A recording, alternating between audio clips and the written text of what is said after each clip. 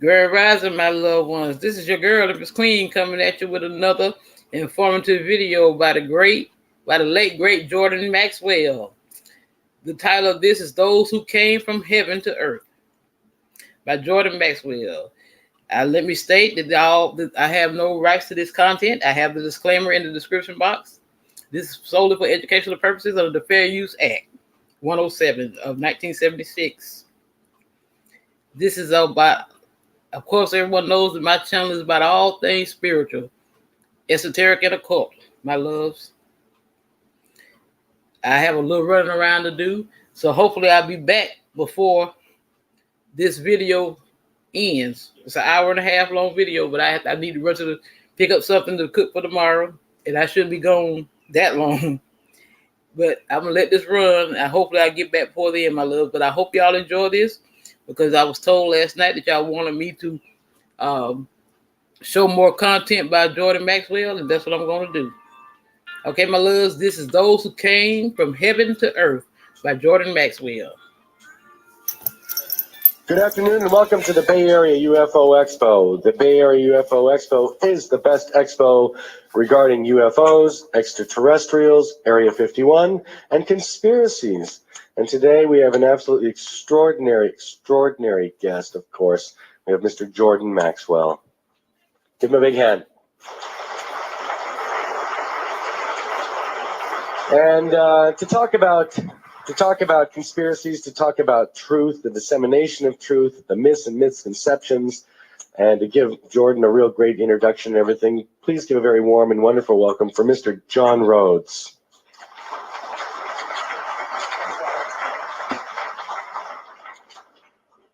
Ladies and gentlemen, it's been my greatest honor in my life to actually be able to call Jordan Maxwell a good friend. More than that, it's one of my greatest honors to also call him my teacher. For without Jordan Maxwell, for myself as for many people here, we wouldn't have gained the knowledge that we would have to this point without his words of his wisdom that have trickled from his lips over the years. Jordan's been active in this community since 1959.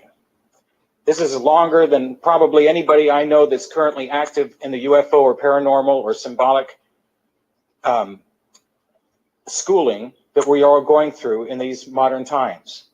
This means that this man has actually outlasted many people who have long since disappeared from the scene because they didn't have the fortitude or the hope for mankind that Jordan has. Jordan is the capstone. He is definitely the lighthouse by which we travel upon the shores and the seas of life, making our way from one place to another. Put your hands together for Jordan.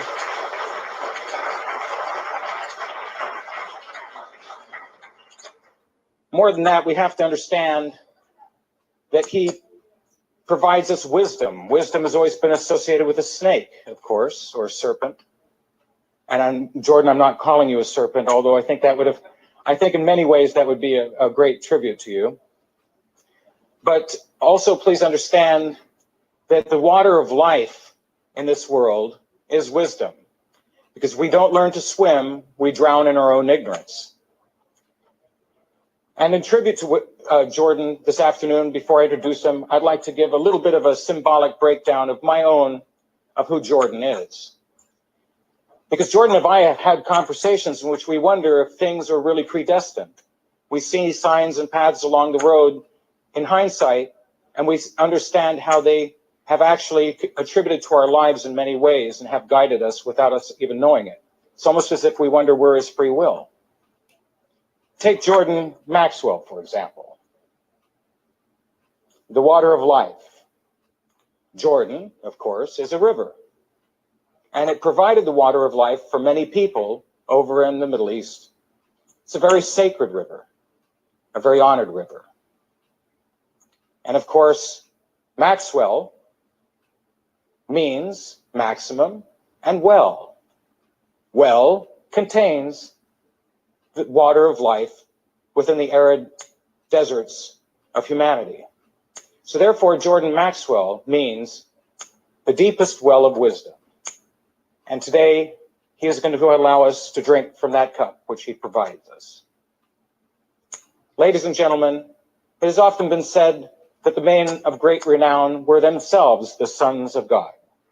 And as he will so gladly point out, many of them have dualistic attributes of their own. But ladies and gentlemen, let me give you the pleasure this afternoon of meeting one of the great sons of God. And like the sons of God are known throughout ancient metaphysical histories as producers of thunder from the heavens, please put your hands together for a thunderous applause for Mr. Jordan Maxwell.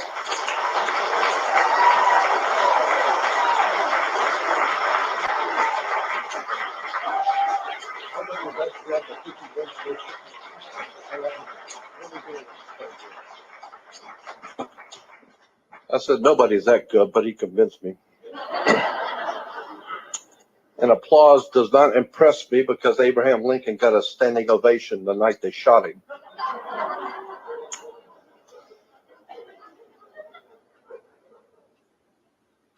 So anyway, I want to thank all of you for being here with me.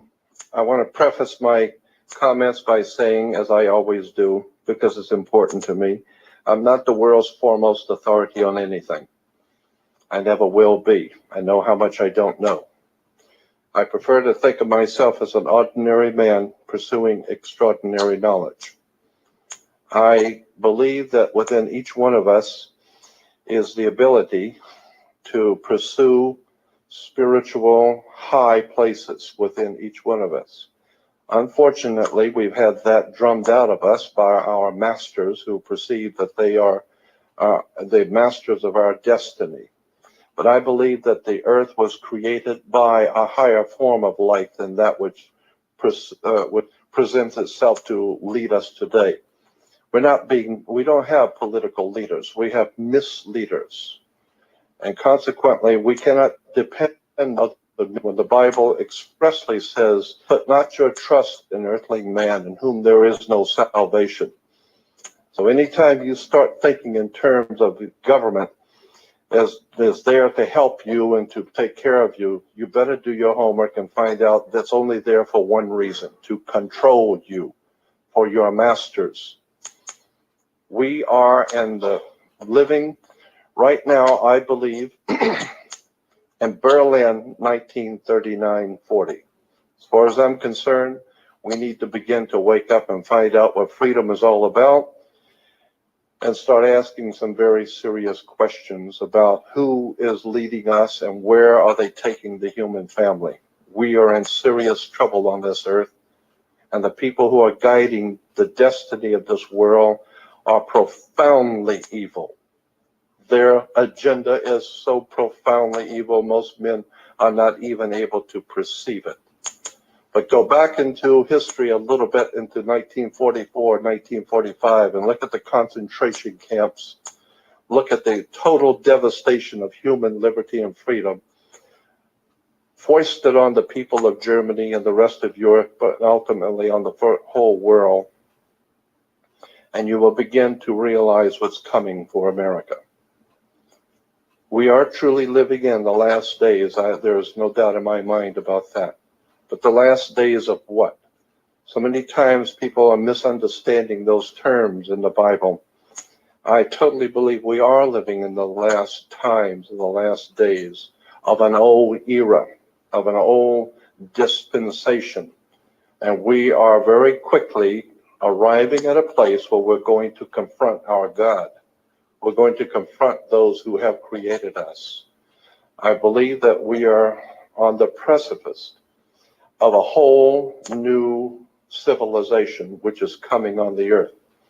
And I think that this civilization is going to be the most diabolical, the most terrible thing that's ever happened on the earth. And unless we humans get back to our own spirituality and start thinking in terms of being in contact with our divine essence in space, with our divine presence in space, men have called God, but unless we get back in tune with the universe and start appreciating freedom and respect for other people, and I'm not the glowing example of any of this. I'm equally as guilty as everyone else is of forgetting these principles. But I feel that I can best pronounce these principles because I have so fallen short myself. But ultimately, there will come a day when we're going to have to realize we are not alone in this universe. And whoever it was that created us, and the mere fact that we are created implies a creator. And whoever it was that created us, I am sure they're watching us. It is my personal opinion that we are not only being visited by extraterrestrial life forms, but they are in fact leading the world. I think that we are being led by other world intelligences right now. And I think that there's going to come a time when whoever created us is going to deal with this hidden agenda. So I think we are all on the cutting edge of something brand new that's coming on the earth. Human freedom is going to rise again because the creators that created us designed us to live free.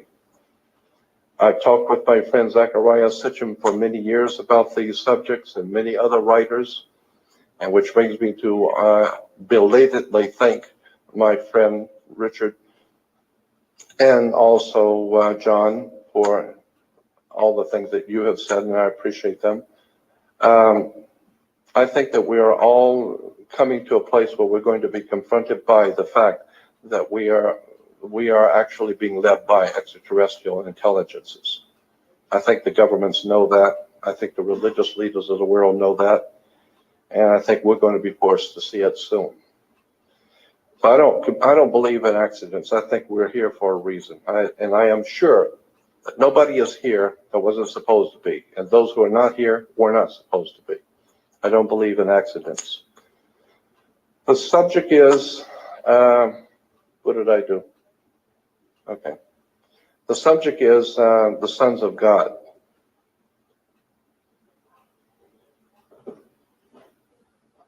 There you go. The subject is sons of God. And all of the ancient scriptures of the world, there are stories replete in all ancient scriptures about the fact that there was something called the sons of God, or alien life forms who have come here from other worlds who mingled with us. This is replete in Buddhist literature, Hindu, Zoroastrian literature, Christian, Judaism, Islam. Many of the ancient faiths of the world all talk about the fact that there are so-called angels or entities or demons or whatever you want to call them. But the Bible in particular talks about, and I have a high respect for the Bible. I do not believe it is the word of the Almighty true God because I do not believe the Hebrews were monotheistic. Let me clarify that for you right off the bat. The Hebrews were not a monotheistic people. Monotheistic simply means mono means one, or the worship of one God, monotheistic. But in point of fact, Hebrews were not monotheistic. They were He-no, H-E-N-O, henotheistic. Henotheistic in the dictionary simply means choosing one God from a series of equals. So there were a series of gods, all equal, and the Hebrews, according to the ancient tradition, picked one of the group to worship. So they were henotheistic, not mono. It doesn't mean that there was only one God. It means that they only picked one God from a series of gods. We see that in the Bible. Now, when I use the Bible, I prefer it. I've got about 30 different translations. But I prefer the Companion Bible. The Companion Bible is the best, I believe, because it not only gives you the scriptures, but it gives you footnotes, which are not normally talked about in any religious organization. They got some really off-the-wall footnotes in this Bible. I mean, strange stuff. And that's what I'm into, strange stuff. Now, let's see. Where do we start? Genesis 1. All right, first of all, we go back and we say, in the beginning, God created the heavens and the earth was without form and void. Those are the two major texts we'll be talking about. But, say it again. Oh, yeah. Can we focus it? Say it again.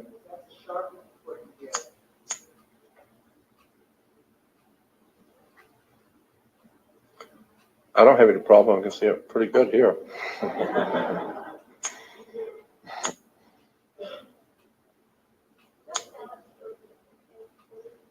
Whatever. Okay. Anyway, this is the chief text from which I'm taking this whole subject. It's from Genesis 1, 1 and 2. Again, the Hebrews are not monotheistic, they're henotheistic. A classic example of this is in the book of Psalms 82. Has it gotten any clearer? Okay. Psalms 82 has a very interesting scripture in the Old Testament book of Psalms. It says, God standeth in the congregation of the mighty. He judgeth among the gods. The footnotes right across says God in Hebrew, Elohim, but the appendage of number 4 means that he standeth officially in the congregation of the mighty, equals to the gods, G-O-D-S, and capital letters. The word God is Elohim. So again, we go back to the idea that God is standing officially, representing himself, the God of the Hebrews, in a congregation of the mighty, more than one God. And the gods collectively said in Genesis 1:26. Genesis 1:26 has an interesting scripture that's been talked about for many years among Christians and Jews. People have never understood the implications of this scripture. Genesis 1:26 says, God said, let us make man in our image after our likeness. Rabbi Marvin Antelman, many years ago, back in the mid-1960s, I used to be in constant communication and carrying on conversations with a rabbi who I am assuming is no longer with us. This was many years ago. He was the head of an American Rabbinical Association in Newton, Massachusetts. And we used to talk about such things as arcane scriptures and what they really meant. This is back in 65, 66. And Rabbi Entelman pointed out to me that we are misreading this scripture. Nowhere in the Bible does the Bible say that God created man. It doesn't say that. There's no place in the Bible that actually says in the Old Testament that God created man. He said, go back and read the scripture 1:26 and break it down as you would in any English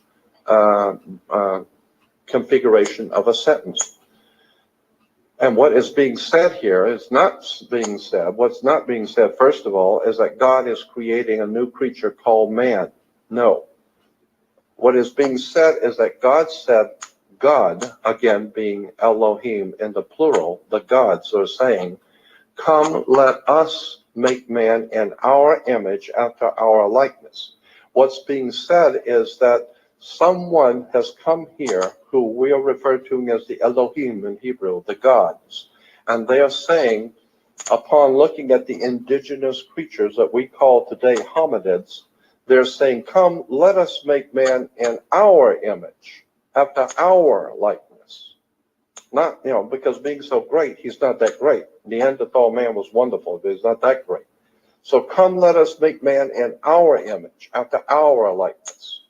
And so obviously there was some kind of a genetic experiment with the first couples, the first human creatures on the earth. And that come let us make man in our image and likeness, the footnote says image means likeness, in the likeness of our image, Elohim, the gods. In any case, the image and likeness is physical, not moral, but some physical likeness to the Elohim still exists. So what we're seeing here is the Bible is talking about Elohim, the gods, who created us, look like us, or actually, we look like them. And we've been told by so many people who have claimed to have been abducted that the abductors, the extraterrestrial abductors, look like humans. I'm thinking, well, go back and look at this in the Bible. They said they look like us. Here in the final judgment of God, we see Adam and Eve, And we see God portrayed as he is always, the God, the creator, is always portrayed as a man. Here in Genesis 3:22, we read, "And the Lord God said, Behold, a man is become as one of us, knowing good and evil." Now the gods are talking to each other after they've created this new creation, taken the Neanderthal or the ancient hominids and procreated with them, with the females, and created a new race, that's us. And here man has become as one of us. Now, he looks more like us, he's thinking like us. And here in Genesis 11:1, is it possible for us to close that door? Because we're hearing a lot of excess. I don't know if it's going to, yeah, it's probably even worse behind us. Anyway, "And the Lord God said, Behold, that man has become as one of us." Then we go to chapter 11, where we have another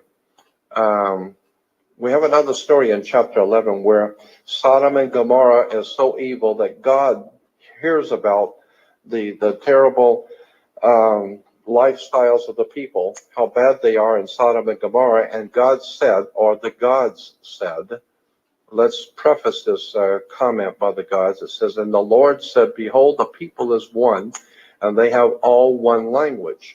And this they begin to do. Now nothing will be restrained from them, which they have imagined to do.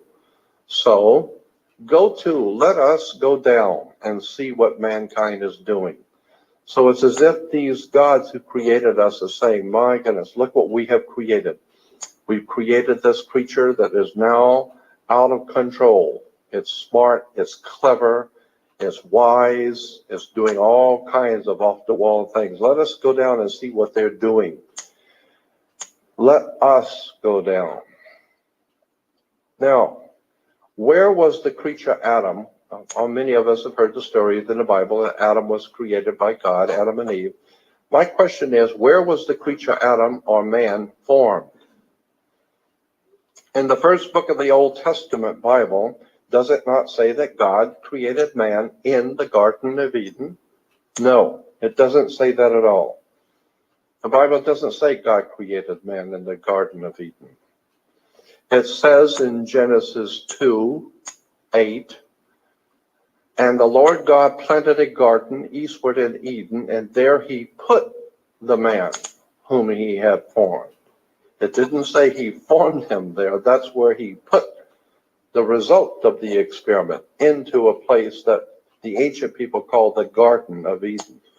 Later on, we begin to see that this Garden of Eden is talked about in all of the ancient scriptures, not as a garden as we would perceive it, but it was a protected area, an area which was cordoned off by the gods so that the other remaining ancient hominid creatures, the Neanderthal or whatever they were, hominid creatures, could not get into that area where the experiment was going on by the crossbreeding of with humans and the gods. So they had a protected area where they were working this experiment. It was called the Garden of Eden. And so here we find that the Lord God planted a garden or a protected area in the place called Eden, and there he put the man whom he had formed. It's interesting, the word formed as a potter. The footnote says formed as a potter. Interesting. Here again in Isaiah 64, the prophet Isaiah talks about, "But now, O Lord, thou art our Father, we are the clay, and thou our potter, and we are the works of thy hand." Again, the Bible and the Hebrew tradition is giving us the idea that we are molded, or like a potter deals with creating a new creature or a new creation. So God is presented to us as the potter.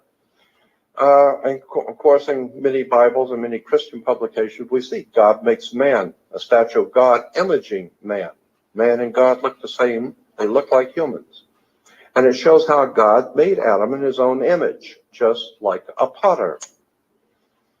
And of course, we know in the ancient the Egyptian god was known as the potter of man.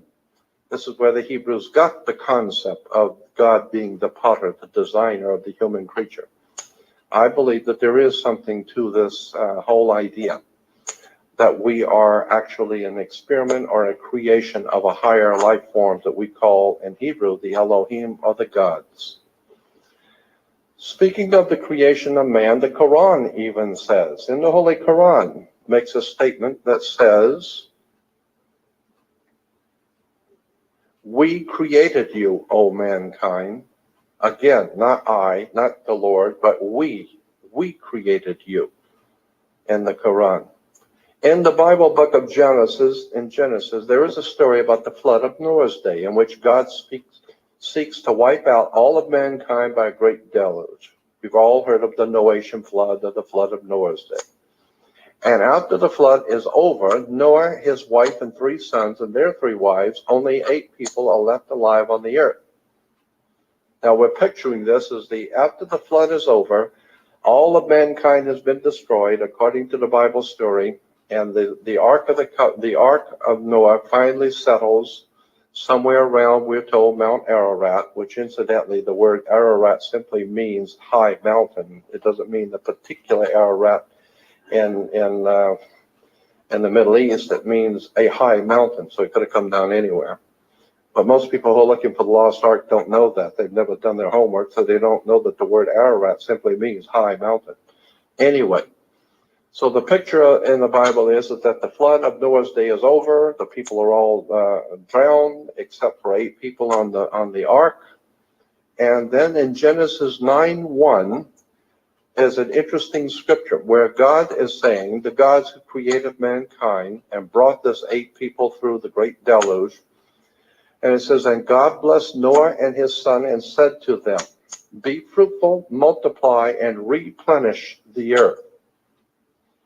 What are you talking about, replenish the earth? Well, obviously, if there were people on the earth and God decided to destroy them, and if we're going to have people on the earth again, well, then you have to That's very simple. Means do again. So Noah and his sons and daughters are told to replenish the earth.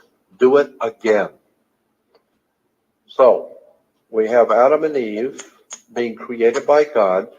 After the flood, Noah's being told to replenish the earth. But now, back in Genesis 1, when God is creating the first human pair, we're told, in Adam and Eve, the first human pair, God says the same thing to them. And a lot of people don't know this, but in Genesis 1:28, it says about Adam and Eve, "And God blessed them, and God said unto them, be fruitful and multiply and replenish the earth." Do it again. And I called the rabbi, and we talked for about an hour or 2 on this one subject. And my first question to him, this is back in 1960s, I asked him, is this a correct translation of the original Phoenician or Hebrew language, the word replenish? And he said, that's an absolutely correct interpretation. Yes, it means do it again. And I said, whoa, what are you talking about? Adam and Eve's not the first human couple, but they're being told to repopulate the earth again. And he brought to my attention something called in Hebrew tohu bohu. In order to understand Genesis 1:28, where Adam and Eve are told to replenish the earth, do it again, we have to first look at Genesis 1:2, in which we find in a strange and interesting Hebrew term, and I'm not a Hebrew, so I'm not maybe saying this correctly, tohu bohu. This particular word is only used twice in the Bible, both in the Old Testament. The first time we read tohu bohu is in Genesis 1:2. The second time is in the book of Jeremiah. We'll get to that. Let's go back to Genesis 1, where it says, in the beginning, God created the heavens and the earth. And we see that the word God, I think we've got that, in the beginning, God created the heavens and the earth. But then in Genesis 1:2, the second scripture says, and the earth was without form and void. Well, logic alone would tell you that there's something wrong here. God doesn't create something that has no form and it's a void at its creation. So there must be a mistranslation. Well, of course, the people who translated the King James Bible were great on the King's English, but they weren't that hot on Hebrew. And so consequently, they made a few mistakes, 5,286, I think it was, of just typographical error. So, you know, because being in the King's English back in the Middle Ages when this was being, prepared, the King James Authorized Version, as I said, they made a few mistakes because they didn't understand as much about Hebrew even as we do today. And that's another interesting story about why did they call the King James Bible the Authorized Version? It's because King James authorized his people to read only that version. And you better not be caught reading any other version. It's the authorized one. Period. You got a problem with that? We catch you reading something we didn't authorize you to read. And so consequently, I think there's a lot to be said about the authorized version. Anyway, and the earth was without form and void is more correctly understood. And the footnotes, they clarify it. And the earth was without form and void, or translated, was without form and void in Hebrew is tohu bohu, which means became a waste and a desolation. And in the footnote below, you will see that was actually means became. And without form actually is interpreted in the footnote as a waste and a void. Not created tohu, but became tohu, meaning that the earth became a waste and a desolation. So God created the earth and then it became a waste and a desolation. It wasn't created that way.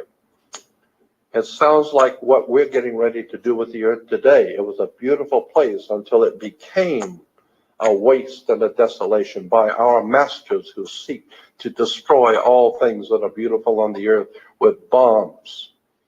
I cannot imagine the insanity of a human creature who would go out to a South Sea islands in the Pacific called Bikini, one of the most desolate, beautiful paradise islands in the South Pacific, and there set up a damn atomic bomb.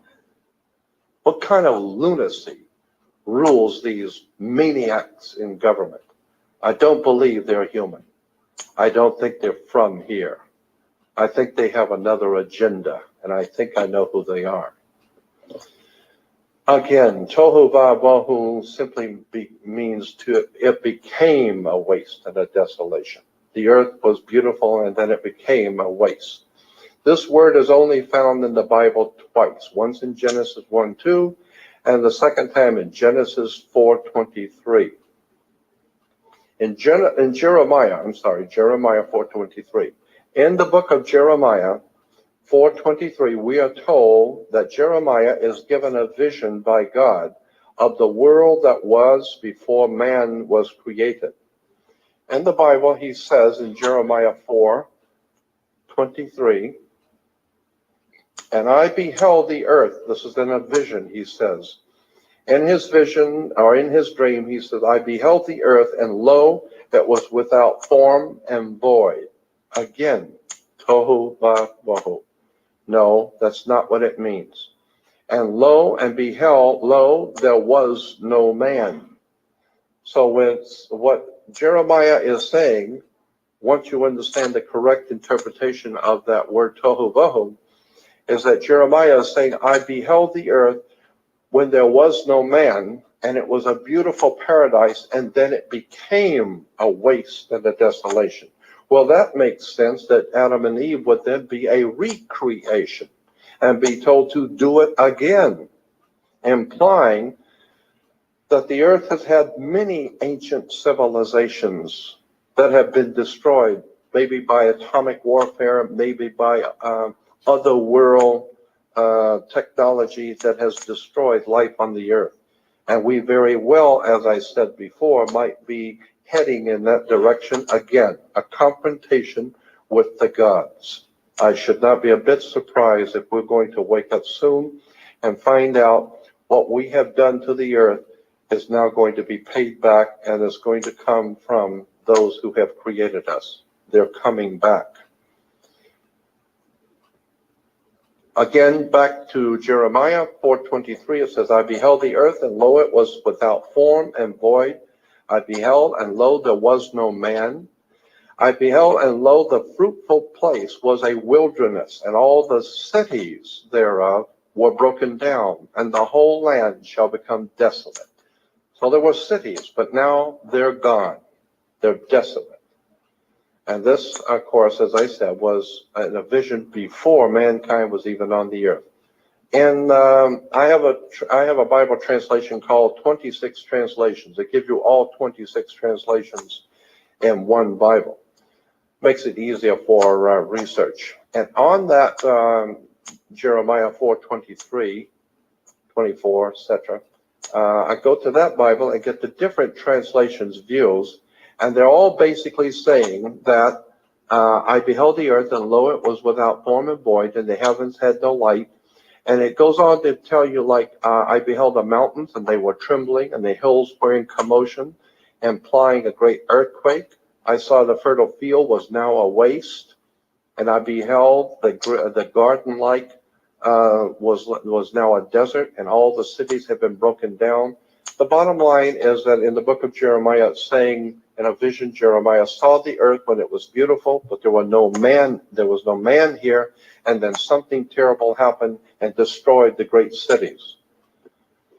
We've heard this motif many times in different ways. We've heard it in Genesis flood, when the flood of Noah's day, as I said, and we're all pretty much familiar with that. But then there's another scripture in Genesis 6:1 that says, and behold, even I, do bring a flood of water upon the earth. This is in Genesis 6 when God is going to bring the flood, where the breath of life from under the heavens and everything in it on the earth shall die. So we've been told about this great destruction. Well, I am of the opinion, and I think science is also, science has proven that there was never, could not ever be, a total world flood in which the entire earth was covered with water. That is, in point of fact, a scientific impossibility that has never and could never happen. However, we have had devastating earthquakes. We have had huge and destructive forces at work where whole nations have been crippled and whole cities have been wiped out by earthquakes or volcanoes or tsunami waves in Japan. So I think that this is what's being said, that there was a time when a great destruction came on the civilizations that were there. They weren't probably all over the earth, but wherever they were, something happened. Well, this is very reminiscent, of course, of Atlantis, because we're told that Atlantis was a very beautiful place, and one day they woke up and found it as a waste and a desolation. It just don't exist anymore. Well, go back to the Bible. Remembering, Atlantis was supposedly destroyed in one day and one night. That implies, if it was an island, and most likely it was a diffusion of islands, it wasn't just one island. It was like perhaps Australia that have other islands like New Zealand and other islands around it. Most usually large islands have other diffusions of smaller ones around. And so I'm assuming that that probably was what was the case with Atlantis. But that the fact that Atlantis went under in one day and one night, as Plato said, how could one enormous island, say the size of Australia, go under and be destroyed in one day and one night, never to be seen again? That's like saying that Australia, and within 24 hours, no longer exists on the face of the earth. Well, you have to imagine that if something like that were to occur, two things are obvious. One, is that the tsunami waves would cover the earth. The earth itself would feel the repercussions of such a tremendous feat of destruction in one place. The waves would be tremendous. Earthquakes would be tremendous around the world. It would disrupt the entire harmonics of the earth to have that much land destroyed in one day. Consequently, how would Atlantis or an Australia or any other large island, how is it possible that they could be destroyed in 24 hours and never seen again? The only way that is possible is for some kind of an earth movement beneath the continent, some sort of an earthquake fault. And this is exactly what the Bible says happened at the time of the great flood. At the time of the flood in Genesis 7, it says, in the 6th day, in the 600th year of Noah's life, the 2nd month, 17th day of the month, the same day, were all the foundations or fountains of the great deep broken up. And the windows of heavens were open, and the rain was upon the earth for 40 days and 40 nights. We all know about the 40 days and 40 nights of the rain of the days of Noah. But go back and look at this. It says, the same day were all the fountains of the great deep broken up. The fountains of the great deep, and the ancient Hebrew understanding, and then the conversations I've had with the rabbis, are saying basically what is being said there is that there was a huge earthquake fault under the Atlantic, in which one day and one night that thing broke. And when it broke, the entire superstructure of Atlantis went under. We know that that is possible. We know that that is at least scientifically possible for a great island like Japan or any other great island of the sea. If the earthquake is sufficient, it would take under the entire country in one foul swoop. It's at least possible. Therefore, in my opinion, Atlantis is at least possible. Now, we move on from that. What does the mid-Atlantic ridge and the Atlantic fracture zone look like? Actual scientists have photographed the Atlantic ridge where basically Atlantis would have existed, and we're finding that there is, in point of fact, a huge earthquake fault under the Atlantic Ocean. Who knows what maybe that fault covers up? Perhaps there was something on top that now was sucked down into in a great catastrophe, and that fault closed over it. We know that we're finding stuff on the Atlantic floor, which indicates that there are life forms who have been here and have been in the Atlantic. Again, the fountains of the great deep were broken up. Well, there's an earthquake fault in the Atlantic. Now, could there have been an actual Atlantis? My personal opinion, with only the proof that is available, my personal opinion is yes. There's no doubt in my mind that Atlantis existed. Now, how it existed, and its a general description of Atlantis, I don't think any of us know, but I think it existed. I know something existed. I can prove that.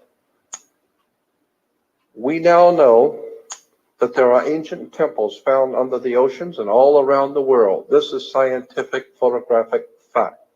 We know that there are temples and huge, enormous temple layouts of roads under the sea.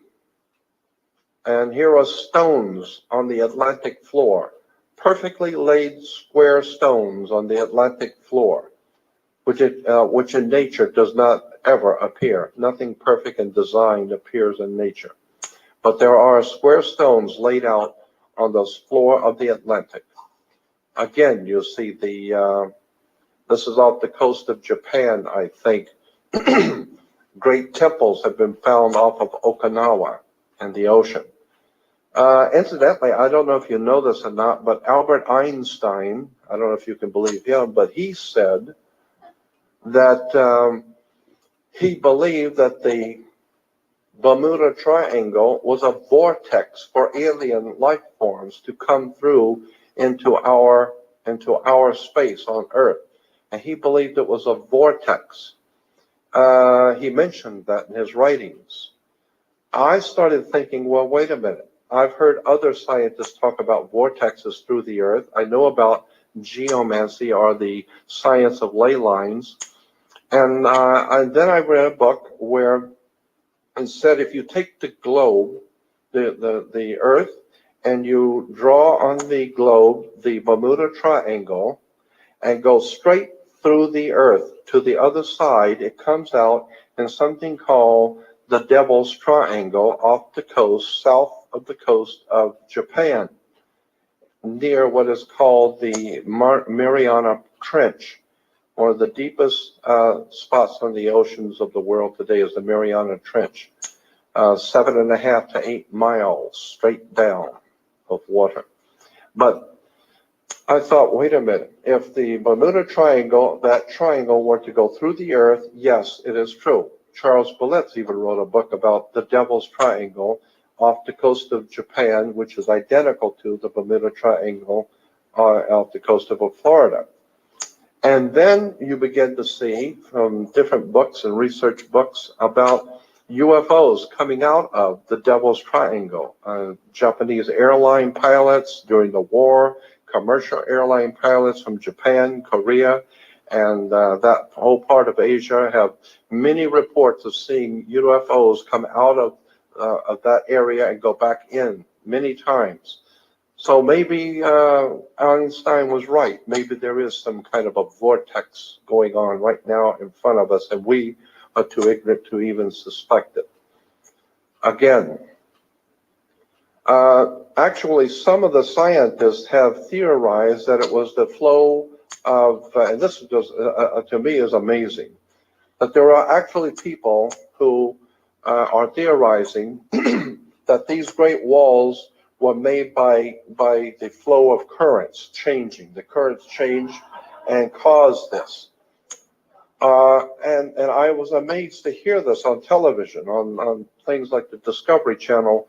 You have people who are paid lackeys of the system, the paid lackeys who get their paycheck from the universities to go out and tell all the poor, ignorant masses of the world, all the going of the world, the poor, ignorant, ill-informed, unread masses, tell them anything, they'll believe it. They're so stupid.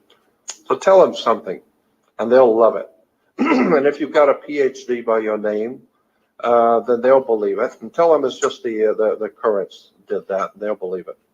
Well, unfortunately, like Abraham Lincoln said, you can fool some of the people some of the time, and you can fool all the people some of the time, but you can't fool everybody all the time. No current in the world makes clean, crisp structures like this under the ocean. I'm totally convinced that there's something else going on here on the Earth, and we haven't been told the whole story. While we're on the subject of temples under the ocean, another scripture comes to mind. This one's truly off the wall. It's the one I'm thinking of. While we're on the subject of temples, under the oceans, two other scriptures come to mind. In the Christian scriptures, in the New Testament, Mark 5, 1 through 15, and in Hebrew, Old Testament, Job 26:5. Now, Job 26:5 is truly a remarkable, strange scripture. But let's start with, let's see what we got here. Okay, we start with 5. Mark 5, this is New Testament theology. And in the New Testament, we're told about Jesus comes upon a crazy man in the tombs that cannot be tied down. He breaks the chains. He's crazy. He's totally out of his mind. And he's demonic. He has a demon. And it says that Jesus approached this man and said, who are you? And the voice inside the man, the demon, said, we are a legion. Well, of course, a legion was like 10,000 in Latin terms, and the Latin military, a legion, I believe, was 10,000 men. So what was being said is that the spirit entity inside the man said there's 10,000 of us demons inside this man. Anyway, and all the devils besought Jesus, saying, send us into the swine, because Jesus was going to order, the scripture said Jesus was going to order the demons to come out of the man. And they said, don't do that. Don't take us out of this man. And when it was apparent he was going to anyway, then they said, all the devils besought Jesus, saying, send us into the swine, or into pigs, that we may enter into them. And forthwith Jesus gave them leave. And the unclean spirits came out of the man and entered into the pigs, or the swine. And the herds ran violently down a steep place into the sea. There were about 2,000. They were choked in the sea. I remember many years ago a philosopher talking about this. Why would these swine or pigs run into the sea when they were filled with demonic spirits? Is there something going on in the sea that they were using these animals? They were disembodied spirits. They have to be inside of a body until they can get to water, because your body is over 90% water. And if they can exist inside of your battery, inside of your body, which is, as I said, is over 90% water, is there something going on that these spirit entities need to get back into water? Just a thought. But from there, we go to Job 26, because I had remembered the scripture in Job 26, 5, that says, dead things, this is the Old Testament, dead things are formed from under the waters, and the inhabitants thereof. I think I might have, well, I think if you can see the footnote that said, dead things are formed from under the waters. The place where the Rephaim stay. This is a word in the Hebrew, Rephaim, which simply means the demonic creatures that live in the oceans of the world, not great fish. Rephaim simply means great demonic creatures who inhabit the oceans. The place where the Rephaim stay, which is beneath the waters, and the things that are therein. The word dead things in the scripture is a Hebrew word for the Rephaim, the offspring of fallen angels, which are akin to the Nephilim. So there seems to be, as Zechariah and I talked about this, there seems to be something to this, because he talks about in his books the Anunnaki, of course, the Nephilim, those who have from heaven come down. Now, I want to go back over this and just read it. Dead things are formed from under the waters, and the inhabitants thereof. Job 26, Old Testament. And it says in the footnote, dead things are formed from under the waters, the place where the Rephaim stay, which is beneath the waters and the things that are therein. The word dead things, a Hebrew word which means Rephaim, the offspring of fallen angels, which are akin to the Nephilim. They are formed, which means in Hebrew, they remain to this day. So the Bible is actually saying, even according to the Hebrew Tograms, which is the old rabbinical works on commentaries on the scriptures, seem to indicate that the ancient rabbis believed that there were entities who lived in the ocean. There were other world entities who have come here from another place, like the Anunnaki that Zechariah Sitchin talks about. But that these particular creatures hide themselves in the seas of the world, in the oceans. All of this goes back to Atlantis. All of this implies that there were ancient civilizations under the oceans. We know that's true because we're seeing these temples under the oceans of the world, and all I'm implying is that there very well might be something to this, that there were ancient prehistoric civilizations of alien life forms who have come here from other worlds hundreds of thousands of years ago, tens of thousands of years ago, and were destroyed through great floods, through great shifts in the earth crust. I'm saying there's at least a possibility there might be something to all of this. And the implication is quite simple. If I am right, and if there is a modicum of truth in this, they may still be out there today. We may still be dealing with the Rephaim, the Nephilim, or those in the ancient Hebrew tradition, the gods who came here from another time and another place. The word, incidentally, I don't know if you know this, but when you read in the scriptures about how the demons are cast into the abyss, or the devil comes out of the abyss, or whatever, there's all many different scriptures in the Bible talking about the demons who live in the abyss, or who come out of the abyss, or demons that are cast into the abyss. The abyss means water. So when you hear about the demons cast into the abyss, it means aqua, it means water. Actually, there was a motion picture made not too long ago called The Abyss. And in that movie, The Abyss, was about under the oceans. Ultimately, the divers in this diving submarine they hit something and their life is now in danger. They can't come up and they're going to die. And all of a sudden, entities from another world, entities, come to save them. And instead of bringing them to the surface, they take them deeper down into a city at the bottoms of the ocean.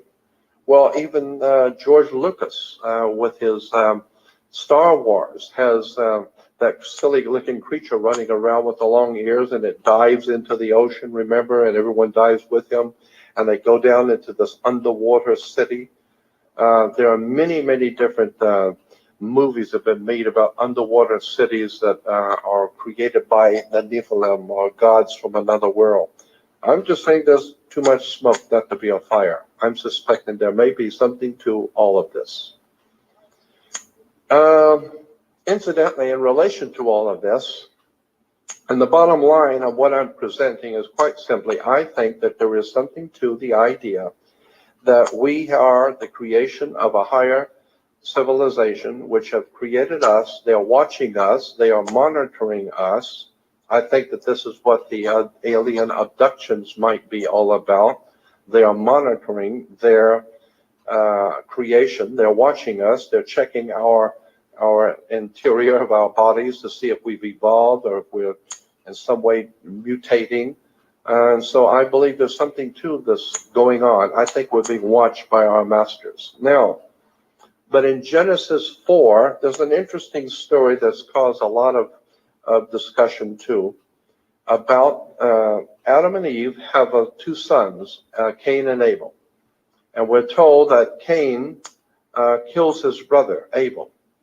In chapter 4, it goes on to say, and Cain talked with his brother Abel, and it came to pass that when they were in the field, that Cain rose up against Abel, his brother, and slew him. The story in the Bible, many of you know, is that how Cain and Abel were the first two sons of Adam and Eve. So we got four people in the garden, or in this particular area. We have the first male and female, Adam and Eve, who are told to redo the earth again, replenish it. And so the first try at replenishing the earth, they have two sons, Cain and Abel. But then Cain, typical of humans, kills his brother. Now he's got problems. Cain has to deal with the Creator who didn't give him permission to go kill his brother.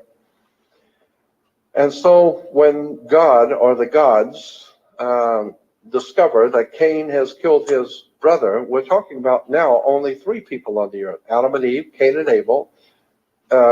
Cain kills Abel. Now we got Adam and Eve and Cain. But then in the scripture, after that, we are told in Genesis 4 that when God finds out that Cain has killed his brother, interesting scripture here, I think. It says in Genesis 4:13, and Cain said unto the Lord, my punishment is greater than I can bear.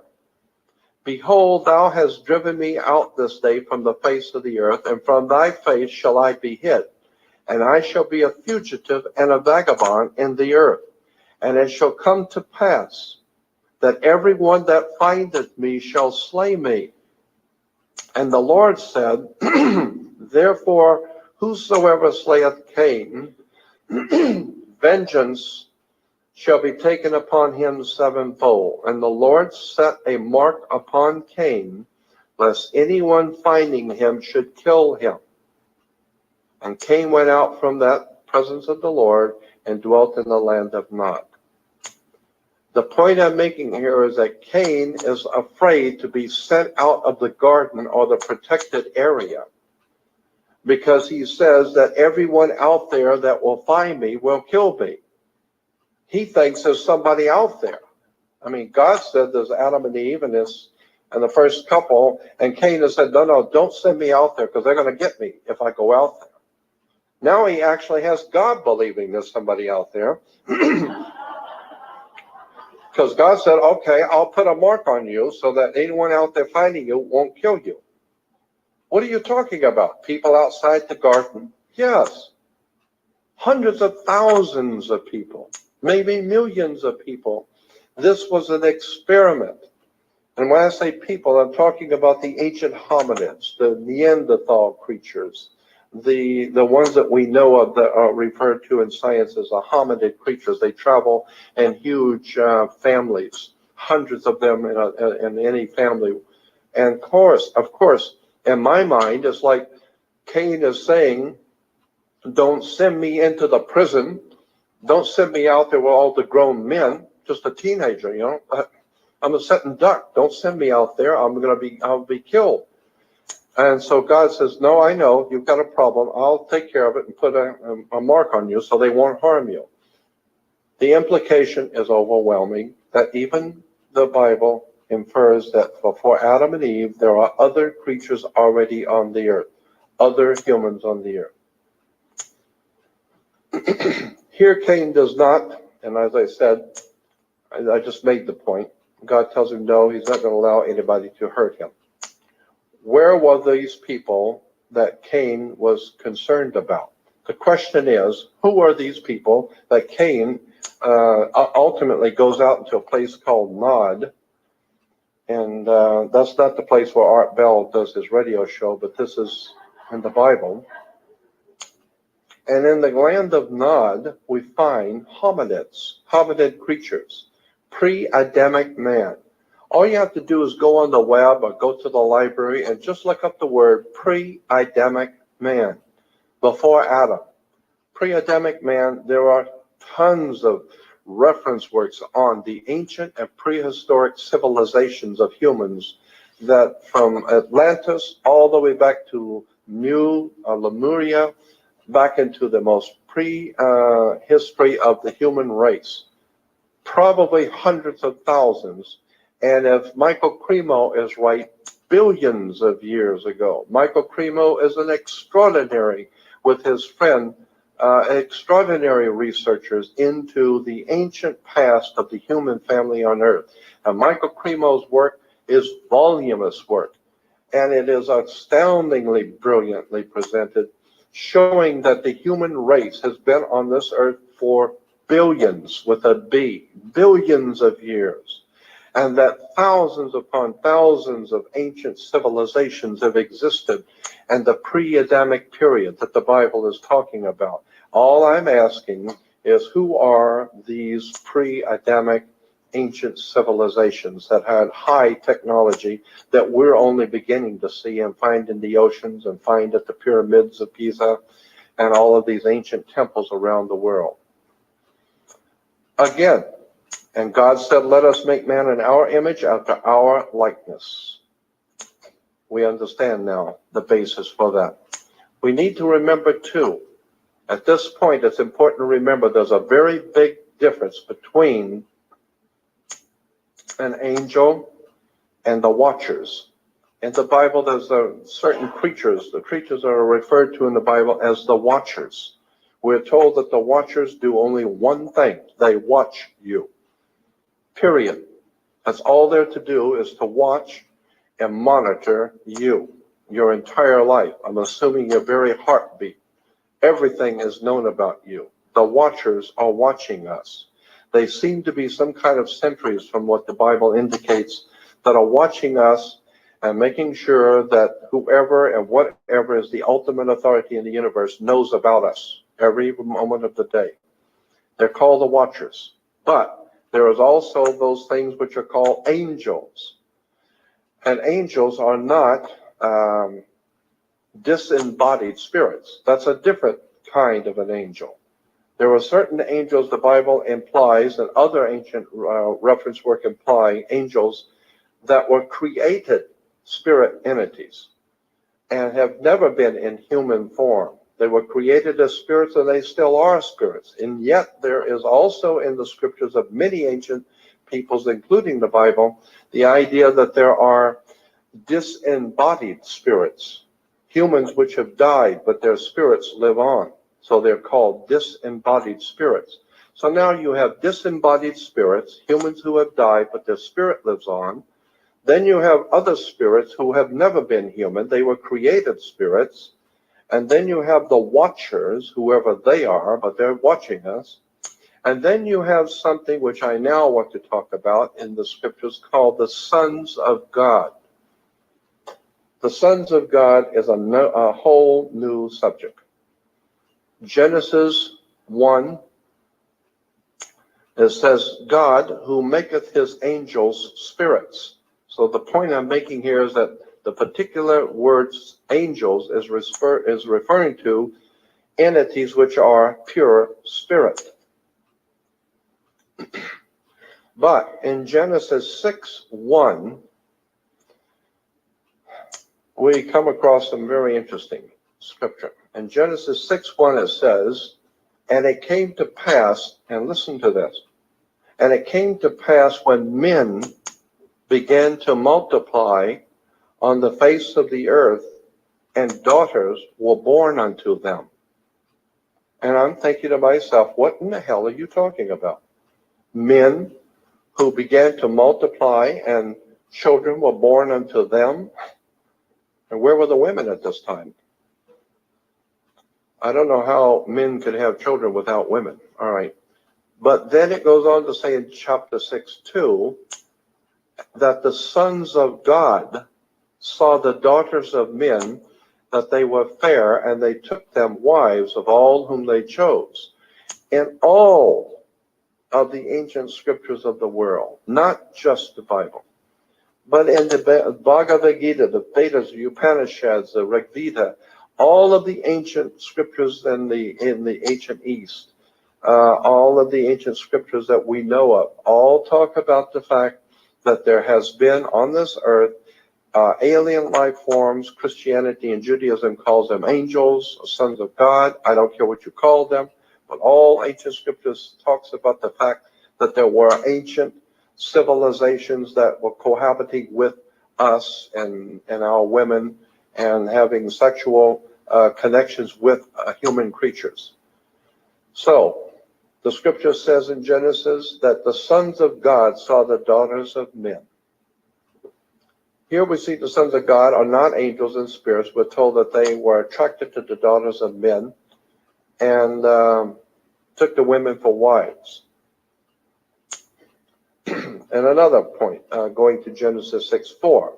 And there were giants in the earth in those days. And after that, when the sons of God came into the daughters of men, and they bare children to them. Well, the actual word translated in the Bible, children, is a Hebrew word that does not mean children. It means offspring of some kind. Well, yeah, if aliens are crossbreeding with humans, they're not going to be the normal kind of children. I don't know what they're going to be. They may be the reptilian. But again, Genesis 6:4, there were giants in the earth in those days, and also after that, when the sons of God came into the daughters of men, and they bore children to them, these are the same who became mighty men who were of old, the men of renown. Zechariah Sitchin talks about these mighty men of old, who were the offspring of the gods with human women. In Genesis 18, an interesting story in Genesis 18 about the sons of God, these alien life forms who looked like us and said, come, let us make man in our image, after our likeness. Well, in Genesis 18, we're reading, and the Lord said, Lord appeared to Abraham. We'll remember Abraham and Sarah were approached in the Bible story in Genesis 18 by three men who come walking up into their camp. I want to read just a quick part of this. In Genesis 18 in the Bible, Old Testament, it says, "And the Lord appeared unto him," Abraham, "and in the plains of Mamre, and he sat in the tent in the heat of the day," Abraham did. "And Abraham, he lifted up his eyes and looked, and lo, 3 men stood by him. And he saw them, and he ran to meet them. And he said to them, My Lord, and let me wash your feet, and rest yourself under the tree.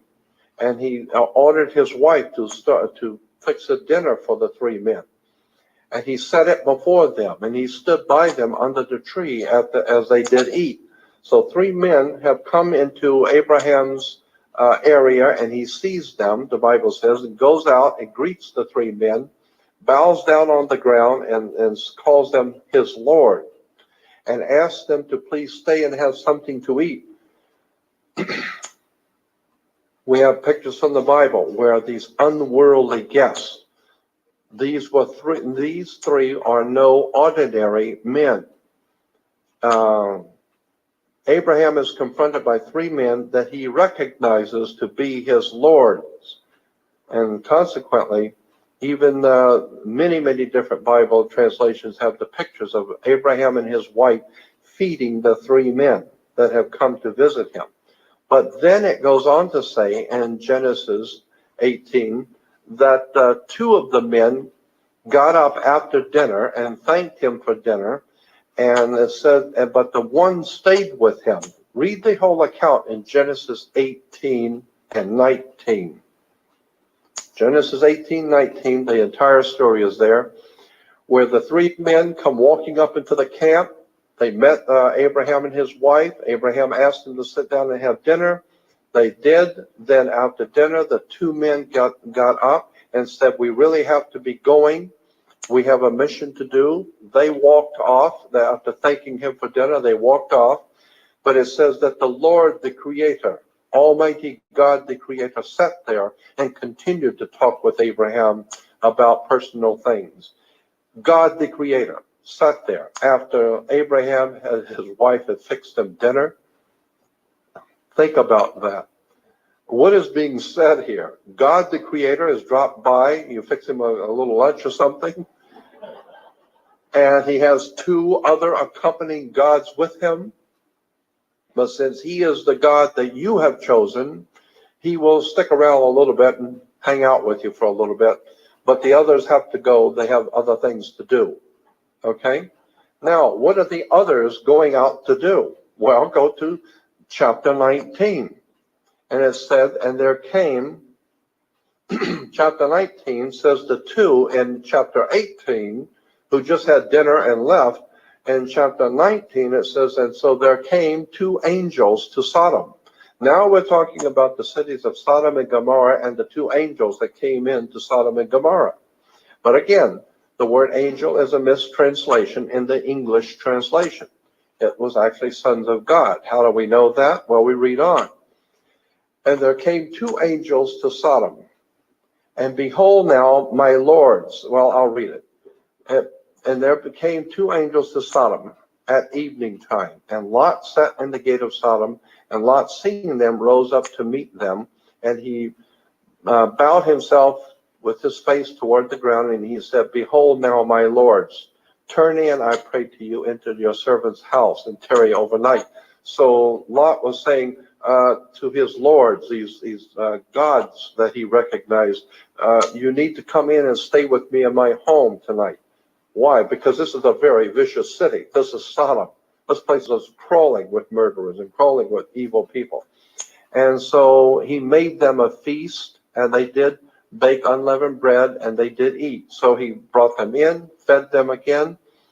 And where are the men which came in? Well, the homosexuals, we're told, surrounded, if you recall in the Bible, chapter 19 of Genesis, the homosexuals thought these 2 new guys that came into town were extraordinarily good-looking, handsome men and wanted to have sex with them. This is in the Bible, Genesis 18 and 19. And it says, and the angels then said to Lot, the homosexuals said to Lot, where are the men that came into you? Where are they? Where are your guests? We know 2 guys have come in. We saw them. Where are they? And of course, if you remember the Bible story, Lot offers to make some kind of a concession with the homosexuals and give them his daughters, but they're not interested in the women. They want the men. And it says, I mean, this is Bible. This is Genesis 19. But the men, these angels, who were good-looking, handsome men, said, put forth their hand and pull Lot back into the house and shut the door. Then the men smote the men that were out at the door outside with blindness. And the men said unto Lot. So what happened in the Bible story is that the two angels, or the two sons of God, who had previously been with Abraham having lunch, now were having dinner with Lot in Sodom and Gomorrah. They pulled him back in when he was trying to keep the homosexuals at bay. The angels came out, the sons of God came out and said, Lot, come on back in the house. We'll take care of this. And it says that they struck the whole town with blindness, so that they run around. The people ran around town. They couldn't see anything. They were blind. All I'm saying is that in the case of the angels or the sons of God who came into the daughters of men, or in Genesis 19, where the homosexuals see these men, good-looking men, I could never imagine how some hideous creature from another world could talk a woman into bed.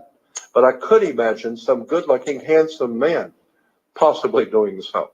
So it makes sense to me that these sons of God must have been very handsome and brilliant men who were able to do supernatural things, who were able to capture the imagination of women and of other men. And then here we're seeing that the homosexuals are now attacking these sons of God as good-looking men. The point I'm making is we've got alien visitors here, the gods who look like men. If I'm right, if there's anything to all of the ancient Holy Scriptures talking about the same thing, then what I'm saying is that they may still be here. We may have among us today what the ancient Hebrews call the sons of God, the Nephilim, the Rephaim, the ancient ones who look like us. The two men in Sodom are the same two men that were with the Lord previous with Abraham. Now, in Hebrews 13, this is New Testament now. This is not Old Testament. This is the Apostle Paul saying in the book of Hebrews 13:2. He said, let brotherly love continue, 13:1. And be not forgetful to entertain strangers, for thereby some have entertained angels unaware. Ashay, smoke signal. Angels, what's going on, my love? But the point I don't made it back home, House of Nathan. The Apostle Paul is saying, don't forget to entertain people and men when you meet them. Don't be unkind to people. Always be courteous and kind to everyone, because some have entertained sons of God unaware. Meaning that if there is, in fact, sons of God, which I am totally convinced there is, and if they are here with us, you never know. You might be sitting next to one and you don't know it. And if you're unkind to him, that may go bad with you later. So the idea was always be hospitable. And I said to an audience one time in Beverly Hills when giving this presentation, I went out on a limb, decided to do it. I said, this very day, I am telling you, I am an angel. I am a son of God, and I have come here to give you a message. I wasn't, but I was just saying that. And I said, consequently, I might be just joking. And maybe I'm not really a son of God anyway. But you don't know for sure. All you know is I've told you I was. And if I'm wrong, there is no harm. But if I'm right, I'll see you when you die, and I'm going to be waiting for you on the other side.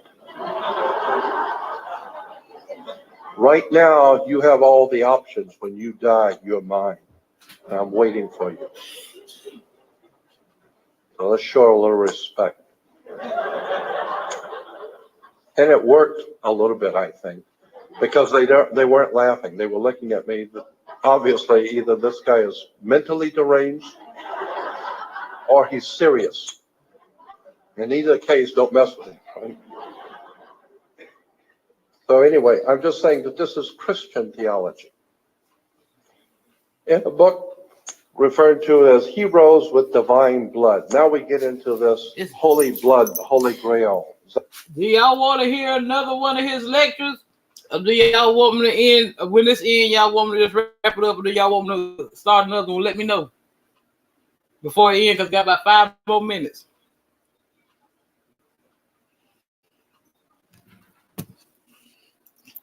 If so, I'll run another one right behind this one. Because I'm all about that knowledge. I love knowledge, and I love spreading knowledge. Just type it in the chat if y'all want me to play another lecture. Uriah Sitchin, Lord, what's his name? Lawrence Gardner. The holy blood. Wow, what a profound and pregnant subject that is. What are you talking about? Holy blood. Well, this is what the kings of the world have always claimed, that they have a divine right to rule the human race.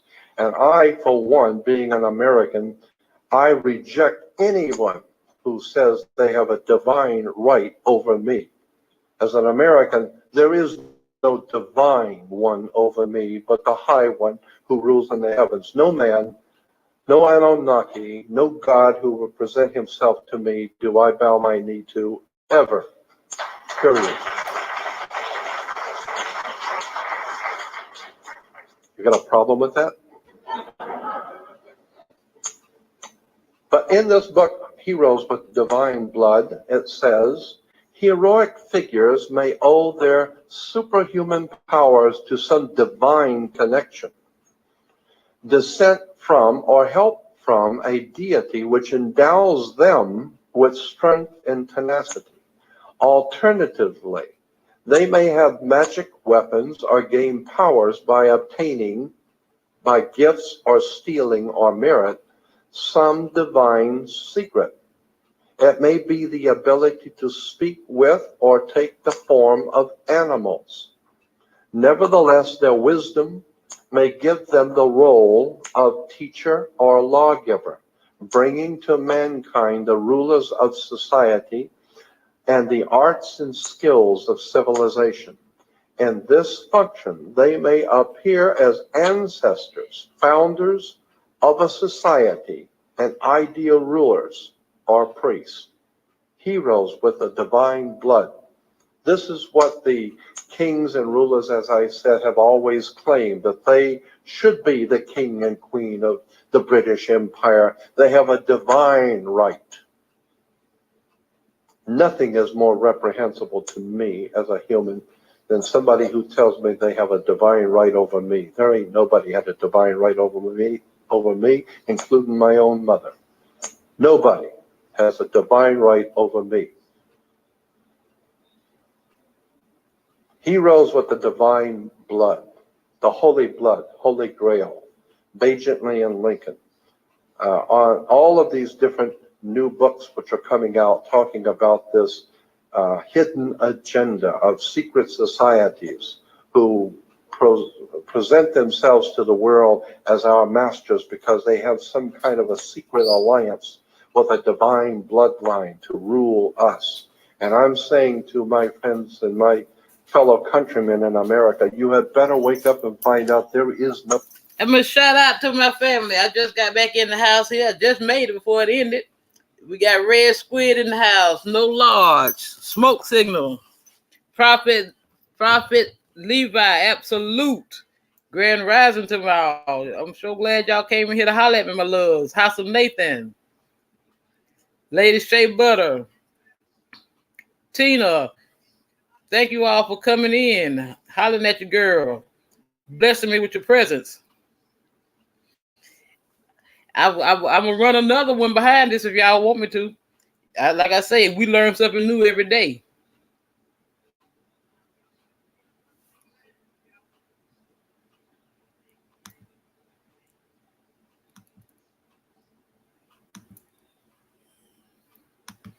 Because I'm all about that knowledge, you know. We learn every day. We live and we learn. Nobody knows it all. Each one teach one.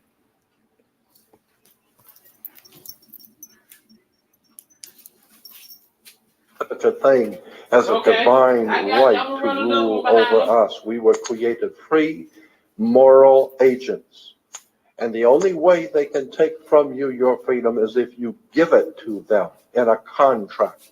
You give them your freedom by acquiescing to their power. I don't care if they're mafia. I don't care if they're Nazis. I don't care if they're strong arm for the mob.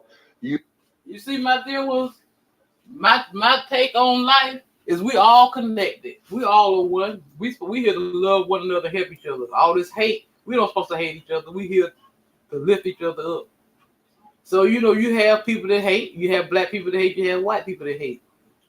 But when I find someone that teaches knowledge like this, white or black, I'm gonna listen to it and I'm gonna spread that knowledge because when you're right, you're right, and when you're wrong, you're wrong. I say. Still give in. I have no intentions of giving in to any tyrant, any murderer, any bloodshed murderer who calls himself a divine right to no such a thing. I think we better go back and look. I think we're talking about the sons of God, and I think there are good ones and bad ones. Right now, we've got bad ones ruling us. The divine right of kings, heroes with divine blood. Nothing is more reprehensible to me. Consequently, the Apostle Paul said in Ephesians 6 to Christians, and unfortunately Christians have forgotten this admonishment from the Apostle Paul. Ephesians 6:12 says, "For we," meaning Christians, but all mankind, "we wrestle not against flesh and blood," but against not against ordinary people. That's right, but against We're principalities. not wrestling against ordinary our brothers and sisters, but we are wrestling against principalities. Tell it, Jordan. Against powers. That's right. Against the rulers of darkness of this world, against spiritual wickedness in high places. The word in Greek is cosmokratoros. Cosmokratoros in Greek means rulers of world darkness. Cosmokratoros, rulers of world darkness, implying that the entire world is ignorant, ill-informed, and stumbling around in the dark, but that there are entities on this earth who are our masters, who are manipulating our ignorance and stupidity and darkness. They are the cosmokratoros of Greeks. They are the ones that Christians are told to be aware of and to stand against in these last days. And make no mistake about it, it is my belief that we are living in the last and final days of an old order of civilization on the earth. And what is coming on this earth is going to be god awful if mankind doesn't get back their own spirituality and say, no more will we bow to Nazis and fascists and murderers who seek to imprison us on this earth. We were created free like the animals. We were born free, and we will damn well stay free or die in the process. Because, as Hiram Mann, the first governor of California, said in a great quote, "No man is free when freedom fails. The best men rot in filthy jails, while those who cried, 'Appease, appease,' are hung by those they tried to please. There can be no common cause with tyranny. There can be no substitution for your spirituality, connecting yourself with the divine principle of freedom and love in the universe, and don't ever bow your knee to the cosmokratoros or those who might very well be working behind the scenes to destroy a great creation called the human race." Thank you.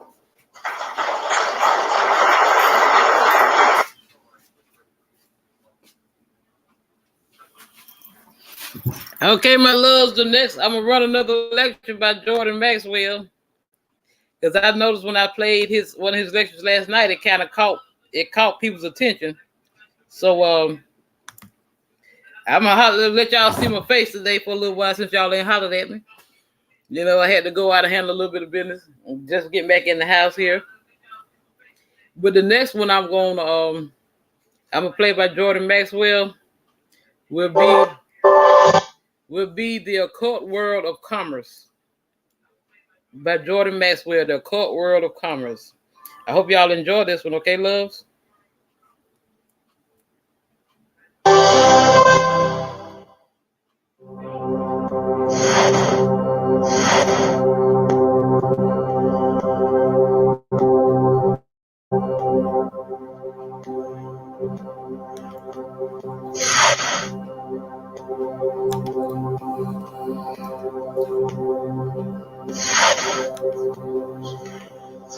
Good afternoon, ladies and gentlemen. Thank you for being here at the 4th Annual ConspiracyCon 2004 Memorial Day weekend. Appreciate that you're here. Most of you were here this morning when I made a few announcements about how many of our presenters are solution-oriented. And the person you're about to see is just such a person. He is going to be provided with an introduction, honored today by Jordan Maxwell, an associate. Hey, like I say, no one knows it all. You know, we all learning together. I know a lot. We all know a lot, but we still learn every day we live. We learn something new. I say, babies. So here we go. I'm gonna run this knowledge down your throat as long as you want to hear it. A friend of ours here at the conference. And again, about solutions. Look at that symbol right there. Might look a little bit familiar. And I don't use that symbol by accident, and neither is our next presenter, who is also an associate and good friend of Jordan Maxwell. Jordan, some of you know, has spoken at this event and others like it. And I thought it would be appropriate for Jordan to provide a little bit of a hidden history lesson as to what has happened to our country, what has happened to this planet, what has happened to our legal system, our financial system. He is very knowledgeable about secret societies, symbolism, fraternal orders, all the things and elements and groups that are behind what has happened. And I couldn't think of anybody better to introduce our next guest. So without further ado, please give a warm welcome to Jordan Maxwell. He will be up here for about 15 minutes. Thank you, Jordan. Thank you.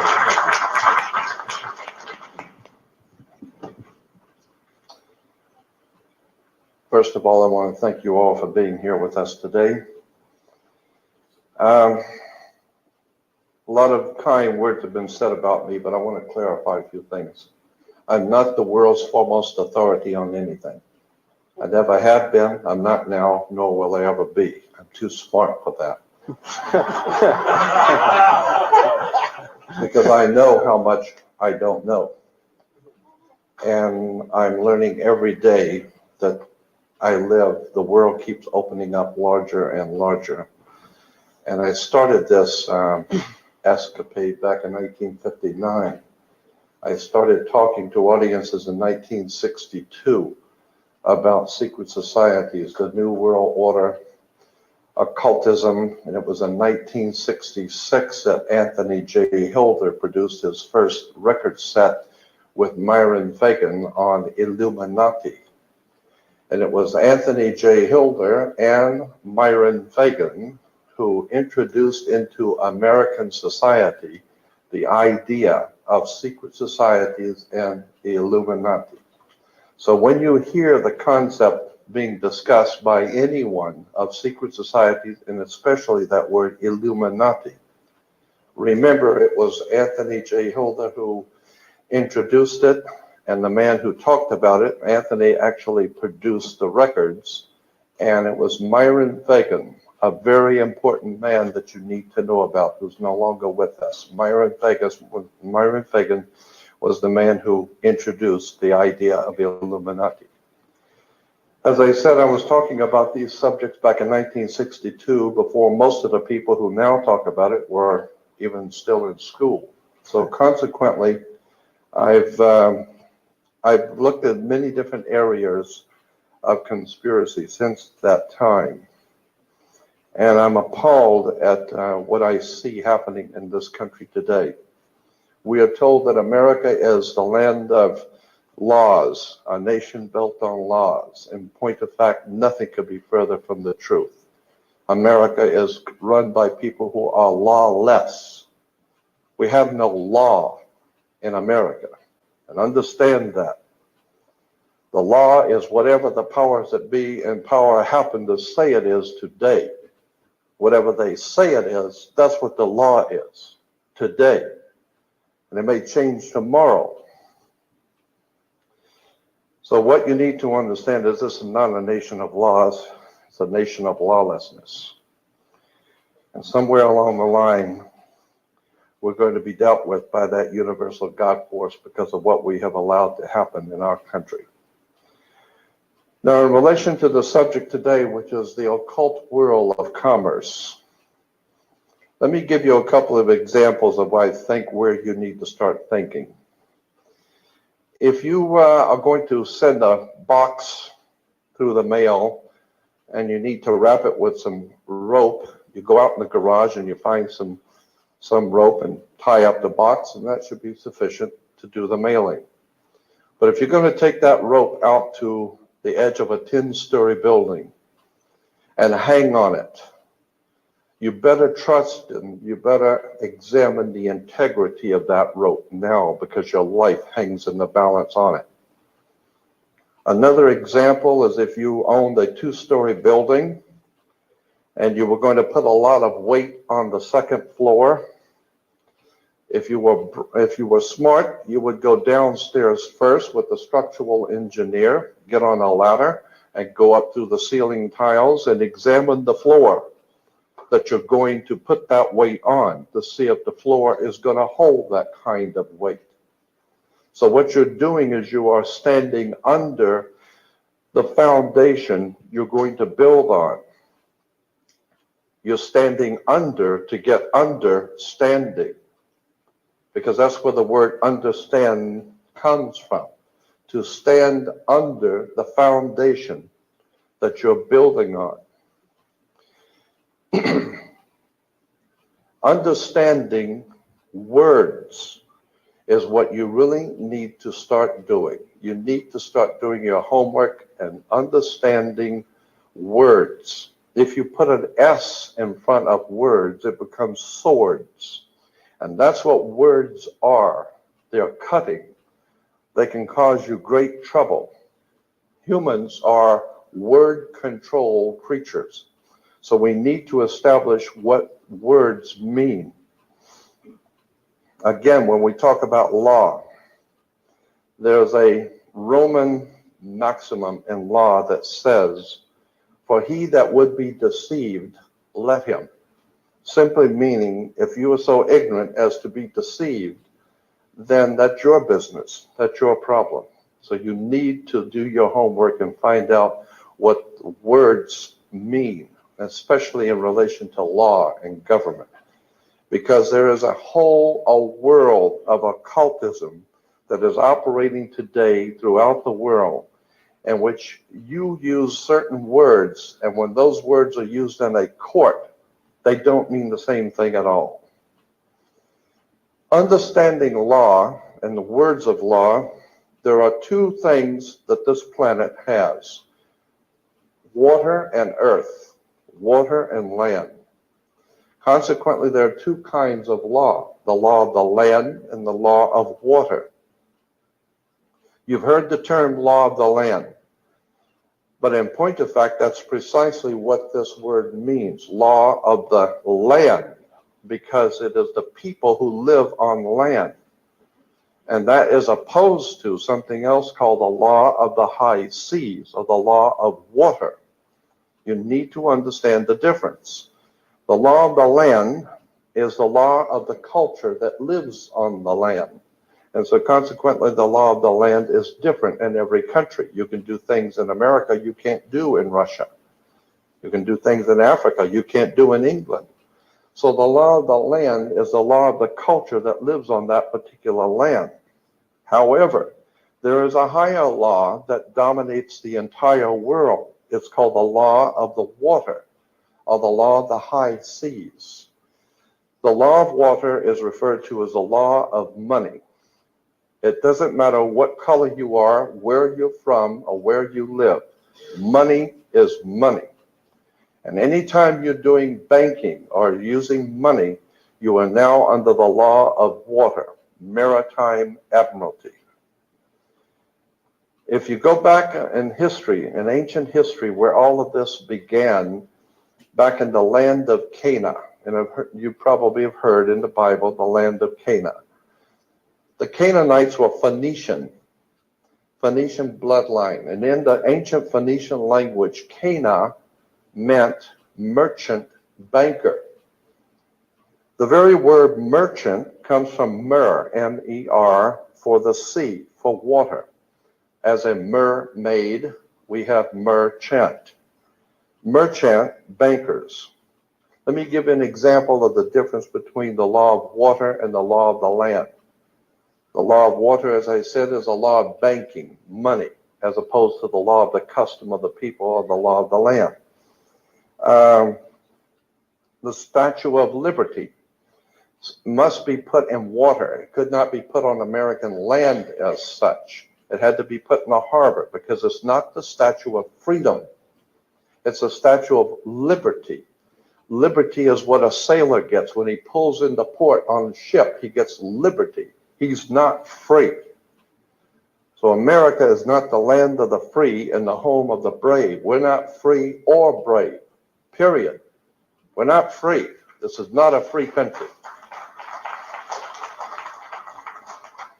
Now let me give you an example of how this law of the water works. Why is it that you have to go to court? People are always concerned about going to court. You go to court because you play basketball and tennis on a court. How do you play tennis on a court? You play with a racket. Why? That's what it is. It's a racket. And make no mistake, they do not pick words by chance. These words are very serious. They do not use words in terms with no avail. These words are very important. When you go into a court, what's the idea of going to court? It's a game, like basketball. The whole idea in a court is to put the ball back in the other guy's court. One team gets up and they throw the ball over to that team of lawyers. That team gets up and throws the ball back into their court. And consequently, it's a ball game. And the judge is wearing a black robe, so he is the referee. The judge is the referee. He doesn't care which side wins or loses because he's going to get paid anyway. So he couldn't care less. He's merely there as a referee, and that's why he wears a black robe. And that's another interesting subject we can get into later. But the judge is a referee between two teams. The judge, we are told, rules from the bench. The word bench in Latin is a bank. Therefore, the judge rules for the bank. Where do you find banks? You find banks on both sides of a river. They're called river banks. And what does a river bank do? It directs the flow of the current sea. The juice. Consequently, your money is currency because it's the flow, the cash flow.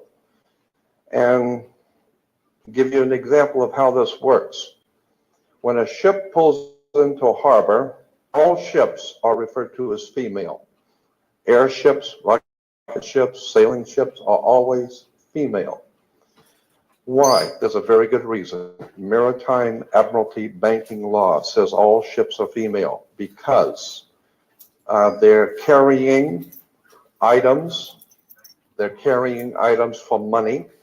I have just about all of Manly P. Hall's lectures. I mean, he's good, and C.G. Darling is good too. I have a playlist of his stuff here. I have both of them.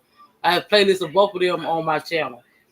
But see, like I said, I'm into everything is really spiritual because we spiritual souls, you know. Anyway, having a human experience, and see that Bible is esoteric. See that you have the inner knowing. That's esoteric. The inner knowing of what's really going on in between the lines, the symbolism and the allegory. Okay, Christianity teaches the exoteric. You know what I'm saying? What's the surface meaning, the outer meaning. But see, I dig deeper because I always see we chosen ones. See, we the ones that don't woke up. Our third eye woke up because we was already chosen from birth. See what I'm saying? It was already written in the stars. Because I'm into astrology, tarot, all that's esoteric, of course. And Manly P. Hall, boy, he can break that thing down so good. And so consequently, they are under maritime admiralty law. Admiralty is where we get the word admiral, admiral of the Navy. Let me give you an example of how this works. It pulls into harbor, it parks at the dock, and it ties off at the dock. The captain has to provide for the port authorities a certificate of manifest, because yesterday the ship was not here, but this morning the ship pulled in, so it has manifested. So consequently, all the products, the $800 million worth of TVs or Toyotas, have manifested. So each one of those items coming off of that ship has come off of water. And they has come in a ship. And consequently, on a ship, all ships have a captain. The word captain comes from a Latin word capital, money. So the captain represents the money that's on board the ship. And as I said, the captain has to present to the port authorities a certificate of manifest for each and every item. How much does it weigh? What color is it? How many doors does it have? Etc. And consequently, the captain presents a certificate of manifest. Amen, the ship is sitting in its berth. Wherever a ship sits when it docks is called its berth. She sits in her berth, berthing a ship. Consequently, all the items, as I said, coming off that ship represent money. They came in on water. They are maritime admiralty product. And this is true all over the world. Now, when you were born, your mother's water broke. And when your mother's water broke, you came out. And this is why you have to have a birth certificate. Because you are a maritime admiralty product under international law. You are considered, your body is considered a maritime admiralty product. Your mother delivered you. This is why if you go to Sears and buy a refrigerator, they will ship it to you. They will deliver it. That's why you were in your delivery room. Your mother was delivering a product. Maritime admiralty. You came down your mother's birth canal.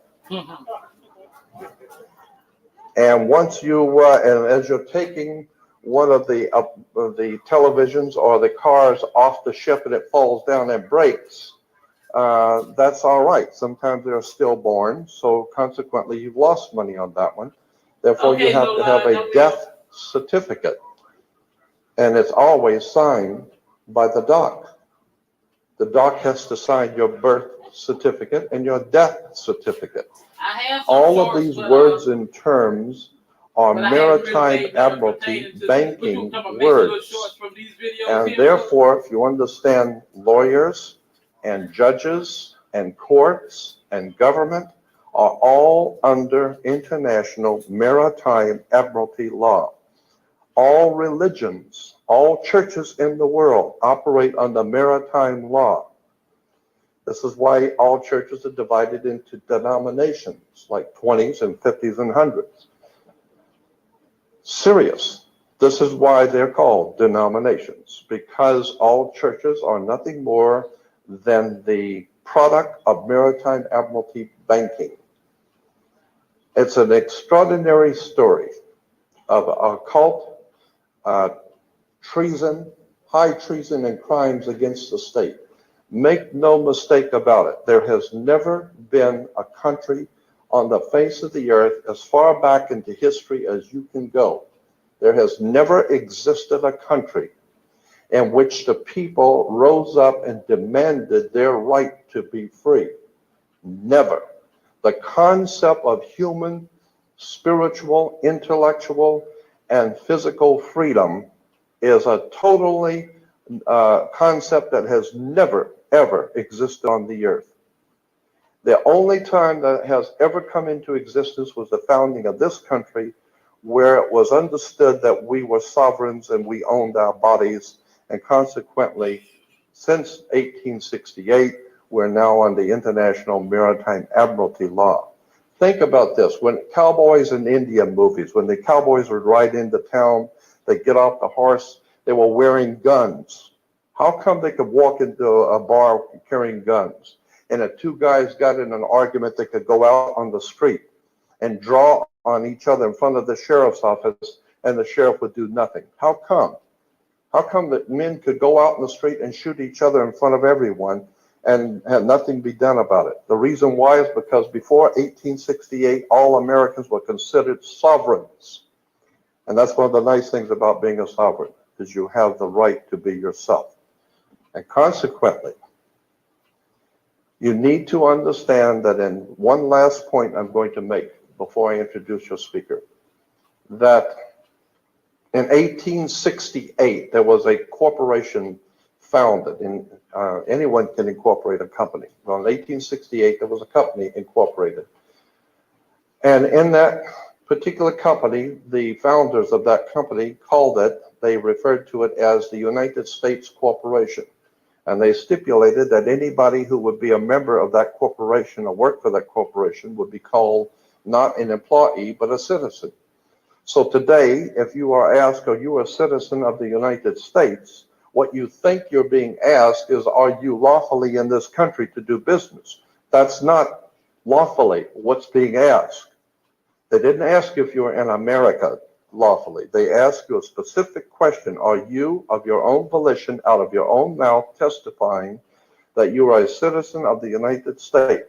Because in that way, citizen of the United States means you are an employee of a foreign corporation operating on the international maritime law. So today, the president of the United States is the president of a privately owned company. The company is called United States. And the word president is always a word that is used in corporate law. Banks have presidents. All companies have presidents. So there's a corporation called United States, privately owned, and it has a president. President Bush is not the president of America. President Bush is the president of a privately owned company. Privately owned, out of England. And you need to understand words and terms. Because I believe that there is a divine presence in the universe that men call God. And one day that divine presence is going to move on the earth, and we're going to see freedom come back to this world.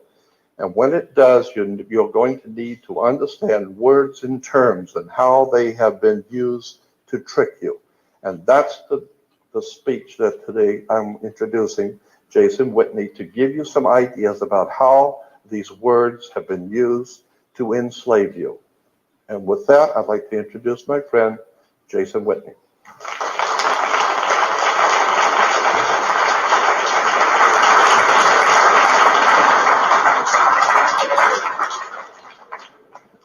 Hello, everyone.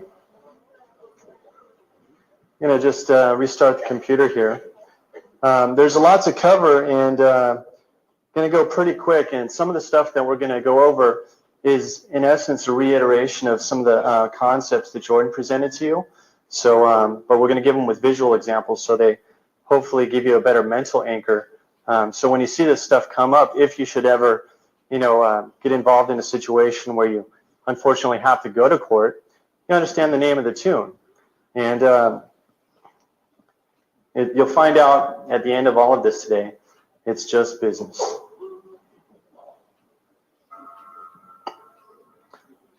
I was first introduced to Jordan Maxwell approximately 3.5 years ago. I was up late at night, and it was about 3 o'clock in the morning when my girlfriend had said, "Hey, you got to listen to this guy." And I was doing homework. I was originally a computer science major, studying network engineering. And I set my books aside, and I walked over to the table, and I flipped on the channel so I could hear the radio in the room I was in. And I heard this guy talking. And the information was so powerful that was being presented, I was absolutely blown away. I went and grabbed a notebook, and I started taking notes because, you know, I've been into the occult since I was about 18, and I've studied mostly stuff on, you know, basic secret societies and pyramidology and the concepts of some UFO ET stuff. But what Jordan presented on that radio show put the entire world system, whether it be religion, banking, or politics, or UFOs and aliens, and the concept of, you know, the alien ant farm, which is Earth, all into a construct that I could basically see with open eyes, kind of like the Matrix revelation. And, you know, if it wasn't for Jordan, in any capacity, I wouldn't be here today. And certainly, you know, myself and a collective group of people that have become researchers, and I like to consider myself, in essence, you know, still a neophyte because I'm not an expert on anything like Jordan. However, so many researchers that we have come into contact with have been facilitated into this particular paradigm as a result of Jordan's research. And like I said, in my particular opinion, Jordan is truly the godfather of occultism. So I'll just wait for this machine to boot up here so I can get to the good stuff. My presentation in part's predicated upon the images, but anyways, the world of admiralty that we're going to talk about today it's a concept and it's a philosophy. What the system, Jordan explained that there's two kinds of law in the world. There's civil law and there's the law of water and money. Well, we have our common law system where collective groups of people come together and they agree to follow particular behavioral patterns. However, the banking system, or the banksters or gangsters or whatever you want to call them, have collectively, through thousands of years, have set up a situation where they can manipulate people to superimpose a legal system that is not based entirely on law, it's based on commerce. And so this artificial let's pretend construct has basically been superimposed over our law of our land. And as we'll get into it, I'll explain that, or I'll try to demonstrate further that we are not operating in a common law system anymore. Although the common law is still here, and we need to understand how to access it and how to use it to our advantage. But most people, unfortunately, are so ignorant of what the law is, or what the codes are, or what the statutes actually say, and how they particularly apply to them. They just are used to functioning in a consensus reality that, oh, well, you know, at 18 or 16, everyone gets a driver's license, and, you know, when I work, everyone fills out a 1040 IRS tax form, or because he said, or because your parents said, or because your parents were particularly indoctrinated in a system where everyone is functioning perpetually in this let's pretend game. So we're going to go over a couple things here really fast. This presentation, like I said earlier, it's dedicated entirely to Jordan Maxwell because this is his work, just reiterated in a new light with my own particular spice overlaid. So thanks again, Jordan. So interestingly enough, this ship, or the ships of the high seas in commerce, if you get back to, you know, ancient Europe, the merchant vessels that transported goods and services and commodities and product to make money were called revenue cutters. Okay, it's just a term, not too significant, but the whole system is set up about one thing: money, because the banks and the banks, through their politicians and legislational system, they set up a body of laws to further extract money, or set up a system that money is always flowing up. It's being extracted out of your bodies, out of your sweat equity, out of your labor. So the whole thing is based about one thing: commerce. Okay, Jordan said the ship, when a ship is pulled into a dock, it's docked. And we go back to what happens when a ship pulls into a dock. It has to present a manifest, a certificate of manifest. It's really simple. It's all about forms. Everyone ever see that movie Brazil? Okay, that's pretty much the system we're operating in today, if you take a closer look at it. So you have a certificate of manifest, and it just describes all the property that's on the ship. Ship sits in its berth, as Jordan mentioned earlier. There you go. The mother, and the system that we operate, if you understand Admiralty, it's a very esoteric system, because the banking has been operating longer than 6,000 years, probably longer than recorded history, longer than the Code of Hammurabi, etc. But the mother is a vessel, or all of us are vessels, because, and this is. Do you know that your Social Security card, your birth certificate, your marriage certificate, any certificate holds value? I actually went online so it's a site, it's a government site. You punch in that little red number that on the back of your Social Security card, and it'll tell you how much money you worth since birth. Philosophic esoteric point, but our bodies are a warehouse, and you live within the confines of your skin if you take the concept that you're a spiritual being. Okay, so it's an energy vessel. So the mother is a vessel delivering a product, swimming down the rivers of the birth canal, and it's delivered to the dock, or the dock door. And what is it? It's delivery of a human resource, because that's all we're considered, humans. We're human resources, and you get a birth certificate to vouch for that. It used to be that if a child was born in a common law society, collective society, they recorded in the Bible or some sort of official records, etc. But everything's about certifications, or a B/6, like in Brazil. So certificate of live birth, and we're talking about money. You're a human resource. So what is money? It's energy. That's all it is. The system is set up that it's the control and flow of energy from generally the bottom up, the basis of the foundation of the people, up into the hands of the bankers that further perpetuate and dictate more laws to further extract money. And we'll demonstrate this in just a moment. So battery is pretty much what we're considered. If anyone has seen The Matrix, our bodies are our vessel. It's where we store the energy. We eat food, its energy is transmuted from the sun, goes up the food chain if you study biology, and the energy is stored in our fat cells. Well, take a look at this. A nursery, in essence, if we're talking in the world of Admiralty, and the ship pulling into the dock and getting the port, coming into port, and we're getting all this paperwork, and it's all about money. The nursery is an energy farm, or a monetary farm. It's a production house, kind of like the Matrix, So we're going to go into some definitions from the Law Dictionary, what these terms mean. Jordan says we need to take a look at words, because we're word-controlled people, right? And I'm not making any of this up. If you look in Valentin's Law Dictionary, a human being is a monster. So that's what, when you walk into court, this is how they're looking at you. So you want to get your constitutional rights.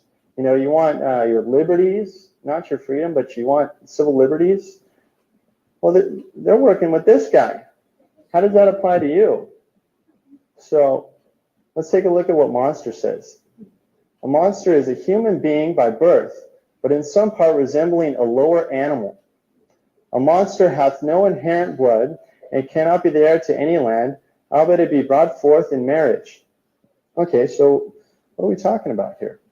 Are we talking about a human being, which is in the law of Admiralty or the law of banking? We're talking about a let's pretend game.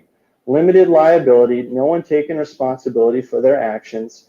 That's why we live in a corporate fascist system where everyone wants to incorporate and not take responsibility for what's going on.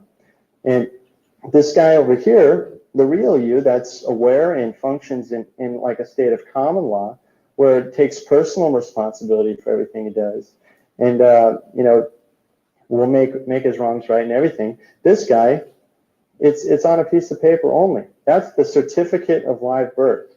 That's the B/6. That's the let's pretend game.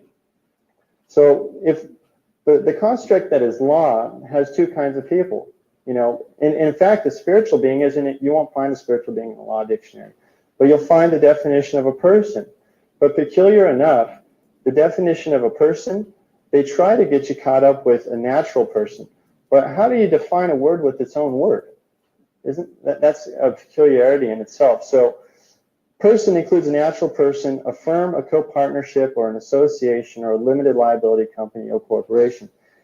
The entire essence of the let's pretend game is to get you to be one of these things, a corporation functioning in a state of fascism, in a limited liability world, a let's pretend game, where no one takes responsibility for their actions. So we get into the construct of what the physical world versus the legal world is. You have the world of land, which they try to superimpose this matrix body over, of the world of admiralty. In the Constitution, which is predicated upon common law, we deal in the world of gold and silver. What happened to that, guys? Now we're dealing with Federal Reserve notes, which a note, by definition, is evidence of a debt. And anyone heard of national debt? Or how about income tax? All income tax does is go to pay national debt. It doesn't pay the streets. It goes to pay the national debt with the Federal Reserve. And the Federal Reserve came into act in 1913. And that's a whole story in itself. And the taxes that are generated as a result of using Federal Reserve notes, who collects that? The IRS. When were they started? The same year as the Federal Reserve, 1913. But guess where the IRS is based out of, guys? Puerto Rico. It's not even an agency of the United States government. That's a whole story in itself. So we have consciousness over here in the physical realm, but the legal realm, it's completely devoid of consciousness. We have present or represented. You ever hear the term in court? You're represented, or you need an attorney to represent you, because we're playing in the let's pretend game over here. And when you're dealing in the world of the physical, you have lawful. In the legal realm, in the world of statutes and codes, we have legal. And again, real versus fiction, substance versus reflection. We have the real thing, the real essence of substance, or we have the thing named. We also have the creditor, or we have a debtor, a lender or a borrower, object versus symbol, a physical body, or a paper certificate, such as a birth certificate. So, in essence, who you really are considered to be legally is a fiction, a concept or idea expressed as a name, a symbol that legally has no consciousness. It is a juristic person. It's in legis. It's a word written on a piece of paper. It's not you. You see, when we're dealing in real law, when there was a controversy between people in society, in like a tribe or a community, if there was a problem, it was, someone would come up to the elders in society and they would bring you before a committee, and they would hash it out, but before a committee of like the Sanhedrin. If you take it back several thousand years in the Judaic cultures, they would take you before the Sanhedrin, and you'd have to give your testimony before the Sanhedrin. Each party testifies, right? So if you look at the word testify, it comes from the word testicle, because you have to hold the males, which were the ones that functioned in commerce. The women were excluded from that. They hold on to their testicles, and if someone's caught lying, what they were holding was what they would lose. That was one of the penalties. I'm not kidding. So otherwise, it's social and political ostracism, or they can't function in commerce. They become basically a persona non grata. They don't exist. They don't function in that society. They need to move to a new location. So if we're dealing in the world of reality, in the world of spirituality, minus the particular religious construct, The concept is you're having a union between a man and a woman, typically, and you're having a union before your creator, before your, based on your belief system. And that's all the unification you need, whether it be before a priest or a rabbi or what have you. It is your particular contract, your covenant with the person that you love. But now we take a step forward into the world of the statute system or the codified system. We have the let's pretend game. Well, you need to get a marriage license. You have to ask for permission to do something you would normally do based on your own accord and before your creator force or your particular religious or philosophical belief system, whatever that allowed for. But now we need to ask for permission from the man if you can have this relationship. Why? Because the whole system at large is predicated on commerce. It's now been boiled down to a business relationship. And if you don't think so, I've heard Jordan say this a million times, the first person that you're not going to see is the Lord. You're going to see the attorney. Okay? And you're going to talk about who's getting what, and it becomes a matter of contract. So you have to get an application license to marry.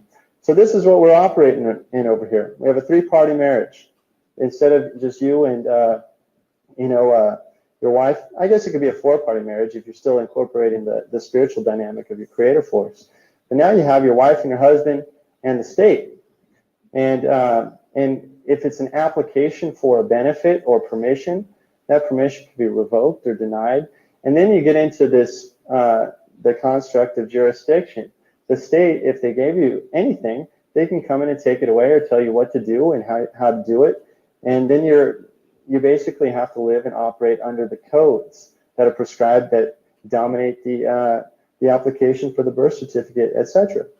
So such things as application for the permission to travel freely, you got to get a driver's license. License, in essence, if you follow it, it's predicated on a system of business. Okay, I just thought that would be funny. Yeah, M and name is all caps, and we'll get into that stuff a little bit later.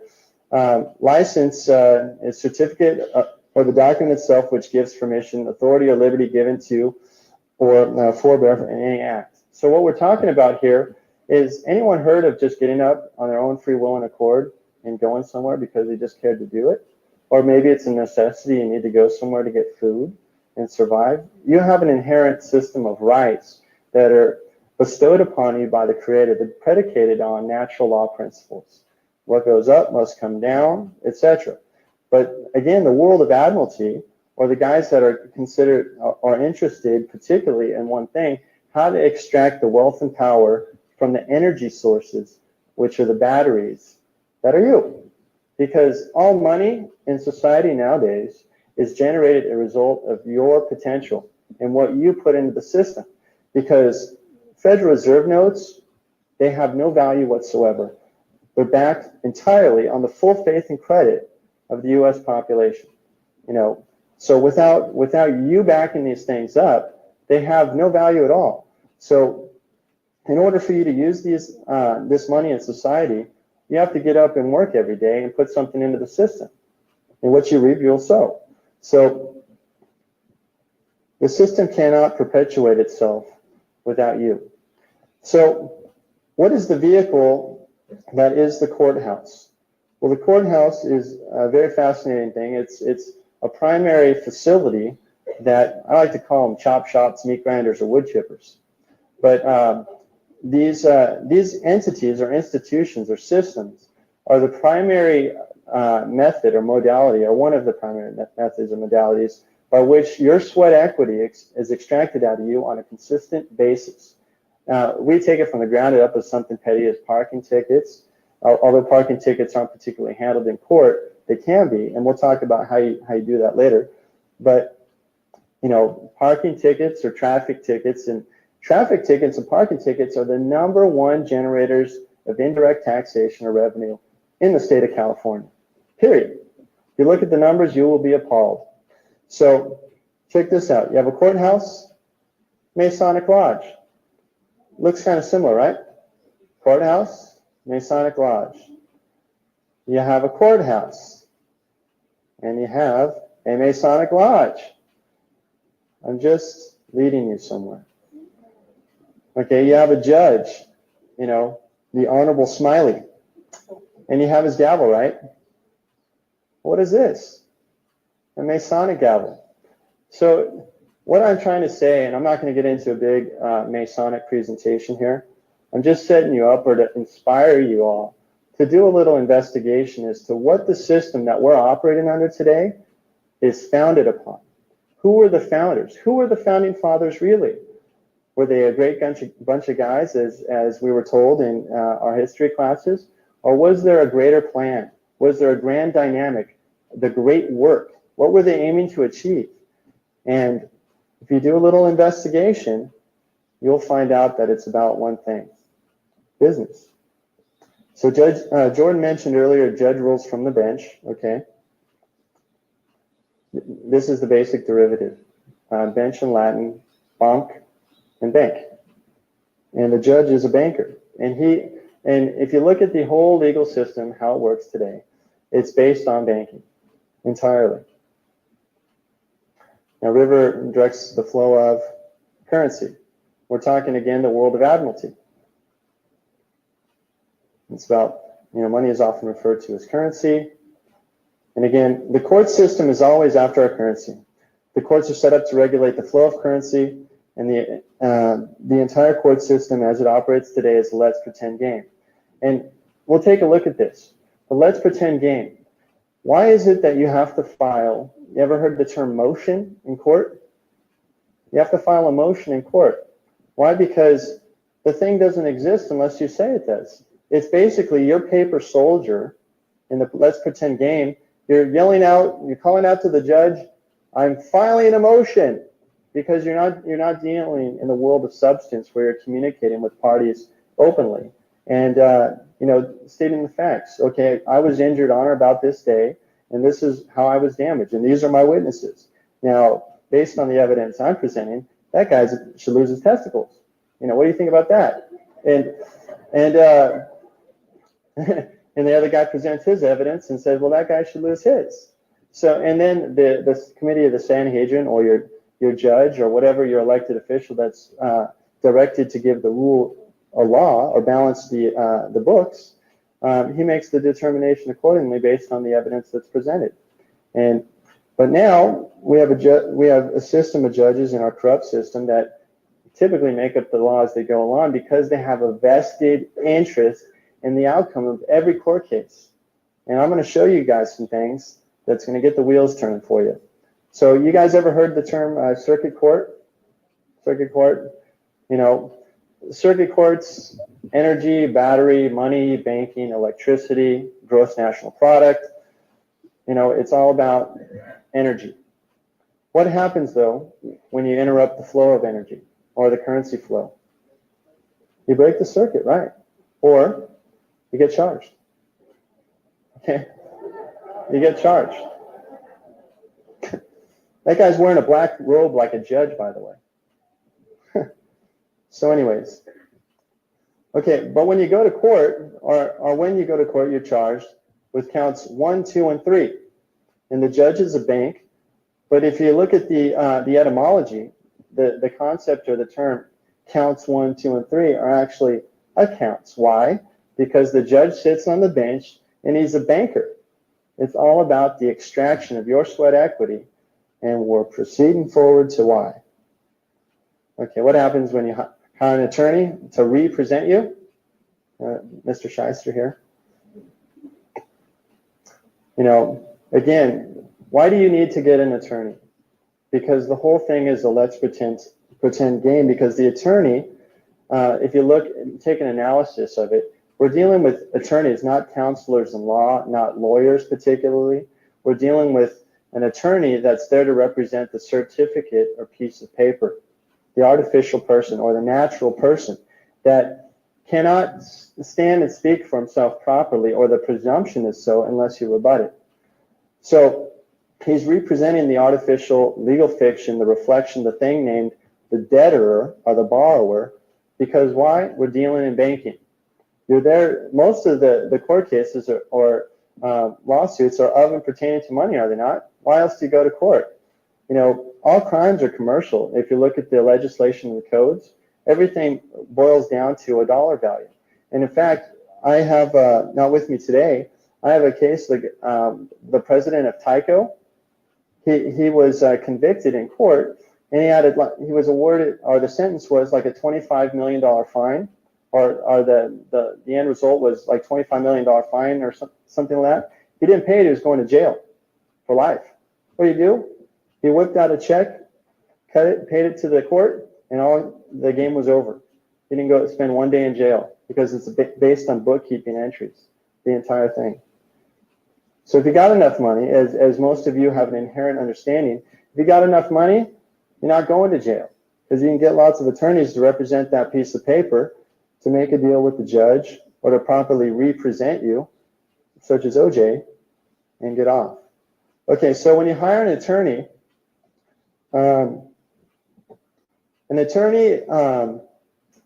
let's take a look here. An attorney occupies a dual position, which implies a dual obligation, okay? His first duty is to the courts and next to his client. So as an officer of the court, in any circumstance, he yields to whatever the judge's direction is or his obligation to the Bar Association. Now, the Bar Association in itself is a whole other construct. You know, you have local bar association, multiple constructs. You have local city, county, state, etc. But if you go to a website, it's called ordotempli.org, you'll find out that all bar associations hail from the Temple Bar, which is directed at the Inns of Court, that has a direct affiliation to the Ordo Templi Militaris, which is a Knights Templar organization. And that contract, that covenant to direct all bar associations on the planet is issued through what's called a letters patent. And you guys can look up that term later, but it's a contract that's set up based on the Knights Templar. Who are those guys? Those guys are the guys that founded what's known today as our modern banking system. So, in any regard, with respect to the court, if you hire an attorney, you're called a ward of the court. You ever hear that? As an operation of law, if you hire an attorney, you're considered a ward of the court. But if you look up the definition of ward of the court, it's infants or persons of unsound mind. So how many of you guys hired an attorney and said, geez, what an idiot I was to get this guy? So if your attorney was an officer of the court and his first duty was the judge and he's given him the secret handshake or the little sign, a little lapel pen shake, whatever the deal was with the judge, based on his payout or whatever the situation may have been, if you're convicted as a result of his lack of performance or conspiracy, you're going to prison or jail, or you'll be placed in a cell. Okay? A cell. A cell. But however, again, remember the concept. The whole court system, or our whole monetary system, is based on ancient esoteric principles. Your body's energy. It's a vessel. Your body's a vessel. You have blood vessels, etc. And you're traveling on the seas of commerce. Not really, because we're on land, but they superimpose the world of admiralty on us. And anyone can verify this because the Navy has surveyed all the land in the continental United States. And there's brass cap high watermarks in all the local towns and counties. So they've, in a let's pretend game, they said we're underwater right now. That's why they have jurisdiction of admiralty. And it's, unless you rebut that presumption of jurisdiction or the admiralty realm, it shall reign supreme. But if you might have the opportunity to pay bail. You ever heard paying bail? Okay, you might have the opportunity to pay bail if you've been placed in jail. Okay, bail. Okay, bail or bail. To bail someone out is to provide cash and get them out of prison, or more generally to help them out in a difficult situation. Well, I think going to court, period, it can be a difficult situation, especially nowadays, especially a financial one, and we'll just go on from here. But after you pay bail, the court has concluded its sale on the high seas of commerce. You see where the etymology is going? It's just, we're dealing in admiralty, ancient Phoenician commercial law, as Jordan said. But everything you said and done, when everything's said and done in court, and you've discharged all your debts, you've paid your debt to society. How many of you heard that? Because everything is commerce, period. One of the first definitions of commerce is the exchange of ideas, concepts, philosophies, interaction, goods and services, etc. And then one of the other definitions of commerce is sexual relations. And I'm not kidding. So the byproduct of that is a commercial product where, again, you get the paper certificate and you play the let's pretend game. So ultimately, which is it? Are we talking business here? Or are we talking justice? And as Jordan would say, it's nothing personal, it's just business, like the mob says. So we're going to get progress further to a solution-oriented situation over here, because most people, it doesn't take a genius to figure it out that the system is not based on natural principles. It's not based on a win-win situation, that there's harmony in the universe and everyone goes home and they have enough money in their pocket, etc. But where does all the money go? Marvin Breyer, and that's a man that found out. Marvin Breyer is an I don't want to say Bank of America employee, but he worked for one of their subsidiaries, and he's a COBOL programmer. And he's the guy that designed the foundational computer systems, or the code that transfers all money and et cetera, and balances the books at the end of each day. Well, Marvin, unfortunately, had a very rough situation where his daughter, her child was about to be stolen from the Department of Social Services or one of those particular agencies. And Marvin could not stand the pain to see that happen to his daughter, because his daughter in his life is everything to him. She's the capstone on his life's pyramid. Anything and everything for his daughter. So what Marvin did is he did a little homework. He tracked the money that was being raised from the court, and where all the funds and all the money that he was paying into the court system for fines or just court docket filings, all going into slush funds, guys, without exception. Marvin, by the way, has been in Insight Magazine about 6 times. He's been in the LA Times. If you just type in Marvin Breyer on the internet, you'll see tons and tons of articles on him. And he's a personal associate of mine, and I've been fortunate enough to get in with him to understand how he does what he does, how to crack the matrix, how to break through and understand how to get to these guys where it hurts, the money. So if you track the funds that are paid to the court, without exception, at least we haven't found one. And certainly we wouldn't be arrogant enough to say that it's not entirely possible that it might go to the proper directory where the funds are supposed to be appropriated. But the funds are going into different accounts as opposed to where they're mandated by legislature. Instead, they go into private accounts associated with the Judges Association.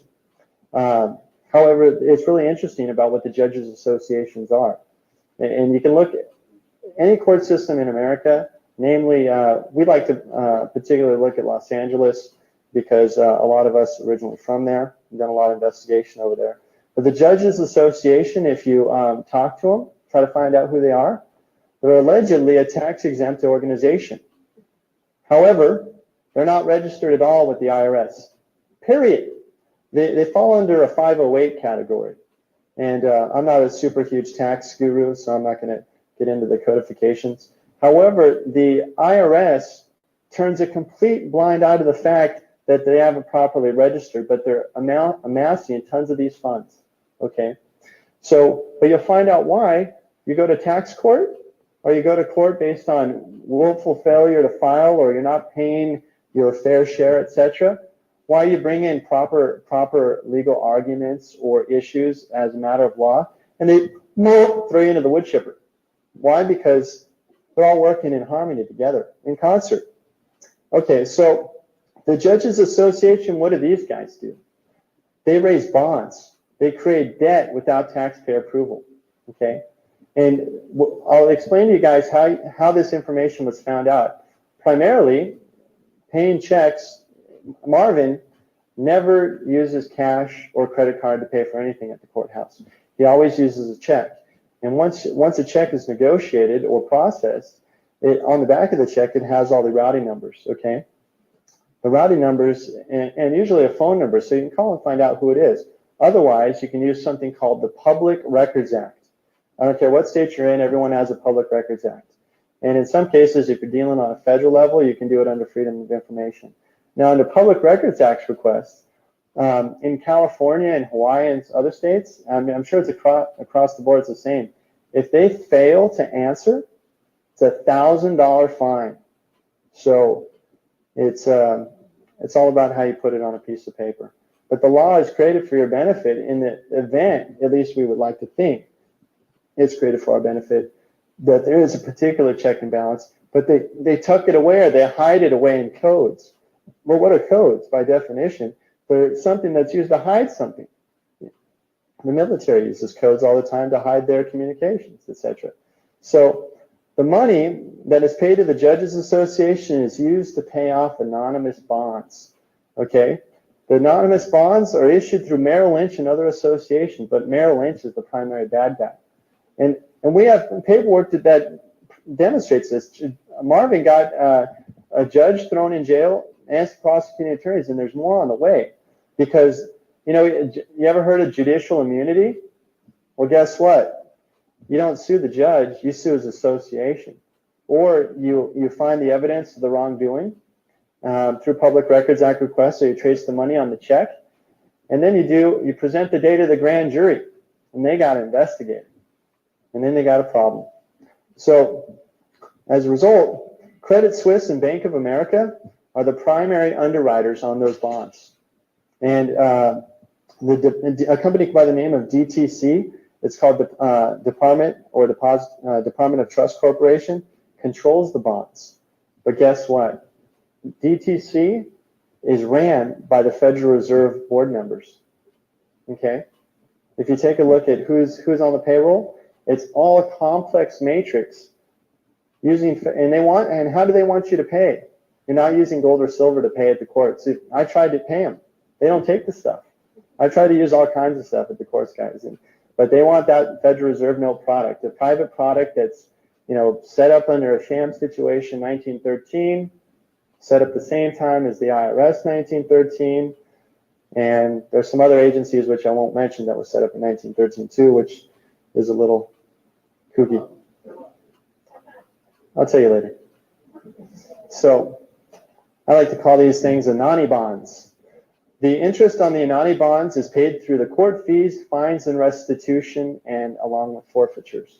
So when you get convicted, you know, in a traffic ticket matter, not only do you pay, you know, let's say it's $100. Usually there's a statutory limit on traffic tickets. But what do they do to create more revenue?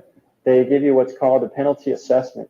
Last time I checked that I was in court was 170% penalty assessment. So you pay an additional 170% on the top of the $500 fine for traveling down the highway, you know, on the high seas, as they would call it, etc. So the credit rating of the anonymous bonds that are issued by Merrill Lynch in association with Bank of America and Depository Trust Corporation, in association with the Federal Reserve, who's in association with the IRS, based out of Puerto Rico, is all based, the credit ratings performance is based on or determined by the courts or the banking business ability to arrest, prosecute, and convict, or with respect to civil matters, litigate.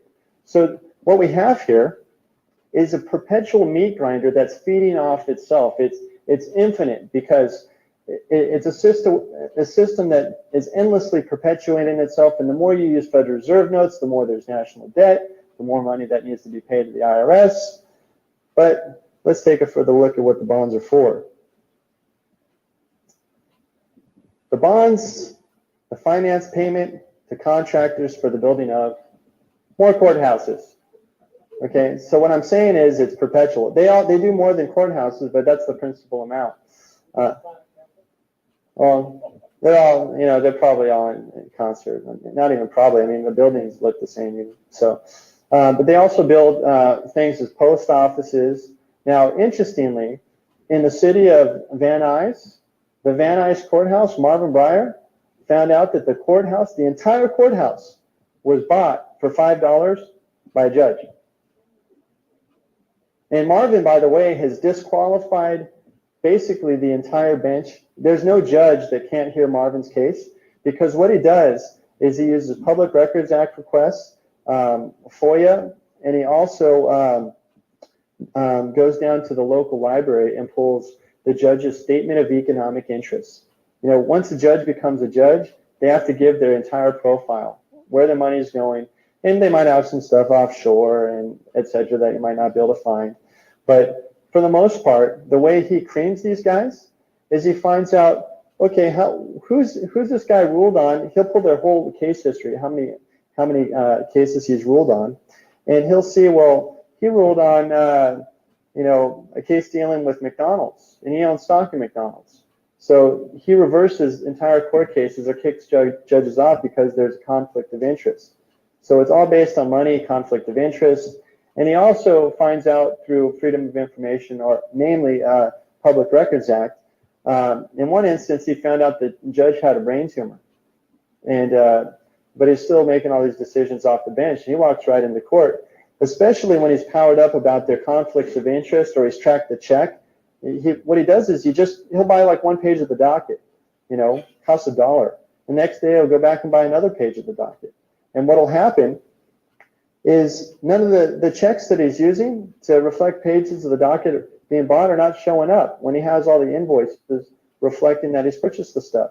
So, and then he tracks the money, finds out that it's going to the Judges Association, etc., and he generates more conflicts of interest. And what Marvin will do is he'll go into someone else's court case. Say your court case was litigated on like 6 months ago, and you already got the book thrown at you.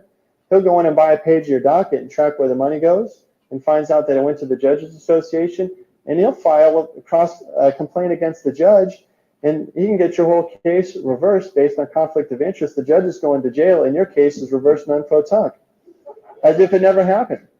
So, but the principle that the reason why I'm trying to present this information, because these guys have inherent weaknesses. And our system, and I believe in the concept of law as agreement between the parties based on natural law principles. Whether you look at the Bible or any particular belief system, there's common natural law principles that if most people never violated, we never have a particular problem. So in any regards, you hit them where it hurts, and it's the money. Because anytime these guys are fooling with money, they have a bad habit. And it's usually as a result of their misappropriation of funds. And you guys want proof? Here's a sample of a couple of checks that were cut from the Judges Association. This one is, only $71.60, but we have others that range from several thousands. And but it doesn't take, $571. But we have some that got a couple extra zeros on there. But the whole point is, all it takes is 1 cent to be misappropriated for the guy to go to jail. Yeah, my stepmother used to work for a judge in a courthouse, and they couldn't even make a photocopy of something for anything other than what was required for their particular office. Otherwise, it was considered a misappropriation of funds, and it was a felony. So 1 cent is all you need. So this is an example of Marvin's slush funds. If you guys do a Google search, you'll find endless articles about Marvin and what he's been able to do. This is the end of the basic essence of my presentation, but I'm going to talk to you guys more in detail about how to do Public Records Act requests. But in relation to the PowerPoint, as in the words of Jordan Maxwell, you better go back and do your homework. Well, family, I think that was rather interesting. I done gave y'all over 2 hours of that. I really appreciate y'all hanging out with me. Once again, I'm going to shout y'all out. House of Nathan, Boo I Am, Prophet Levi, Absolute Warrior. I know you getting your smoke on, Prophet. I don't blame you because I dare should be smoking. Let's see who else we got here. No Lodge, the most. Yeah, shout out to y'all. Peace and blessings, my little Red Squid X-Files. I really appreciate y'all coming and hollering at your girl. Novel poet. Yes, y'all blessed me with y'all presence today. I enjoyed this energy y'all shared with me today. I don't know, I'm debating on bringing it to an end or running something else. You know, like I say, I'm here for you all. Whatever y'all want me to do, this is your channel. If y'all want me to keep on dropping this knowledge, I'll do it.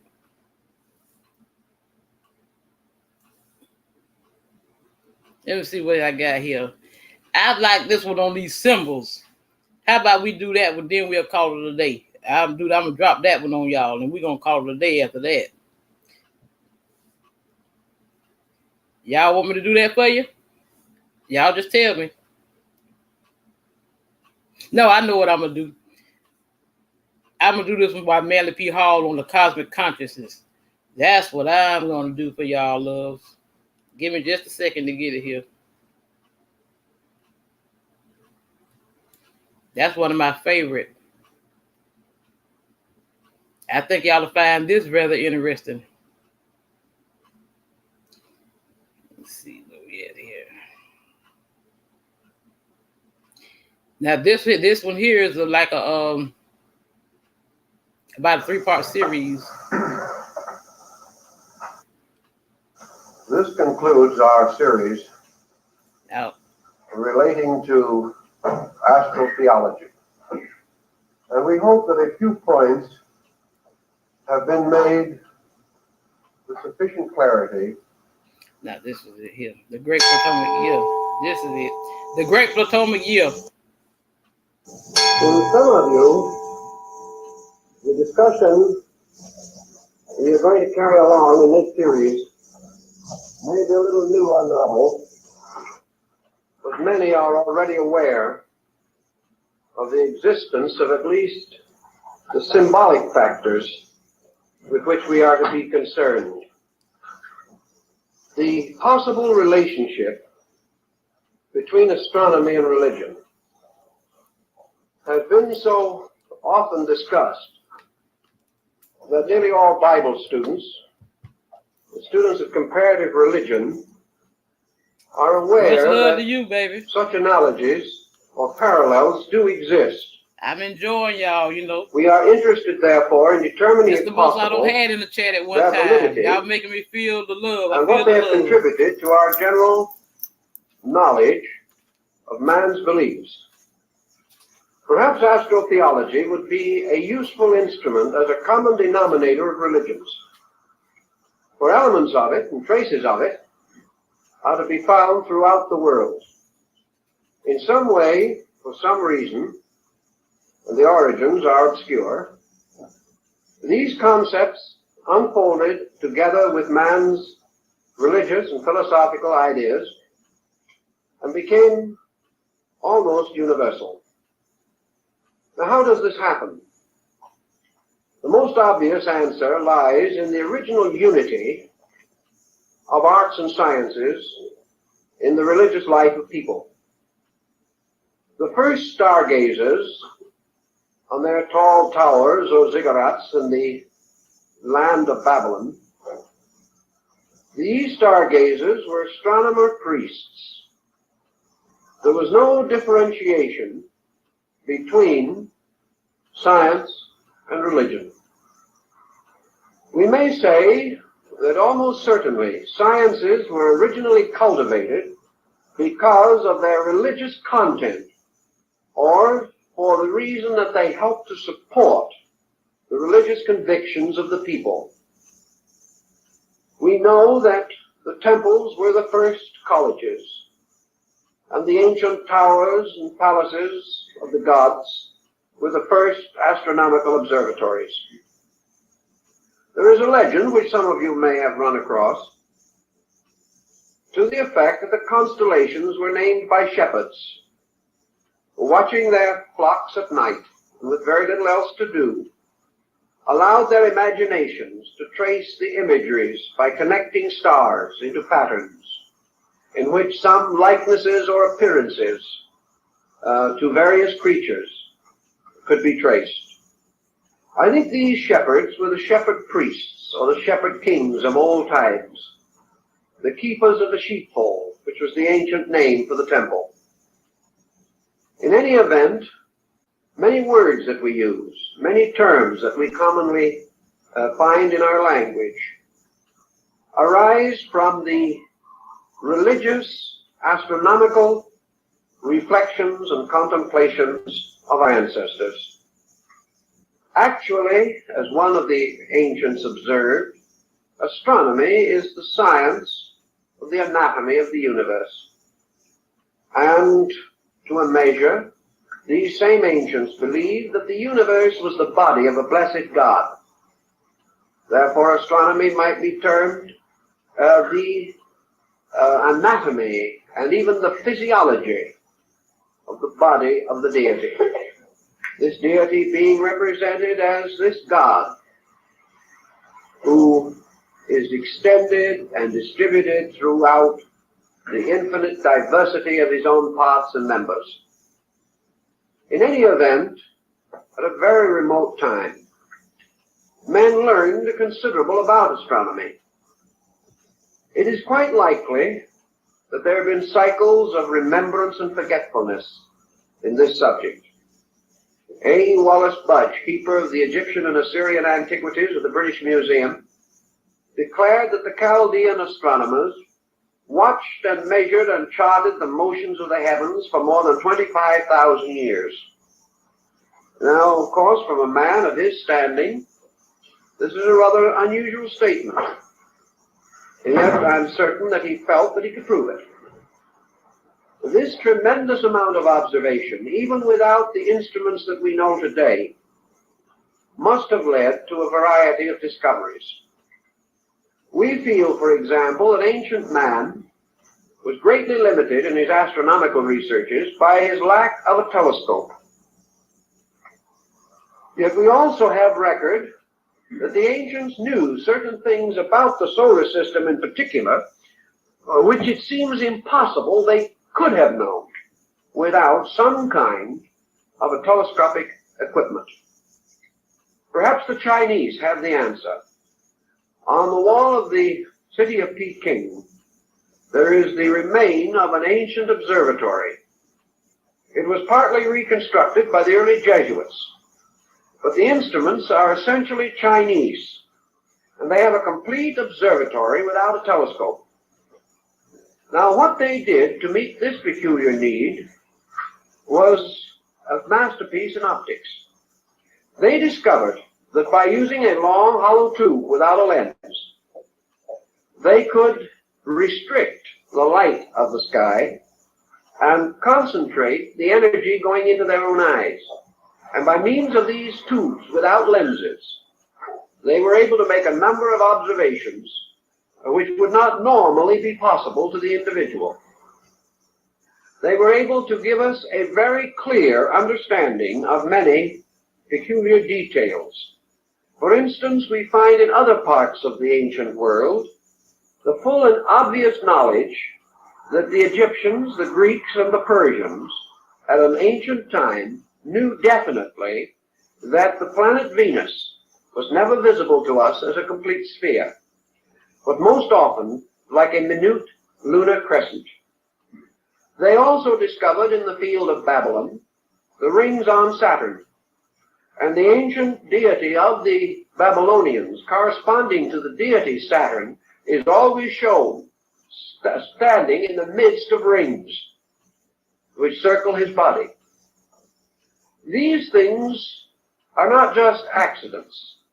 They tell us that at a long ago time, men made comparatively accurate observations of the world in which they lived.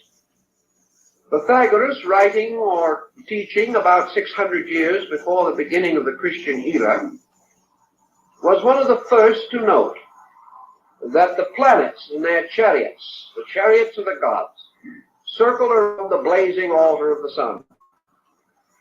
He is generally a statement of the metric system of astronomy as we know it. How then have we forgotten all these things?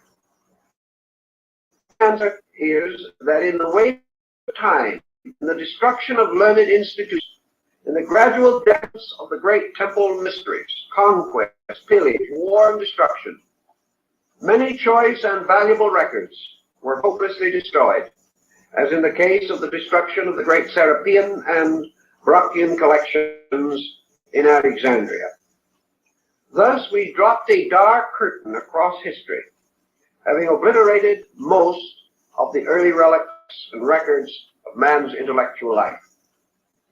We have every knowledge, then, that in the general and broad need of the world, ancient man was reasonably well equipped. He knew the earth was round. He was aware of the Western Hemisphere long before the beginning of the Christian era. And according to Plutarch, the historian, the Gulf of St. Lawrence and the Great Lakes area of the United States was explored by Grecian navigators at least 15 to 1800 years before its rediscovery at the time of Columbus. And of course, Columbus really was searching for a passage to Asia. He did not realize in the beginning that he had discovered a new continent. These ancient records and many legends and myths and fables all point out things that we should know, but which we have gently ignored. It is almost certain that the Chinese navigated the coast of California 2,500 years ago. And during the period of Genghis Khan, 12th, 13th century in Mongolia, the Chinese and Tatars were well aware of the Western Hemisphere. We have forgotten a great deal. And we have forgotten a great deal of the source of what we call existing knowledge and the reason for it. And many things which we consider to be superstitions and legends really developed from a very astute observation of natural phenomena. One thing that ancient man had that we do not have is leisure. Now, the common man of his day, whether he was a builder of pyramids or an agriculturist, probably did not have much leisure. But there was a very broad, deep, scholarly class, particularly the priesthood, then the custodians of all knowledge, who not only had leisure, but an infinite kind of patience, which also runs short with us. This is the kind of patience which will permit a problem to be passed down through 20 generations without impatience. Observations and reflections were not carried on by small groups in a period of months, weeks, or even years, but became the projects of empires and of dynasties and of descents of families, so that one problem may have been labored over for 1,000 years, each generation, each century, bestowing its own fragment of further insight. Thus, by observation with great patience, man accomplished much. Another factor which had something to do with all this was man's dependency upon himself. Today, we are no longer dependent upon the faculties and powers with which we were originally endowed. We have supplemented these powers and faculties by innumerable devices, depending more and more upon mechanistic substitution. We no longer need or call upon the resources of our own observational powers. Some years ago, an experiment was carried on one of the American Indian reservations, where it was demonstrated that a certain Indian of reasonable attainments, not a cultured man as we would term one, just a man who lived with his flock, watched them at night like the shepherds of old, and lived as our primordial ancestors lived. This man could distinctly hear a watch ticking in a man's pocket 65 feet away. We have no such power of hearing as this. It's gone, because we have no need for it. The present moment, we pick up the phone, get the correct time. Our entire way of life When someone wants us to get out of the way on the road, they give us a blast we can hear a mile away. The individual no longer needs these faculties. He does not need them for his survival. He does not have to scent game. He does not have to scent danger. And with the way his fog is now, his senses wouldn't last long anyway. But in any case, he certainly, in those days, had the clearest and most complete possession of his faculties. He lived simply. He ate simply. His foods were not denatured. His life was not filled with unnecessary artificial tensions that close in on modern man. He could contemplate. His mind was not disturbed by the confusions that we know. And while he had his problems and his troubles, most certainly, he lived a simpler way of life. And with this simpler way, he was close to nature. And his intuitions, his inspirations, and his revelations had an authenticity which we cannot deny.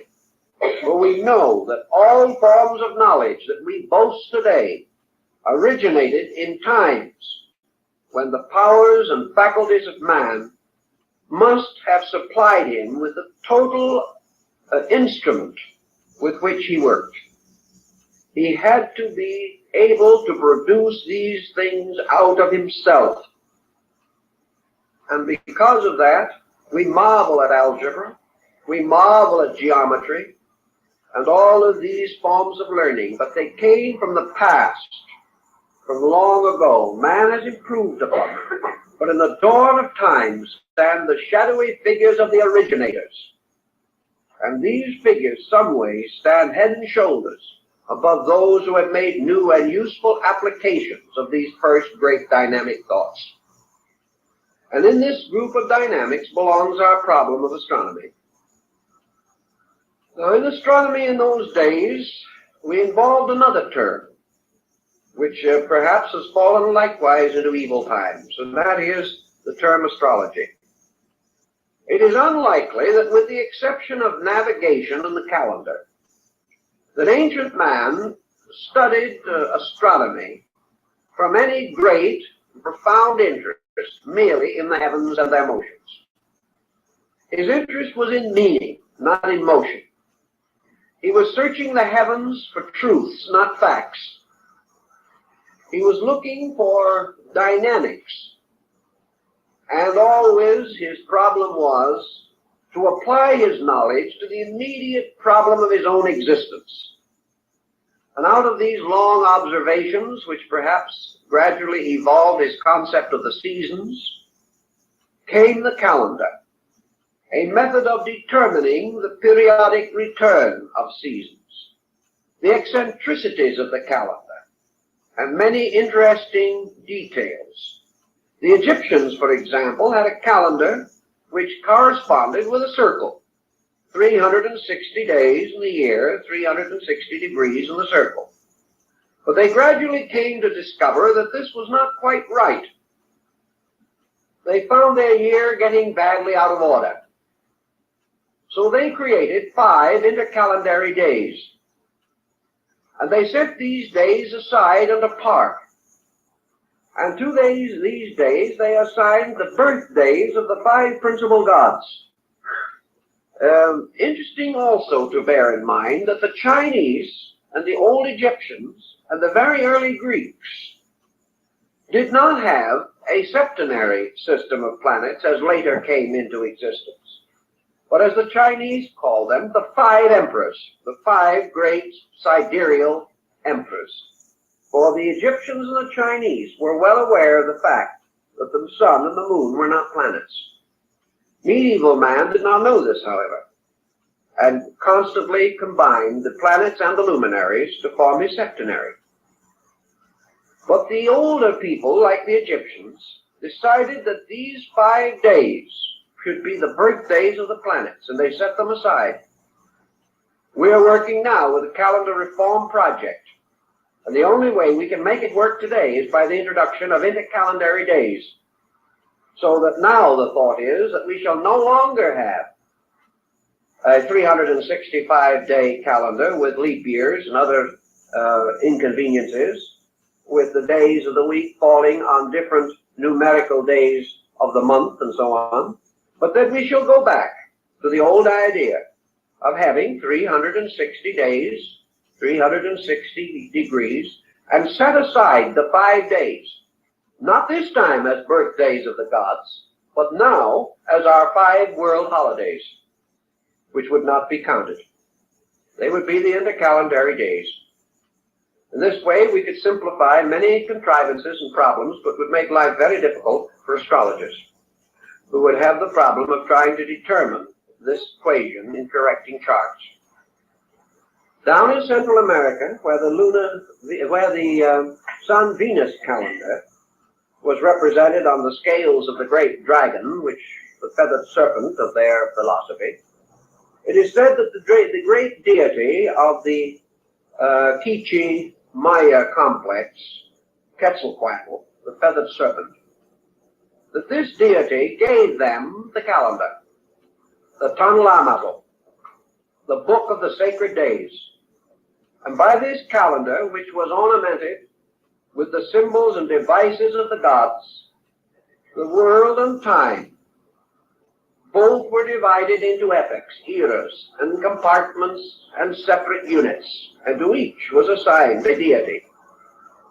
These people went so far as to assign a divinity to each hour of the day and night, anticipating the medieval astrologers' planetary hour system. All through the ancient world, the calendars and the gods went together. One of the first uses of the calendar probably was to determine religious feasts. And we still have this concept in the church calendar and saints' days and many other similar devices. The calendar then served a great many purposes. First and most, however, it served man to observe the seasons of his planting, of his reaping. It told him when to watch in Egypt for the inundation of the Nile upon which his life depended. It taught him to prepare for the rigors of winter in other climes. It gave him an accurate way of measuring the annual climate of his world. It also told him that each of the changes of the seasons brought new forces into play in his environment and the conditions under which he existed. Each of these changes had its good side and its bad side. Each brought something if he could know how to use it. Each took something away. Therefore, he must provide at certain times.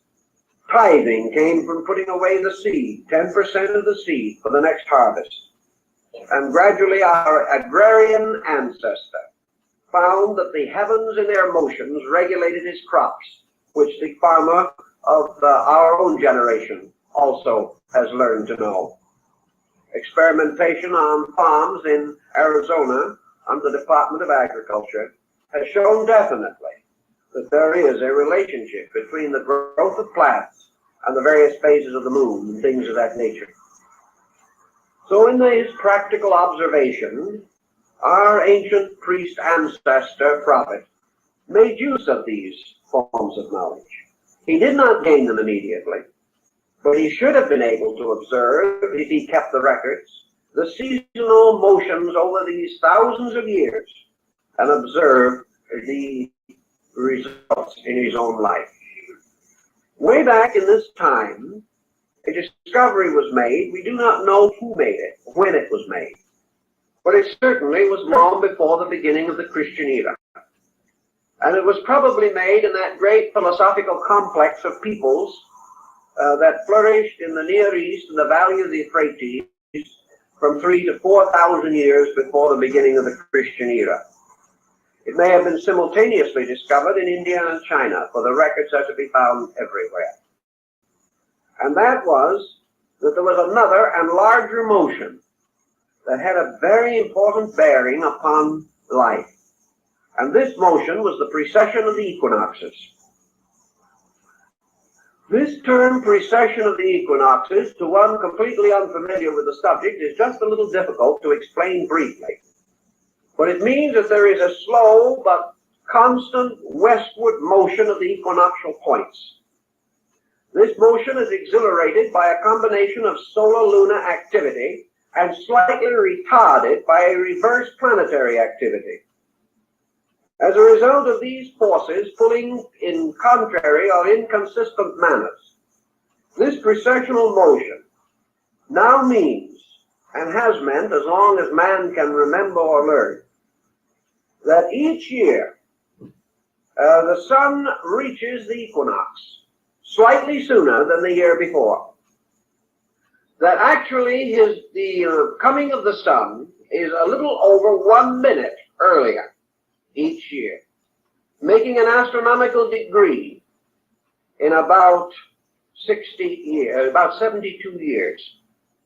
Thus, every 72 years, the sun seems to drop back at the equinox 1 degree. If it so does, it drops back approximately 30 degrees every 2160 years. And it drops back around the entire circle to any hypothetical point in one longer cycle of 25,920 years. In this period of time, the sun seems, only by appearance, seems to drop back around the entire circle of the zodiac, falling backward or failing backward at the rate of 1 degree every 72 years. This has been a very important time pattern, and the complete precession of the equinoxes, requiring 25,920 years, is referred to as the Great Platonic Year. Plato was aware of it 300 years or more before the beginning of the Christian era. We know it today. No one has ever been able to shake the phenomenon. We have found new explanations for what caused it, but the fact that it happens is still beyond controversy. And this peculiar heavenly motion has significance in a very wonderful way, and is perhaps the most important link that we have between astronomy and religion in ancient times. The precession of the equinox, therefore, means that every 2160 years, the sun reaches the equinoctial point in a different sign of the zodiac, each sign constituting 30 degrees. If this occurs, then, we see the appearance of the precession, in which the sun appears to enter each sign in its last degree, and by precession move backward through it to its first degree, and then pass into the next sign, entering that at its last degree and moving back to the first. So this motion appears to be in exact opposition to the rest of the motions of planets and other elements composing the solar family. This peculiar observation, the study of the Platonic year, has led to a great many wonderful symbols and philosophies. To get a further picture of this, we must now move to the story of the sun. I think we all know that it is reported that our very remote forebears were sun worshippers. We know that the Pythagoreans rose at dawn each day to meet with hymn and song the rising of the splendor of the day.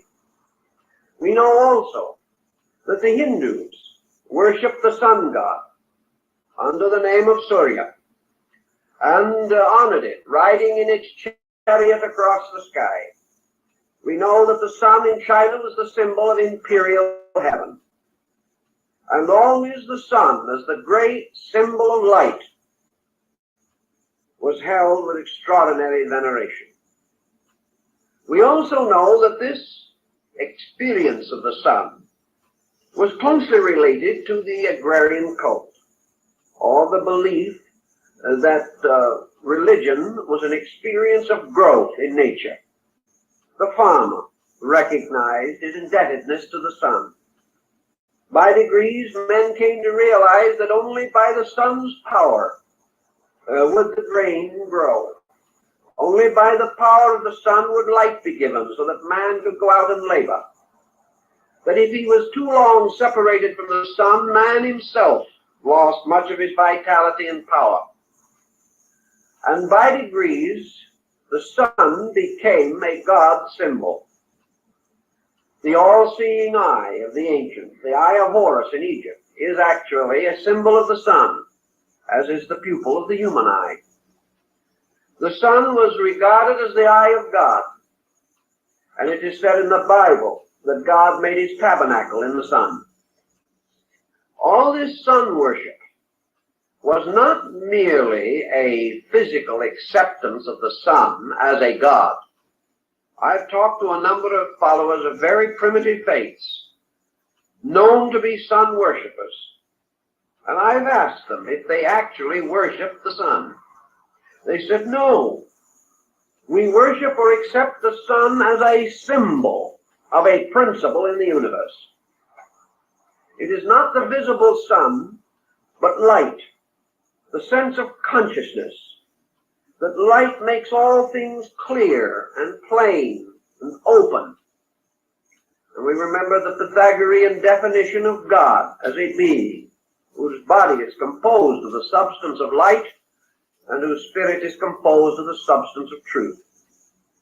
Thus the sun was the symbol of the light of the world, the light that lighteth every man that cometh into the world.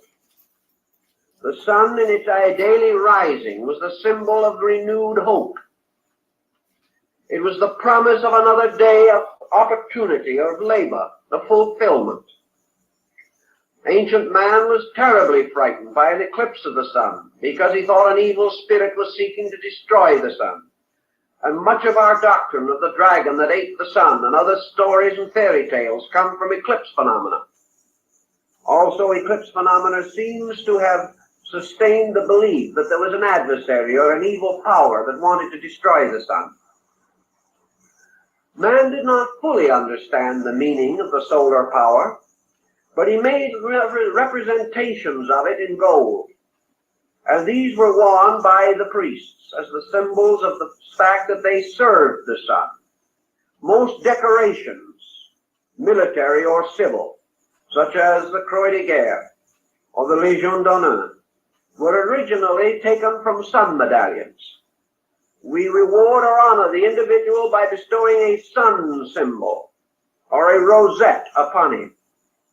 The halos around the heads and bodies of sanctified persons have gradually taken on sun symbolism attributes. These persons were radiant with spiritual powers or with great light within themselves.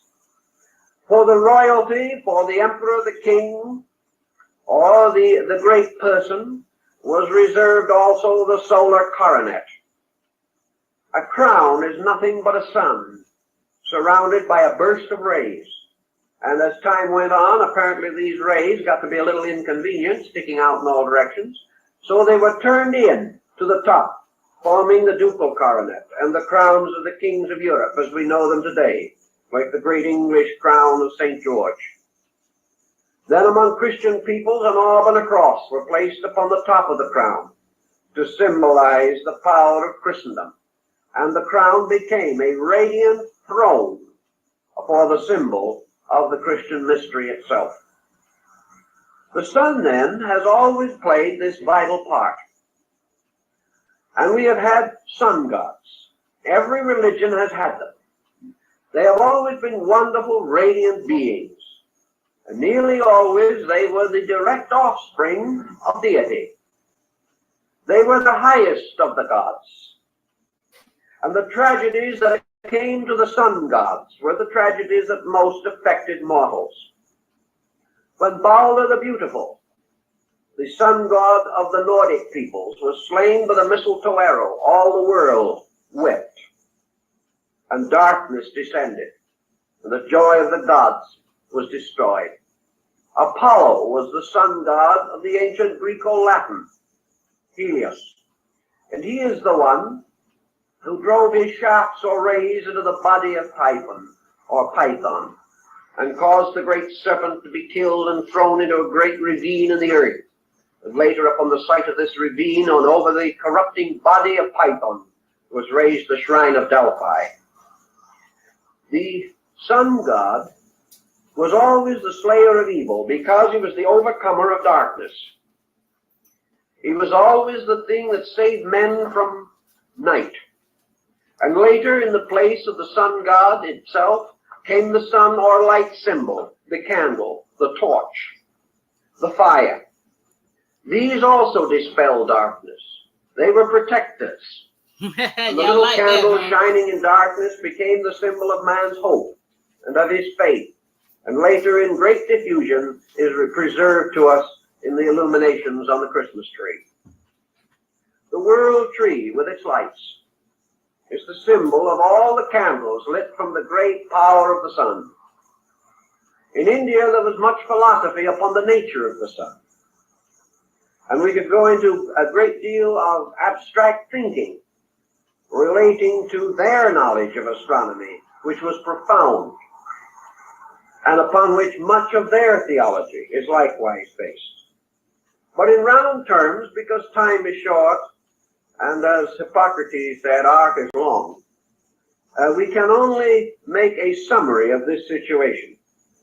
But let us accept what is generally demonstrable, namely that upon research we find that ancient man venerated the sun as the visible symbol of an invisible power in space, as the light bearing witness to the light, that there was a life behind the light. Now remember, in the Greek, Helios, later the Latin Apollo, was not regarded as the source of the solar light. He carried on his arm a great shield, and in the center of this shield was a boss or knob. And our modern astronomical symbol for the sun, a dot and a circle, is the shield of Helios, the god. And it was upon the surface of his shield that the sun god reflected the light of space. The ancients did not assume the sun to be the complete source of its own light. They assumed it to be a great focal point in space, which collected the great energies from the field of space and reflected them downward into another condition of space, which we call matter. Therefore, the sun was suspended twixt space and matter, causing the energy of space to permeate all material things. It's an interesting and dramatic concept. And in their ancient arrangement of planets, the sun was placed in the middle orbit, with 3 planets below and 3 above, or rather 2 and the luminary below. Thus the sun was placed in the midst of things. It became an indicating symbol of spirit, of self, later of soul. It was that which represented finally also man, suspended between heaven and earth. It had numerous philosophical meanings, but wherever it appeared, it became an emblem of life and salvation, of redemption. The wonderful Egyptian Pharaoh Akhenaton created the sect or cult of Atonism, which was the worship of the solar globe, the rays ending in human hands, to raise up or to lift all things, because he had already discovered from the wisdom of his people the drawing power of the sun, that the sun raised water and took it into the sky to form clouds. Ancient man watched these things, and with his own quiet wisdom he knew them well. The Chinese philosopher Lao Tzu tells us in absolutely perfect modern terms the entire phenomena of clouds, rainfall, and so on. These things were known, although we have forgotten that our ancestors were so wise. Now the sun deity, having to a great measure become the symbol of life, passed through 3 paralleling cycles of apparently similar activities. These cycles similar in their structure but different in their time equation. By the great precessional motion, the sun seemed to retire around the zodiac in 25,920 years. By another motion, the sun seemed to progress through the signs of the zodiac, making the complete circle every 12 months, causing what we know as the year. The third cycle of the sun was its apparent motion around the earth, by which it achieved the mystery of the 24-hour day. These were the three cycles of the sun, the three complete circles which it made of varying magnitude. The least of these cycles in their unity was the day, which consisted of dawn as one of its important points, that in the day the dawn was its vernal equinox. Noon was its summer solstice. Sunset was its autumnal equinox. Midnight was its winter solstice. Thus the sun, according to the Egyptians, rose every morning from the underworld, traveled across the sky, and at night descended into the land of Amentet, where it shone for all through the night for the souls of the dead in the underworld. Now, some of the old documents give us a peculiar little hint about this. They tell us, for example, one of the old manuscripts, that the people in the underworld lived upside down, walking around on their heads. Is it possible that the Egyptians had already discovered that the so-called underworld was the other side of the earth? We do not know with certainty, but we do know that they had navigated as far as the Western Hemisphere. So that it's quite possible that the people walking around upside down were not creatures of mythology, belonging in some fantastic ghost realm, but simply the recognition of something that is factually true as far as we are concerned. In any event, the sun shone in the daytime upon the world of the living and gleamed at night in the abode of the dead. The sun also had this secondary. Shout out to the tribe one more again, man. Y'all, I really appreciate y'all, loves. I really do. Much respect, peace, and blessings to y'all. Ocean in which it went its great circle of the year. It was born on the 25th of December at the winter solstice. It won its great battle. Its resurrection over winter was achieved at the vernal equinox. It was enthroned at the summer solstice, which occurred at that time in the sign of the lion, rather than in the sign of Cancer, where we have it now, and was therefore enthroned as the Lion of the tribe of Judah, and also was seated upon the throne of lions, as told by the legends of King Solomon. And we know that Solomon is composed of three words: Sol, Om, the name of the sun in three languages. All these right now is Leo season. Leo just came. The sign of Leo just came in. Okay, right now we're at what they call the Lion's Gate portal. See what I'm saying? Well, you have to be careful, see, because this is where where they have all these portals and these transits and these moons and stuff. You have to be careful what you're saying, what you think, because they see you are what you think. We are what we think. We create our reality. See, that's why people have to be careful what they say. When you speak negative, you get negative results. You speak positive, you get positive results. As simple as that. Like, I'm a Capricorn. We just had the Capricorn full moon. And people who know about energy, you notice how the energies and stuff shift when we have these certain lunar eclipses and certain transits and everything, how the energy shifts certain ways and all that. Deep, ain't it? Symbols. And then finally, at the autumnal equinox, the sun goes forth to meet the mystery of winter, where it is to finally meet its death. So the life of the sun, the annular life of the sun, from its birth to its death, became by degrees of the greatest significance to ancient man. And out of this sun going through the 12 signs of the zodiac each year came the I always say I'm blessed from the womb to the tomb. story of the 12 labors of Hercules. For Hercules is a solar deity, as his name implies, and also the wonderful labors of Samson, for the word Samson in Hebrew means the sun man.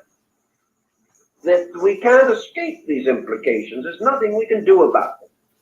We know that at the summer solstice he carries away the gates of Gaza. We know also that when he slays the Nubian lion, he enters the sign of Leo. And that when he is taken into the house of Delilah and his hair is cut short, he is entering into the sign of Virgo the Virgin, which is the beginning of his decline towards winter, at which time, of course, his rays or his hair. It's in my hair. These are cut off and he loses his strength. But at the winter solstice, he pulls down the double columns of the house of the Philistines, and the old sun dies, making way for the new sun, which is to be born in the mystery of the winter solstice. And as the old king dies and the new king is born, we remember the words that were spoken at the court of France. The king is dead. Long live the king. In that moment, the son is born, a new son. We represent it today when the season is right, when we think of the year as an infant being led in by Father Time, the old year. So old Father Time goes his way and the new year is born. These symbols have come down to us from remote antiquity. And always the old and the new labor together, and forever ancient Cronus is combing out the golden hair of the solar maiden. It is a very interesting, profound symbolism, and upon it a great deal of religious material has been built. Now in this development of the religion of the solar deity or the solar being, we know that it goes through the signs that this again becomes Sindad, the sailor, whose adventures are nothing more or less than the 12 labors of Hercules, very thinly veiled. They are also the labors of all the heroes, from the heroes of fairy tale to the great epic heroes. We know that always Siegfried is the sun lad, or the sun hero, who slays the dragon with the enchanted sword Noton. We know also that Siegfried, like all the solar heroes, finally dies. And in the great immolation scene of the Götterdämmerung, he is burned upon the funeral pyre. But out of the rising of the great waters of night, the Rhine or the ocean, there comes a new heaven and a new earth. And the gods go away, and the new gods and the new world come into being. Thus always this symbolism lives, making for us a wonderful drama. A drama we find in India in the story of Rama. The manner also in China in the Yellow Emperor. Japan is the only country in the world of importance that made the sun god a goddess. It is the one ancient people that made the solar deity feminine and the lunar deity masculine. Just why and how, again, is one of the great questions, but in any event, Amaterasu or Mikami, the goddess of the sun, is represented in Japanese philosophy by the metal mirror, the perfectly plain mirror that is hung over the gates of the Shinto temple. It is the symbol, again, of the reflector of light, and it relates to an incident long ago as told in the Nihonji and the Kojiki, the great classic epics which describe how the sun goddess was brought out of the cave of darkness by seeing her own reflection in a mirror. It was all very wonderful and gives us another phase of the same great story. Everywhere, then, these things play into religion. And with this basic thought, we now come to the larger year. Incidentally, of course, we have to realize that in all the cycles, particularly the year cycle and the Platonic year cycle, the sun is related to the sign of the zodiac with which it is at that time or moment most deeply or definitely concerned. The precessional motion has changed things, but in our symbolism we have preserved the old way.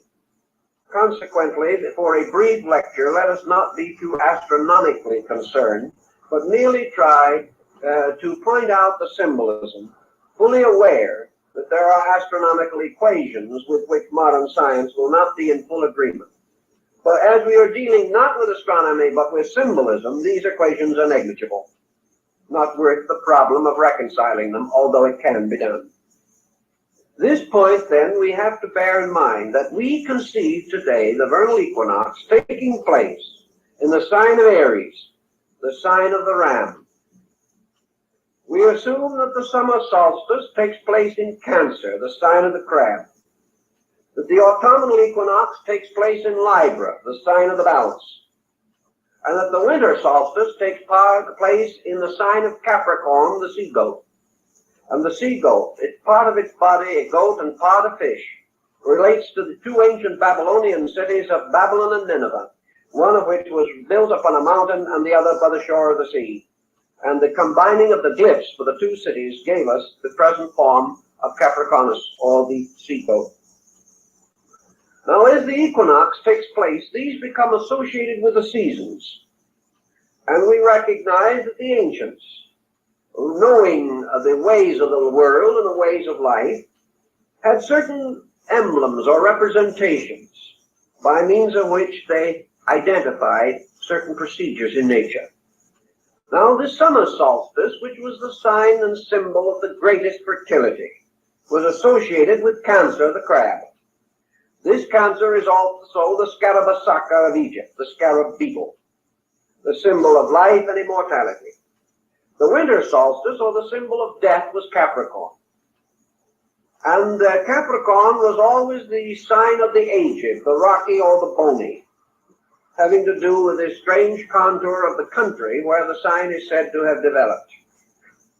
So that all things, in a long, broad, general term, are said to be born in Cancer and to die in Capricorn. That one represents the entrance into life. Cancer is therefore the womb, Capricorn the tomb. Capricorn was symbolized finally by Father Time, carrying the hourglass and the reaping scythe. And Cancer was symbolized by the great mother, Diana, goddess of the Ephesians, the wonderful nourisher of all things.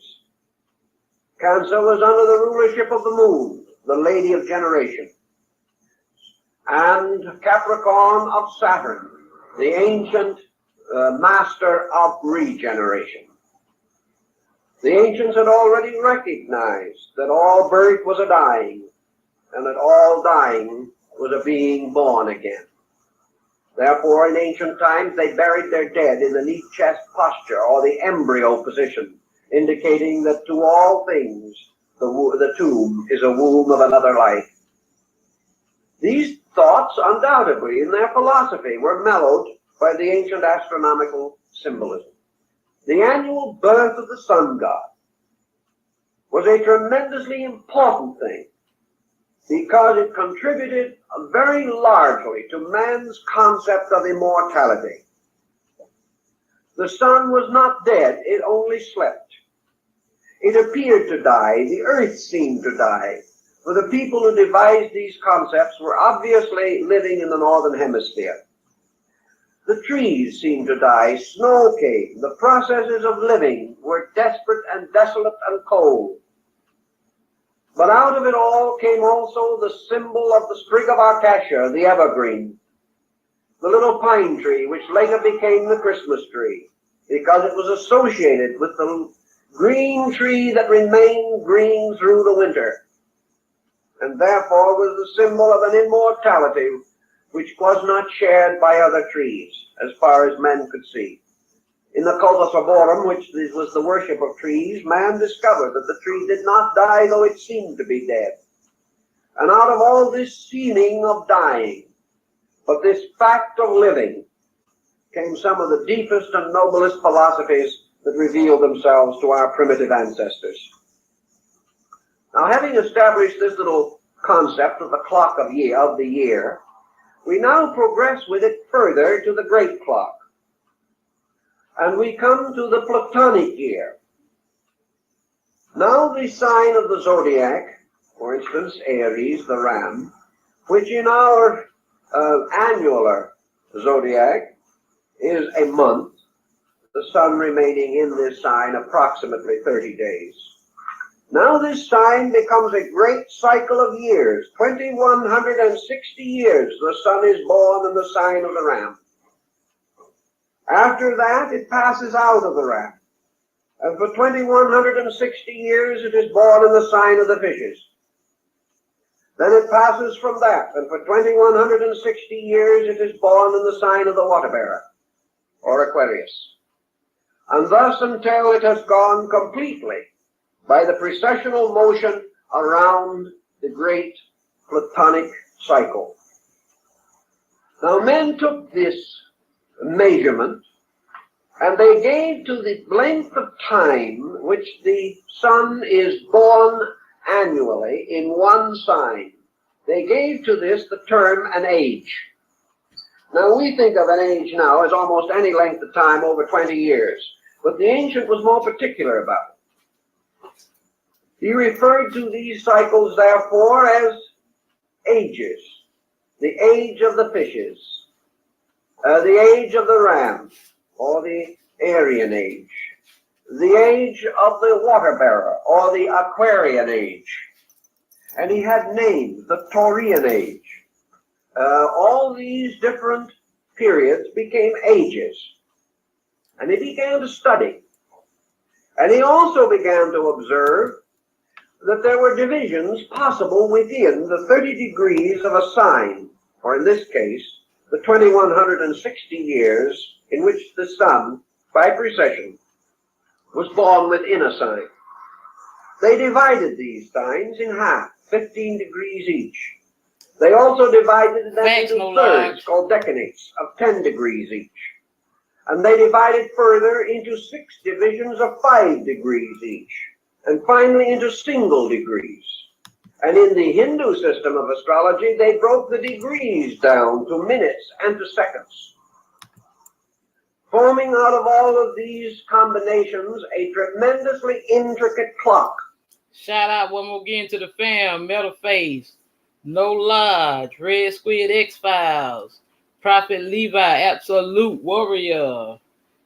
Peace and blessings, my loves. Peace and blessings. See what's in here. House of Nathan. I sure appreciate y'all rocking with me, my loves. And they determined to their own satisfaction that great cycles of world events are paralleled in history at the time when the sun by precession goes through certain divisions of a sign, ruled by a certain sign itself, a degree within the larger pattern of degrees. Out of the general concept of these things have come the practice or habit of ancient nations worshiping their deities under the forms in which the sun was born. Therefore, in the time, let's go back a little bit, and we will say that in the time when the vernal equinox took place in Taurus, the bull, the celestial ox, that this symbol was closely associated with the religion of man, because this was the body in which the avatara took place, or the embodiment of the great sun being. The light of the universe was released from this segment of the heavens, and this light was qualified by this great mathematical, astronomical, psychological clock in which all of these occurrences were taking place. So back in the time when this was natural and was happening, we find religions arising that had peculiar affinity to the worship of the bull. We know the Egyptians said that their god Osiris was driven from India to Egypt in the form of the bull Apis. We know that the Egyptians mummified the sacred bulls, that they were peculiar symbols of divine authority, and nearly always in their art the bull is represented with a solar disk between its horns. Virgil says that the bull opens the egg of the year with its horns at the time when the equinox took place in the sign of the bull Taurus. We also note that in the Old Testament, the worship of the golden calf, the decoration of the altar of the tabernacle with the horns of rams and of bulls. We also know that in the mysteries of Mithras, the bull was sacrificed. Mithras, the sun god, is shown slaying the bull. One of these carvings was left for the Roman legions in England. And the city of Oxford is named because of the Mithraic ox carving that was found there, going way, way back. We know also that in the Nordic rites, the first gods were licked out of the earth for the cow mother. Hathor, the Egyptian goddess with the head of a cow. You called it, no lie. We know Nandi, the bull, is the steed upon which the god Shiva rides, particularly in his rising. For in India, the Trimuti, Brahma, Vishnu, Shiva, represents the sun at dawn, the sun at noon, and the sun at sunset.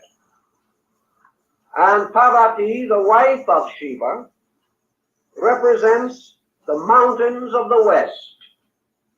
And Shiva, the sun, you see Parvati, the consort, the wife of the Indian god Shiva, was the daughter of Himalayas, the lord of the mountain.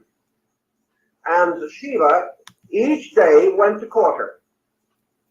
And he crossed the sky riding on his handsome bull. See, that's what I listen to. I listen to the ones that speak the truth, because I speak the truth. I'm the truth. The house of his beloved, which was the sunset. And when he was united in marriage with Parvati, the goddess of the sunset mountains, the child born of them was called Durga, or night. So the union of the sun and sunset resulted in night. It's perfectly simple astronomical observation, but it became quite interesting, especially when it is well dramatized in Indian artistry. So the sign of the bull also gives us something else. We are told that cherubim with a blazing sword were placed at the gates of Eden. Also the cherubs were stood upon or knelt upon the Ark of the Covenant. Between the wings of the cherubs came the Shekinah's glory, the presence of the Lord. The word cherub from cherub means an ox or a bull. And we know that in ancient Jewish symbolism, the cherubim were represented with four heads: a lion, a bull, a man, and an eagle. These are the four fixed signs of the zodiac: Taurus, Leo, Scorpio, and Aquarius. And they are also placed on the corners of early Christian graves or sarcophagi. And the old nursery rhyme, Matthew, Mark, Luke, and John, bless the couch that I lie on. And here are the four animals. And of course, you know that those four animals, the four fixed signs of the zodiac, were also associated with the evangelists. And at the present time, I'm working an article for Horizon, which is going to deal with the lion of St. Mark. There is one of your four signs. Each of the apostles had one of the four evangelists had these four creatures, the four fixed signs of the zodiac, assigned to them. Thus, these symbols go on. And we find them not only in ancient times, but in more recent religious history. Now, after a length of time, 2160 years to be exact, the precession of the equinoxes retired till it reached the last degree of the sign of Aries. And we find the beginning of a new religion, a new concept of religion. And it is interesting that it should have arisen about 17 or 1800 years before the beginning of the Christian era.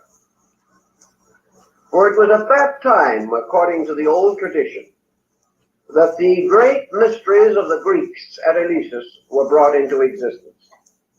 Perhaps this date is traditional. Perhaps it is astronomical. But the fact is that it served the symbolic purpose. For at that time it is said that at the time of the vernal equinox, always the time of greatest importance in ancient festivals, the hierophant of the rites of Eleusis came forth upon the porch of the temple, carrying in one hand the shepherd's crook, and in his other, in the hollow of his left arm, a newborn lamb. And he held up the shepherd's crook and elevated the lamb to the admiration of the people. And 1800 years before the beginning of the Christian era, he cried out in a very loud voice, "All hail, Lamb of God, that taketh away the sin of the world." Now this lamb is very interesting. This is the Paschal lamb. Break it down. This is also the lamb associated with the rites of Jupiter Ammon, the ram-headed god of the ancient Egyptian, Latin, Greek peoples. Also, this was the ram's horns upon the forehead of the crown of the north and the south of the ancient Egyptians. This was the scapegoat of Israel. And here also we have the offering of the lamb as an offering to the Lord in the sacrifice of Isaac. We have also many references to the blood of the lamb, purification by the lamb, the heart of the lamb, the Angus Day. And we find the rites and rituals of the lamb and the symbolism of it. Jason and the golden fleece. For the golden fleece was the symbol of the curtain of the mysteries. And this was the wool that was pulled over the eyes of the unworthy. The symbol of secrecy. The symbol of ritualism. The search for the golden fleece was man's search for truth. That's where the occult come in. You see what I'm talking about? Here is the lambskin apron of the ancient Masonic guilds of operative masonry in the Middle Ages. Here are many, many symbols dealing with the mystery of the lamb. And then there came a time when again the equinox continued in its precessional motion, and the sun at the great moment of the equinox moved from the first degree of the sign of the lamb to the last degree of the sign of the fishes. High seas. And when it occurred, when this happened, it bended into the sign. Remember when he said, "Come follow me and I will make you fishers of men"? Come on, man. Come on with it. Ruled over by two small fishes. And here we come also to one of the most important points in the entire system of astronomical religion. And that is that the sign of the fishes is the last sign of the zodiac. The sign of the ram is the first. I know you will know about that Now someone will say, why? How are you going to divide a circle into first and last? By what strange figuring did men come to the conclusion that Aries was the first sign? The answer goes back to the Vedic researches of India, where it is said that at the beginning of another great age, that lasts much longer than the Platonic year, that at the beginning of a very great cycle of 4,320,000 years, that the original first point of a great cycle of time is established by the conjunction of the 5 planets and the 2 luminaries in one sign. This can only occur once in a vast cycle of mathematical calculation. And the last time that the 7 met together was in the sign of Aries, by which another great cycle of calculation was established. They will then separate as now and move at various orbits and times through all the different parts of the heavens, forming innumerable combinations of themselves. And they will ultimately meet again. And in the next time that they will meet in the same element, one sign removed. In other words, Aries is the element of fire. But they will not meet in Leo, which is the next fire sign, but in Sagittarius. So the next great cycle will begin with the conjunction of the 5 planets and the 2 luminaries in Sagittarius, and that will measure another great cycle of world development. Within this cycle come the great yugas, the 4 ages, which were known as the gold, silver, iron, and bronze ages of the ancients. All these things were mathematical, astronomical phenomena. But for our present moment, we say that the sign of Aries is the beginning, and the sign of the fishes is the end of the zodiac. Thus, these two come together to form an interesting symbolism.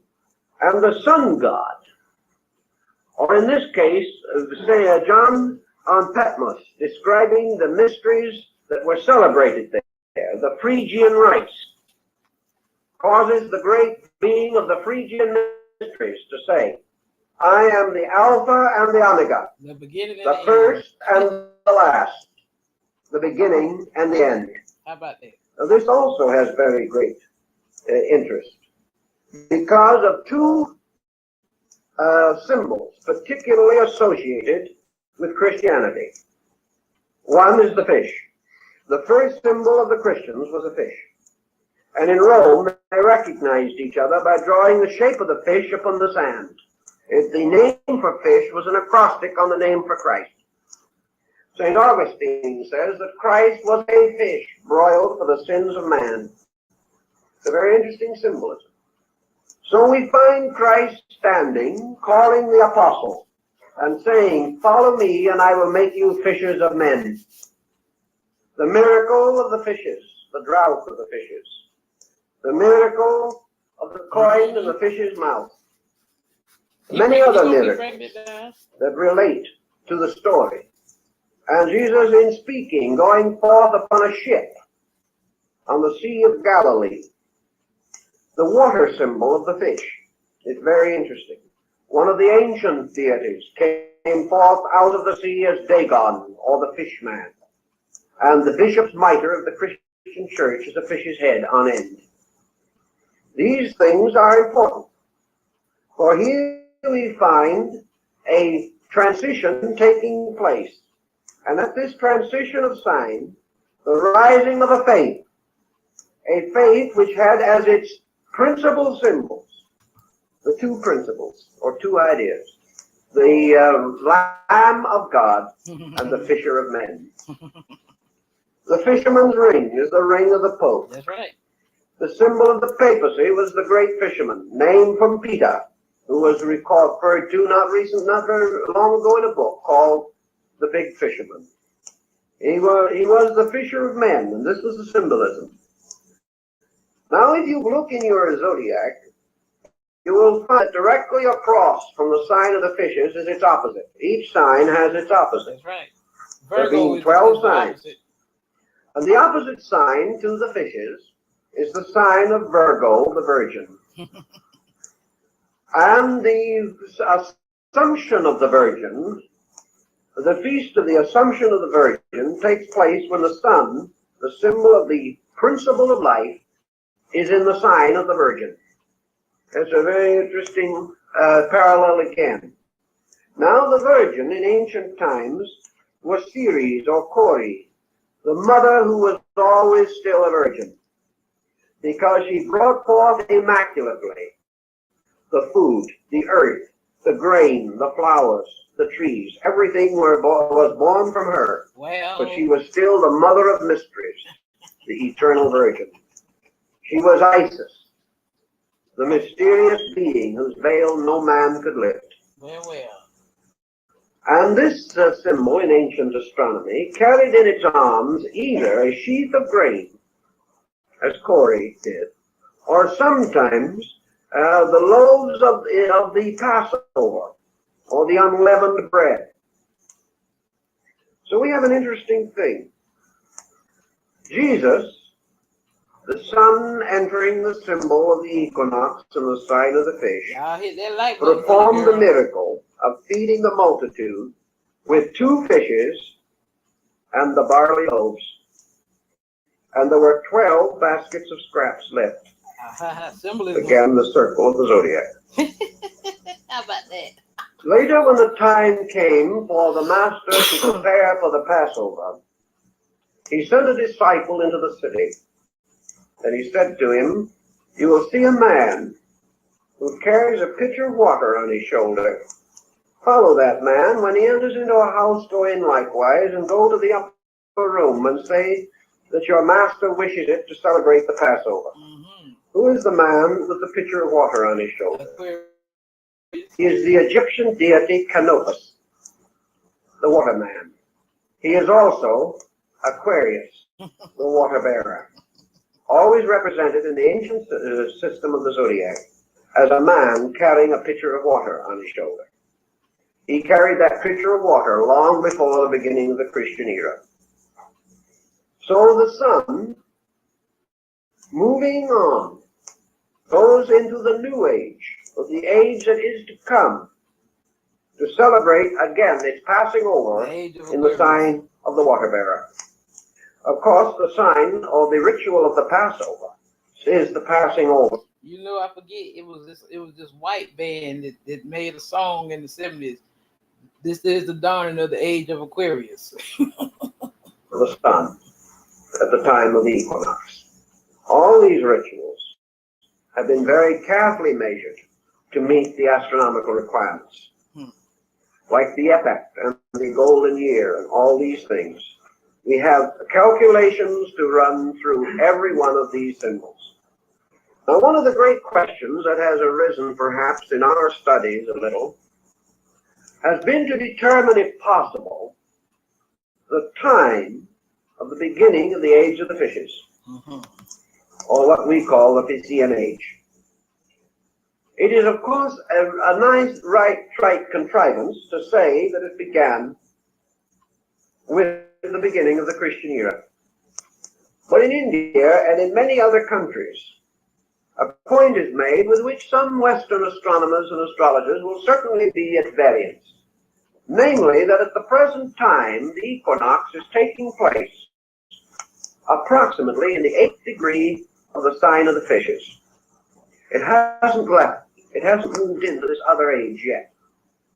If the Indian and the old Chaldeo-Babylonian calculation is correct, by a very curious thing, a circumstance that is almost too remarkable to be a coincidence, the vernal equinox should have entered the sign of the fishes approximately the year 325 AD. And that was the year of the establishment of the Christian church by the Council of Nicaea. How about it? It would have entered at the time when the heaviest influence was in the, upon the quality of Leo, which also corresponded exactly. If from that point on you calculate each step of the precession of the equinoxes, from that time to the present day, you will find some very remarkable things if you break up the year, as the ancient did. Now, if you take this period, the age of the fishes, and what is this age? Now you go back to your tables of Sargon, the king of Babylon, where the first delineations of the signs and planets are given. There's been no change in the readings of these symbols for nearly 4,000 years. And we find that the sign of the fishes was represented in that time, and still is in astrology, as the sign of water, the sign of retribution, the sign of the deluge, the sign of obscuration, the sign of karmic fulfillment, the sign of the end of an old way, the termination of patterns. In the great sun cycle in China, the deluge of which ends the world is always associated with the sign of the fishes. And the reorganization or building of the new world naturally follows. But in this constellational diffusion, if we observe it carefully, there is a strangely psychological relationship between the key words of the sign of the fishes and the strange state of our world ever since this strange equinoctial occurrence took place. The obscuration, the hiddenness, and at the same time, the strange spirituality which is associated with this sign, the mysticism, the inner and deeper yearning and longing, the age of the ministry, the age of the struggle, the strife, the pain, the problem, the winding up, the paying off of old debts, the completion of work left unfinished. And in many ways, that is typical of the situations we find ourselves in. Now, as we say, we have about 2,160 years to work with from the beginning of this cycle. And if we do assume for a moment that it could coincide with the Council of Nicaea, which was the formal creation of the church, and we know that from the time of this council on, the integration of the church took place. It became a religion. I didn't know you like alphabet. Prior to that, it was a group of scattered communities without leadership or organization. If we add 1/2 of the period of that cycle, we divide this great period of 2,160 years right in half to divide the age into a positive and negative half. Where does the half line drop? It drops approximately in the year 1400. In fact, it drops a little closer than that. It drops almost identically on the exact date set aside as the date of the Renaissance, the great change in our world, the beginning of the modern world as we know it, the moving from the negative half of the sign to the positive half. We break down the sign step by step, and we find everywhere that these major cycles hit exactly with the prominent dates in the cultural and moral and spiritual growth. If you notice, well, I don't know, you know, a lot of people don't really watch news. I don't watch news like I used to. But when the Supreme Court overturned that Roe versus Wade, Hillary, it was all planned out according to the astrological thing. Hillary Clinton even said it. Hillary Clinton said they waited 50 years to this precise moment to do what they did according to the astrological transits and stuff. I'm telling you, everything based on astrology. Of our peoples.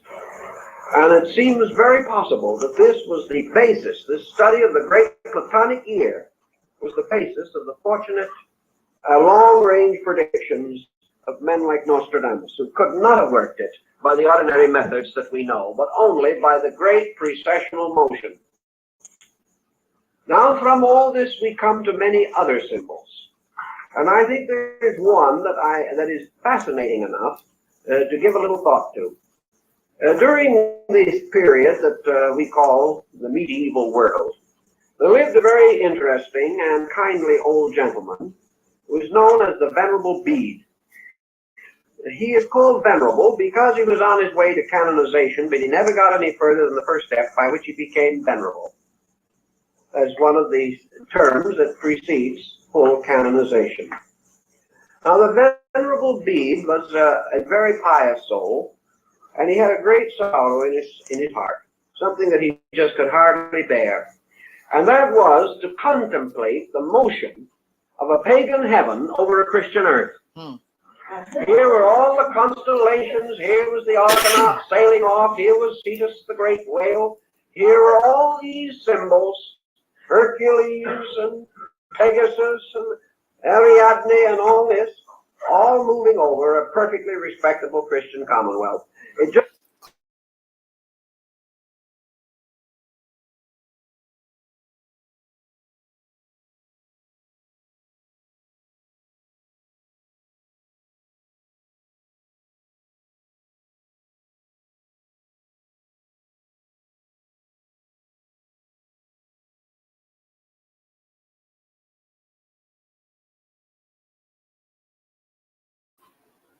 didn't seem right. So the Venerable Bede decided to Christianize the heavens. And he did it. And we have in the library two very beautiful astronomical charts, very large ones, the original prints from the Middle Ages, in full color, showing the Christian universe. He did it very simply. He simply took the various constellations and transformed them. The krator, or cup of the Greeks, became the Holy Grail.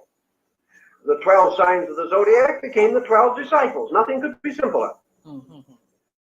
Cetus, the great fish, Leviathan, became Jonah's whale.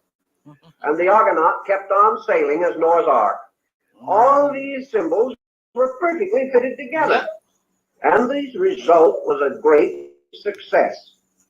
But suddenly everybody stopped in their tracks. All Christianity is paganism. Somebody had let the cat out of the bag. Actually, the symbolism proved the common origin of both groups. Actually, these symbols that were put in the place of the old were the equivalents in a new faith of identically the same principles. So everybody hushed it up and forgot about it until the French Revolution came along with still a different idea, and the situation has lapsed back, waiting now for another revolution on the part of scientists who probably will want to change all of these because they can't stand the superstitions of any group. So that now you don't speak about planets, speak about signs, you speak about so many degrees of right ascension. It's so much less personal and so much more scientific, but it comes out to the same place.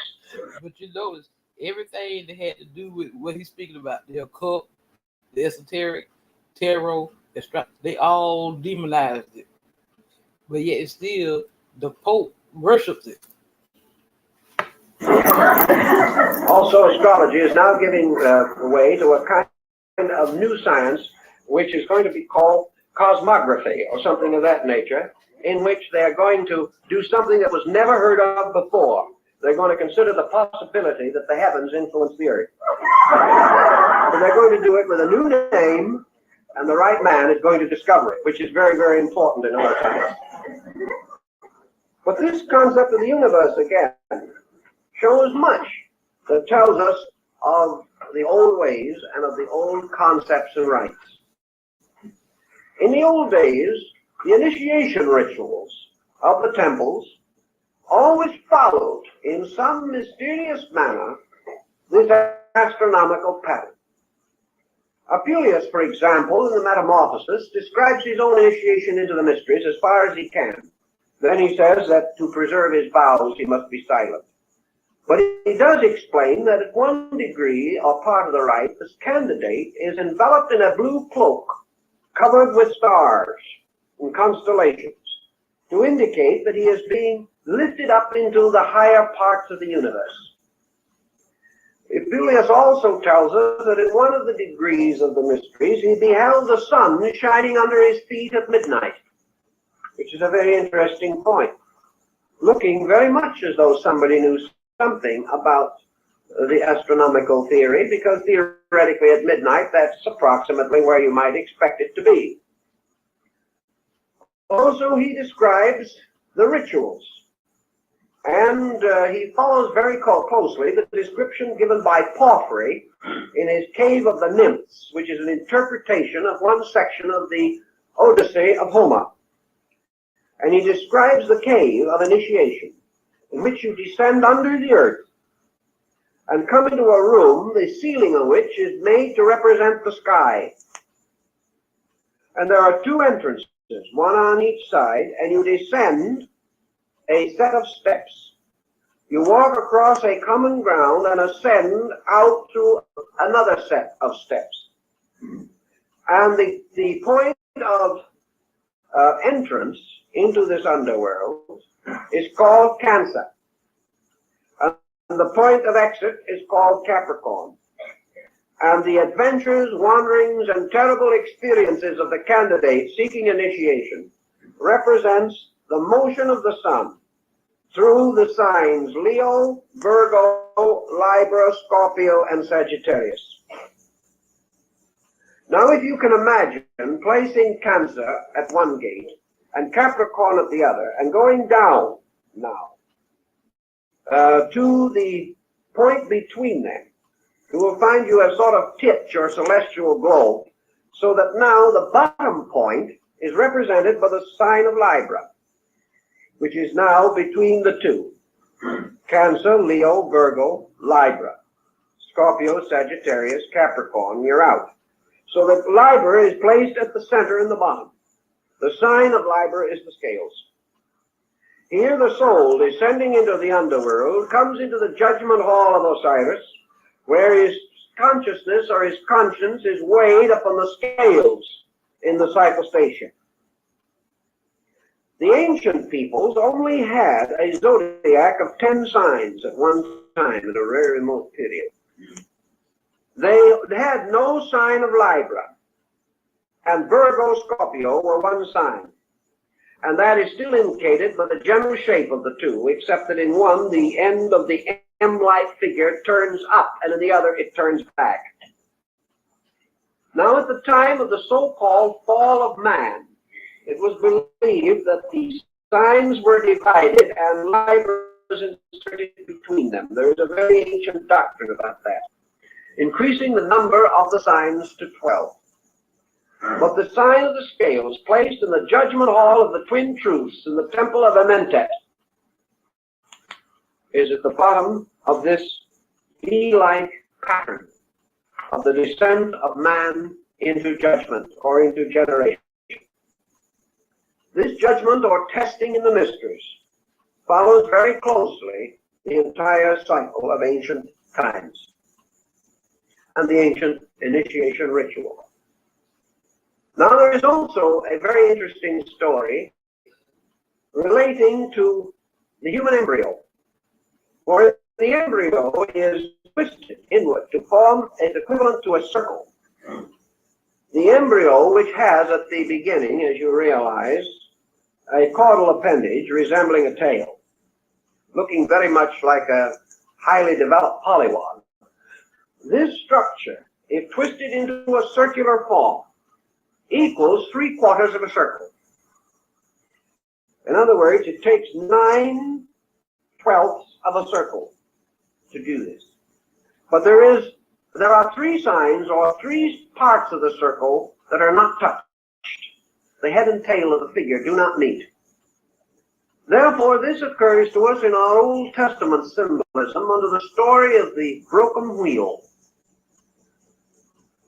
And this broken wheel, or the 9/12 wheel, is again an astronomical symbol that has played a considerable part in human thinking, because the 9/12 represent the 9 months of generation, or the period in which the child is being. I'm back, family. I had to go up there and fix something to eat real quick. Eat me some pancakes. Formed. The 3 missing signs, or the broken spokes of the wheel, or the missing rim of the wheel at that point, fulfills the rites of the Eleusinian mysteries. For the Eleusinian mysteries were given in 2 sections, the 9 lesser and the 3 greater rites. The 9 lesser rites being the symbolical rites of generation, the 3 greater rites of regeneration. Therefore, by 9 months and 3 degrees, a man is made perfect. This is a very curious symbolism, but it has a great deal of interest if we know how to study it. In other words, the individual, to pass through the second birth, must go through the womb of the mysteries to complete the circle, of which 9 parts only are provided in generation. The Chinese, fully aware of that, declare a child to be 1 year old after it has reached the 3rd month. It celebrates its first birthday 3 months after it is born. Ain't that something? This is part of a very curious doctrine, but it points to the 3 winter or fall months leading toward final death. It is to do with the blinding of Samson, the cutting off of the rays of the sun god. Also has to do, as Leonardo da Vinci points out in his astronomical calculation of the Last Supper. For the painting is a very strangely astute piece of work. That's right. And each of the apostles and each of the Family. That's what I tell these people that's still in the matrix. They've been putting the truth in front of our eyes all our life, and some people are just too dumb to see it. I've been saying for all my life, every movie that's ever been made, every television series, all been based on facts. Everything was already in between the lines. They've been telling you this all along. They people just think that sci-fi is entertainment. That shit real. and rubies. You will find the apostles are grouped in triplicities, exactly like the signs. And the sign of Scorpio is assigned to Judas. Now, why should the sign of Scorpio be assigned to Judas? In the Orient, there is something about the scorpion that is very peculiar. First of all, it stings with its tail. Therefore, it is the backbiter. The second thing that is about it that is strange is that the mark which it leaves is always in the form of a minute pair of human lips. The kiss of death. The kiss of betrayal. So that was the sign that was used. Because in tarot, Scorpio, when the Scorpio card come up, it represents death. That's what Scorpio represents, death. To signify the destroyer, Typhon, who is also responsible for the destruction of the good god Osiris. The sign of the scorpion, however, in the ancient rituals has three meanings. Three creatures have been assigned to it down through the ages. And depending upon the one that is selected, you have some concept of the true meaning of it. The scorpion is one sign that is associated with it. The second sign that is associated with it is the serpent. The third sign that is associated with it is the phoenix. So the scorpion, the serpent, and the phoenix were all given to that one sign of the zodiac. And the Rosicrucian mysteries of old European mysticism always bestowed their higher rights at the time of the sun being in a certain degree of Scorpio. Therefore, Scorpio was the symbol of death and rebirth, of evil and redemption. Right. Most of all, it was man transcending his own inferior nature. Right. It was the symbol of initiation into the secret rites which symbolize death. It was the death of the old and birth into the new. Ye must be born again. It is death always leading to liberation.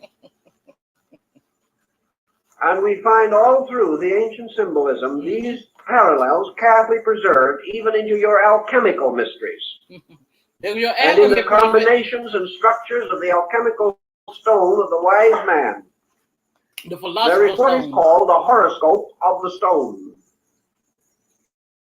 In other words, there is a symbol of the universe represented as a particular pattern of planets. And in this pattern of planets, the formula for the stone of the philosopher and the elixir of life and the transmutation of metal is said to have been concealed. And the mysterious eight-sided vault of Christian Rosenkreuz was formed into the symbol of a solar system, in the midst of which the body of the ancient adept is said to have been placed. All of these peculiar symbols trail down through the ages, reminding us of the numerous forms of indebtedness that we have to the planetary symbols. The Dionysian artificers, the great builders of the Greek cathedrals and churches, and also the builders of the theaters of Dionysus. Later, they became the great Lombard builders of Europe, the builders of the medieval world and the Renaissance, the great Comosine masters. Nearly every one of the structures that they built was based mathematically upon a constellation. Caesarino, in his edition of Vitruvius, the great master of architecture, shows how the modes of architecture were based upon the great constellational patterns, and that the temples of the gods were built according to the stars of the constellations in which these gods were said to be enthroned. A very elaborate and involved system of architecture rose, therefore, from this same consideration. That's why they say that Washington, D.C. is structured just like Egypt. Also, we remember Gasparo, the astrologer Cardinal Richelieu, pointing out how the handwriting on the wall of heaven described in the Old Testament is actually a study of star groups, in which the star constellations form the consonants of the Hebrew alphabet, and the planets moving through them form the vowels. and the constant motion of the vowels and the consonants produced the writing upon the wall of sky, which the ancient prophets could read. There are many references to these things, and gradually there emerges to our consideration a concept of sidereal motion, of human growth, and of the Exactly. linking of these two together in a high. Prophet, you said a mouthful. You notice how the doctors have, that picture of the human body, of the other side of the human body. If you notice how all the veins and everything connected up, it ain't nothing but the solar system. We are solar system. It's complicated. The details of this were evolved over so long a period of time and with such astuteness that it is almost impossible for us to exhaust the research work that has come down to us. Unfortunately, of course, it has been largely mutilated, but enough remains to give us a tremendous amount of guidance if we actually want to have this guidance. We have other things that come out of this constellational study. The constellation, the oldest circular zodiac known, that which was found at Dendera in Egypt, that is now in the Bibliothèque Nationale in Paris, is a magnificent sandstone slab containing a study of the world of the heavens as they were known at that time. Many symbols and figures are included in this zodiac, which we no longer recognize or have any means of fully understanding. But we do have certain points that are. Do y'all know that the presidents, all the presidents of the United States, have all had what they call psychics? They always consulted before they made any major decisions. When they tried to assassinate Reagan, Nancy would not let it was something he wanted to do. Nancy would not let him do it until he consulted his psychic. That's right. And that's documented. Very interesting. The Egyptians referred to what we call the Great Bear as the plow. It was the symbol of the turner of the furrows. And of course, the ox of heaven was the one that drew the plow. This plow moved around the great polar star. And we have their knowledge now, which corresponds rather well with that of China and India, relating to the axis of this great system. According to the Egyptians and several other ancient peoples, the earth had more than two motions. Flammarion says 11, and I think the ancients were very near to that. They recognized particularly a peculiar oscillation of the pole, by means of which it seemed to point, hypothetically at different times, to various stars or near to various stars, forming the Little Bear. Mm-hmm. Therefore, the ancients termed this constellation in India the Rishi, or the great sages, who at various times incarnated to become rulers of the earth. Mm-hmm. And of these great sages, one that we know perhaps the best is Vyasa, the great sage of the Mahabharata. This comes to us also in Egypt. The Egyptians, following many ancient peoples and following practices still held under certain circumstances today, were concerned with the mystery of the northern point of the heavens. Deep knowledge. They were never able to observe that the sun moved northward, in the sense of ever occupying the northern segment of the sky. It came nearer or further, but never did it do in the north what it did in the south, as far as their visual awareness was concerned. Therefore, the northern hemisphere, in the Egyptian ritual also, was represented as the direction of darkness. In the ancient temple, there was a gate of the east, west, and south, but no gate at the north.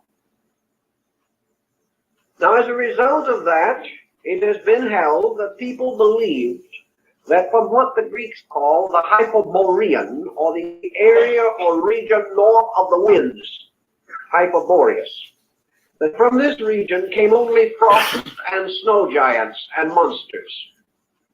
The Egyptians, however, did not do it that way. They had a very interesting astronomical outlook. Measurements have been taken to study the glyph used in Egypt as the symbol of the great gods, particularly the abode of the great gods. This is always what appears to be an inverted bow or a half circle turned upon a straight line. In other words, the bow molds or bulges upward, forming a half circle. There your bow, This probably. is a boss, mountain, or raised place. And through that streaks a line like a vertical, not quite vertical staff. It is off the vertical. And at the upper end of that staff is a little flag symbol, just like a little banner, a quadrangle, apparently of cloth or something. The sign of a deity was always the staff with the flag, probably because in those days great and honored persons were accompanied by bearers of devices, heraldic symbols, much like the knight errants of the Middle Ages. But the thing that has always amazed students of Egyptology is the reason why in the abode of the great gods, this flag staff cuts at an angle into this mountain. Henceforth, the Grim Reaper. Yes, you're right, Prophet. Atom, atom, atom, atom. As a matter, he said, let me what? Extract matter from what? The atmosphere. Come on with it. Or this mountain. So somebody, for no good reason, perhaps it was Lepsius, or one of the other early Egyptologists, began to study the inclination of this flag. And he examined a number of instances of it in great monuments. Of course, you can't be certain in hastily written documents by comparatively poor scribes, but in the great stone carvings, in the great sarcophagi texts, and so on, he studied these things, and he found this was always the same. And he measured a little further, and he found that it coincides exactly with our inclination of the Earth's axis. What is it then? This mountain and this flag represents the North Pole, which was the abode of the gods, the great gods, that dwelt in silence. And in Egypt, there was no symbol, no emblem, and no figure for the great gods. All the known gods, the gods of provinces, the creator gods, the cosmocrators, and the various Ammonian artificers, the creating gods that became later the Elohim of the opening chapters of Genesis. These deities are variously represented, sometimes with knives, representing the gougers, or the ones that carved matter out of space and formed worlds. Sometimes as Ptah, the potter of Memphis, forming the globe on a potter's wheel. Always the concept of the potter's wheel and its turning, however. They seem to be aware of that motion in their ancient rituals. A little later, further research indicated that on the great figures of Osiris, the plumed double crown of the North-South Empire was always worn at the same inclination. So the crown of Egypt corresponded in the inclination in relationship to the vertical, corresponded with that of the flag inclination on the mound, and also with the polar inclination. So here was an adornment, a symbol, tying to another principle, the principle of the pole and the polar mountain. Also, we know the Great Pyramid, by its orientation, was an astronomical marker of some nature or kind. The complex of pyramids have been regarded as probably the elements of a vast sundial system, similar in some ways to the complex of stones in England at Stonehenge, which was used by the Druids to determine the exact moment of the winter solstice. Here the great rituals were performed, particularly by capturing the ray of the newborn sun in a crystal lens in order to start the sacred fires by what we call burning glasses. All these symbols are intriguing, and the great gods of the north and the silence of these gods, dwelling forever above the earth, correspond, of course, to the Indian concept of Mount Meru, which is to the north. And in the Buddhist doctrines, Chang Shambhala, the city of the gods, means Chang, north. It means that it is the city of the north. And it is said that it is so glorious and so magnificent. Prophet, I got to shout you out again because you sure been hanging with your girl. Peace and blessings to you, love, because you hanging out with your girl today. Peace to all of y'all. I know y'all still in the chat. Y'all listening, but Prophet, Prophet, I love when you speak the truth. Come on with it. Let's get it. Lights are forever radiating from it. The Aurora Borealis. The Northern Lights. This house of the gods in the great north corresponds to the entire great concept of primitive Aryan myth and ritual. The ritual brought down from India along the migrations of the Aryans down the Indo-Gangetic plain long, long ago. Nor can we say that other peoples were not aware of these things. In your Central American complex of cultures, your pyramid builders and so on, you have great consideration given to the north and to the mystery that is hidden there, and the recognition that it has to do with the secret source of the universe, the great darkness from which light came. Hey. Because in all these systems, the great sun globe is always the child of heaven, the symbol of the first and only begotten of the veiled mother who is space, whose mystery no man can solve. The sun gods then go into their infinite diversity of activities. But always the sun god is a child of fatality. And we have another interesting group of legends arising which are called the myth of the dangerous child. This is the child whose coming is predestined and looked forward to by the wise, whose birth darkness attempts to prevent by despotism, who finally rises triumphant over his enemies, becomes the ruler of his kingdom, is betrayed and dies, and is buried at the winter solstice. How about that? Buried, as the ancient legend tells us, over the brow of a hill. And here he remains until by 3 degrees or 3 days or 3 signs he is raised again at Easter. Listen, this man y'all listen to now, Manly P. Hall. He has a lecture about the pyramids. I will play that for y'all tomorrow. Okay, I'll set it up and I'll do it short and let y'all know what time I'm gonna come live with it. But it's this man deep. I'm telling you. Y'all want to hear this knowledge? I'll drop it on you now. But I don't been in here almost 5 hours. So when this was up, I've been loving hanging out with y'all. But I'm gonna call it a day. And tomorrow sometime I'm gonna do another live on the pyramids by Manly P. Hall. How about that?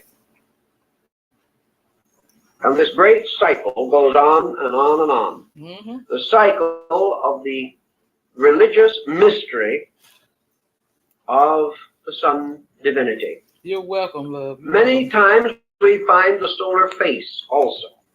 Among the Peruvians and among the peoples of the great South American complex that finally came under the control of the Inca chieftains, Viracana, the god of the air, was worshipped by kissing the sunbeam.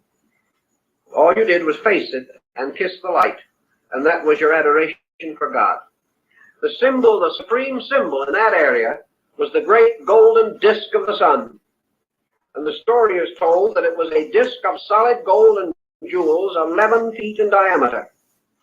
And when the conquistadors under Pizarro divided up... Just like, so you talk about the pyramids and steps. You know, so everybody got a past. I used to be involved with gangs and stuff, Gangster Disciple and everything. The Gangster Disciple is based on everything he's talking about. We talk about how many, I ain't gonna tell you all the steps and everything, about the stars of the heaven. All this is based, it's esoteric. It was based on all of this until they started gang banging. But you know, the white man brought in all these drugs and stuff because he couldn't stand to see us united. He had to separate us. He had to divide. Hence, bringing in the gang, bringing in the drugs, the guns. What Tupac said: "Step back and watch them kill each other." I say. Spoils. One of them got this sun disk as his spoil by a throw of dice, and a few moments later lost it to another soldier by another throw of dice.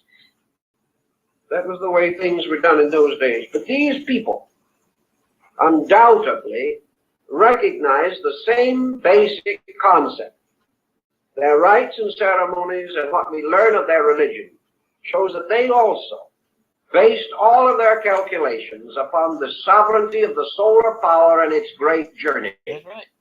This is the dangerous journey of the sun, the hazardous journey, which is beset by all manner of problems, like the journey of Siegfried down the river, the great Rhine journey, that leads him finally to the house of the Gibeton, where he is betrayed and killed by Aegon, the symbol of winter, the Dark One. These different emblems, and we find them everywhere, also show in the Maya complex. On the Casa de las Monas at Chichen Itza, Yucatan, the so-called House of the Nuns, there is over the doorway of the ecclesia, or small chapel, the Great One, Itzamna, the Lord of the Mysteries, he of the azure plumes of the bird of paradise. And he is seated in the solar egg, surrounded by rays of light going in all directions. He is the Great One, whose tabernacle is in the sun. Mm-hmm. Beneath him are spread out the ancient hieroglyphs for water. Around him, clouds and lightning. But he is the great solar one.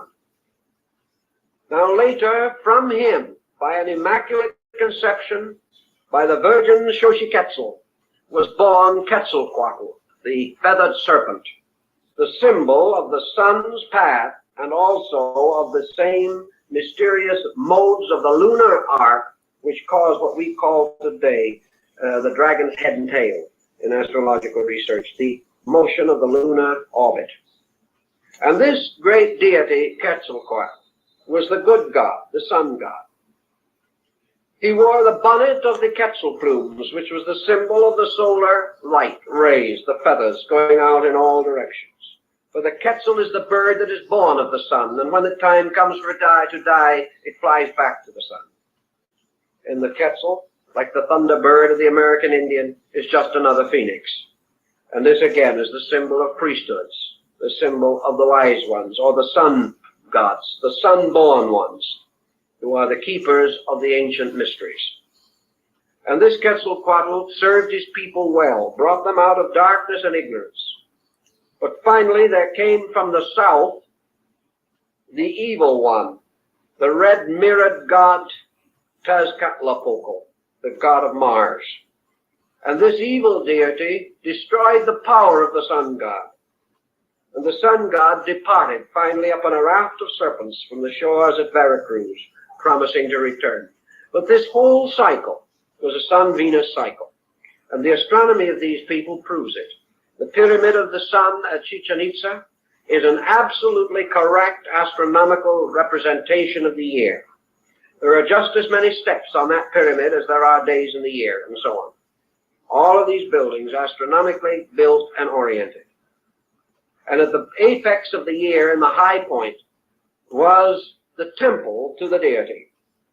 The deity itself represented by the feathered serpent or the dragon. And the feathered serpent again, the symbol of the year, as in the Mexican calendar, where all the divisions on the calendar stone, you know what? The months of the year are placed as scales upon the body of a serpent. You know, that's funny that Thus, you said every that, part Prophet. of this mythology. I'm glad you said that. And it is this same that, serpent, which is Typhon, which is slain by the sun god every year, when he overcomes the year and becomes master of life, or the keeper of the year. And every year also at the end, the year destroys him. And the new sun god must be born. So out of all of these concepts, perhaps you will have some general idea of the part that astronomy has played in religious symbolism. Now, we do not say that astronomy has given the meaning, but we do say that it has constituted the convenient symbolism and has rationalized and made authentic the outer structure of the mystical philosophy that is based upon the inner meaning of these symbols. And as we go through the series, we will try to explore that also, to find the ideas that are behind the use of these symbolic forms. But I'm afraid for that, you're going to have to wait the next week. All right, loves. I appreciate y'all rocking with me today. Prophet Levi, absolute warrior. Peace and blessings, my love, because you rock with me hard today, baby. Peace to me. Peace. Make sure you like, share, subscribe me out, baby. I mean, so share me out, love. Let everybody know about what your girl and Miss Queen doing over here. Shout out Red Squid X-Files, House of Nathan, No Lodge the Most, Metal Face. Y'all, your girl really appreciate y'all. I love you all. Thank you for rocking with me today. I'm glad y'all enjoyed this content. And your girl is out, all right, my loves? I always remember to go within so you never go without.